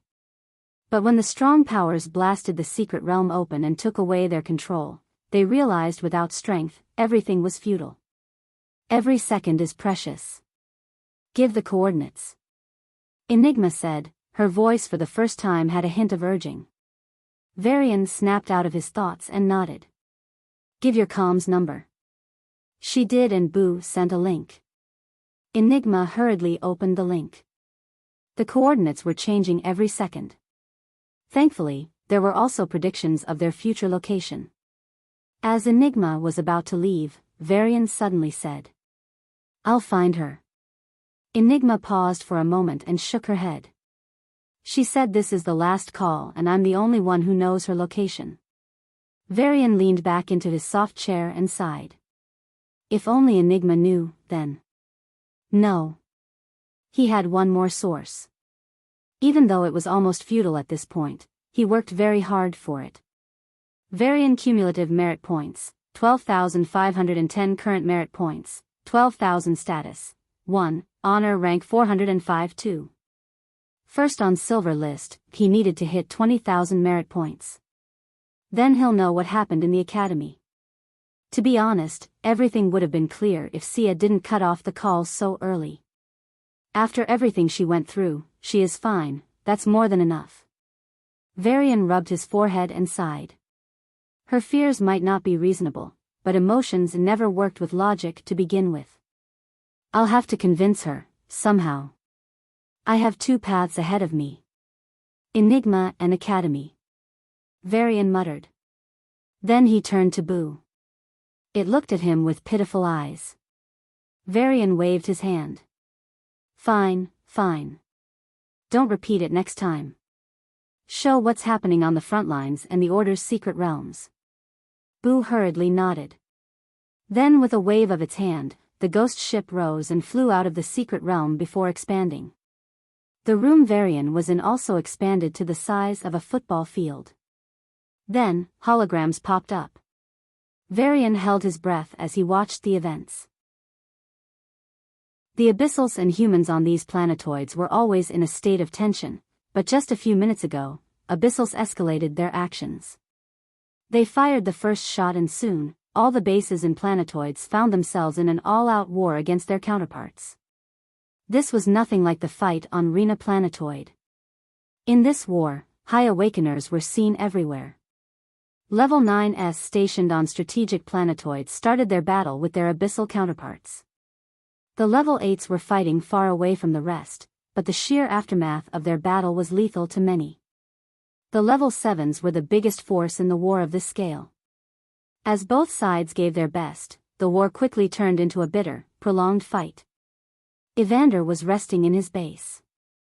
His complexion was pale and he coughed from time to time. He already fought his counterpart. A peak Level 9 Abyssal. The Archduke of the Demon Abyss. Mendes. In fact, he picked the fight right after Dreamer's message. With his efforts, he and Mendes were both injured. They both retired from the battlefield shortly after the war started. Having accomplished his goal, Evander looked at the frontline holograms and frowned. This was clearly Abyssal's ploy to help out Shadow Order. He could indeed ask for reinforcements from other planets. But if he did that, then it was very likely that Abyssals would start the same all-out war on the other planets' planetoids. The reinforcements had to be pulled back, and since they were en route to Earth, in the gap, he would cause higher casualties. In short, he had to make do with what he had. Neutralize their offense, reduce casualties as much as possible while sending them a powerful counterattack. Abyssals had to be learned that there was a price they must pay for their belligerence. If nothing ominous occurred, in a decade or two, the comprehensive strength of human armed forces would surpass Abyssals. Then they could go for an all-out war. No. If the elixir of the Xanders was really as effective, then they would surpass Abyssals in 5 years. Of course, if they didn't have an extra sovereign, it wouldn't help. So, to finish off Abyssals, they needed the new sovereign as well as stronger army. A good start would be ending the Shadow Order, the biggest hindrance to growth of humans. He was certain that Enigma already got the coordinates of the secret realm. And she would also start the attack. But Shadow Order was ultimately stronger than the Guardians. There was no way they could win. At most, Guardians could break open the secret realm. Army would have to do the job of eradicating them.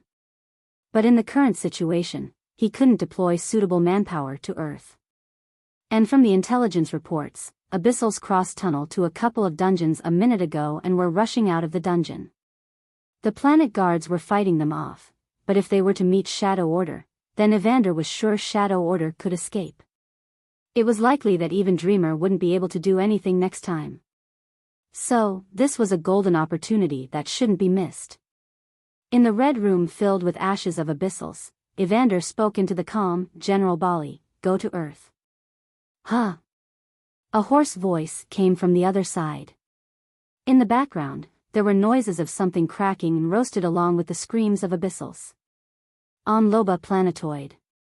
No time. Bali replied curtly. He didn't show any form of respect and spoke in the tone of equals. And equals they were. Evander took a pill and stretched his arms. I'll be on Loba Planetoid. You finish off the Shadow Order.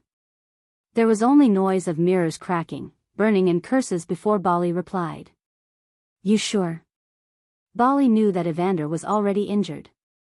So fighting now would only harm him and cause deeper injuries. It could even cut off his future chances to being a sovereign. In the worst case, his strength would regress. But he didn't know, due to his intense training, Evander already had a block he couldn't cross to becoming a sovereign. So he boarded his space shuttle and set off. On Loba's moon, a human and Abyssal were fighting. The Abyssal's speed defied naked eye. He would seem to appear in 100 places at once. His speed was so high that he was leaving 100 afterimages. Each of his punch had the power to shake a continent, and yet every one of them landed on empty air. The air was compressed and burst, the force rivaling a small nuclear bomb. Everywhere he punched in air, the air blasted craters miles wide and deep. And he punched the ground once, the whole moon shook while the land under him was nearly broke into pieces for hundreds of miles. Arg! You damn Bali! The Abyssal yelled and kicked the ground. In an instant, he appeared hundreds of miles away and punched at the figure that just appeared. A tall man with red hair and black eyes. Looking at the fist that could crack even the continents, Bali was calm. His figure burst into flames and a layer of space covered his body. Space armor. At the same time, the space around the Abyssal's fist was frozen. Creak. Arg. Fuck you. It was broken in an instant, but Bali was already prepared. He stretched his arm and a large spear was formed out of blue flames. He reinforced it with space layers and the spear shot at the Abyssal. As it dashed towards the Abyssal, the space around the spear loosened and increased its momentum. The same space tightened around the Abyssal, decreasing his momentum a little. Arg. The fist and spear collided. Boom. A huge mushroom of dust rose into the air. The moon started to shake uncontrollably. Even from the Loba planetoid, one could see huge cracks on Loba's moon's surface. Humph. With a snort, it was as if a hurricane was formed. Air blasted out in every direction, blowing the dust away. The Abyssal walked forward step by step. There was a deep cut on his arm. His flesh was black and gave off a burnt smell. His flesh started to wriggle and heal. But the Abyssal felt enormous rage. Bringing out his axe, he rushed towards Bali. Die. At the same time, Bali asked into calm, "Hey, I'm asking you, are you sure?" A bright light flashed and a fist punched out the axe, blowing away the Abyssal. "I'm sure." Evander turned back at Bali and said. Bali looked at Evander and realized he was using a pill to suppress his injuries. Besides, Evander was a heal fighter. Body Awakener, Controller, Heal Fighter. They could control their healing and use it to break their limits. Of course, their starting point was lower but their potential was higher than the Super Awakener. Now, Evander had forcibly pushed the healing to an upper limit. But it had come back to bite him soon. Bali knew. Evander knew. But it was his choice. Shadow Order is our biggest internal threat. If we can root them out of Earth, our progress will accelerate. Don't let any level 8s and 9s escape. Evander said and rushed towards the Abyssal. Boom. I've asked my people to block off your team's opponents. But we're all injured and can only buy you 5 minutes. Go. Bali took a deep breath and said into his calm. 6th Azura Squad, onto Earth. Earth.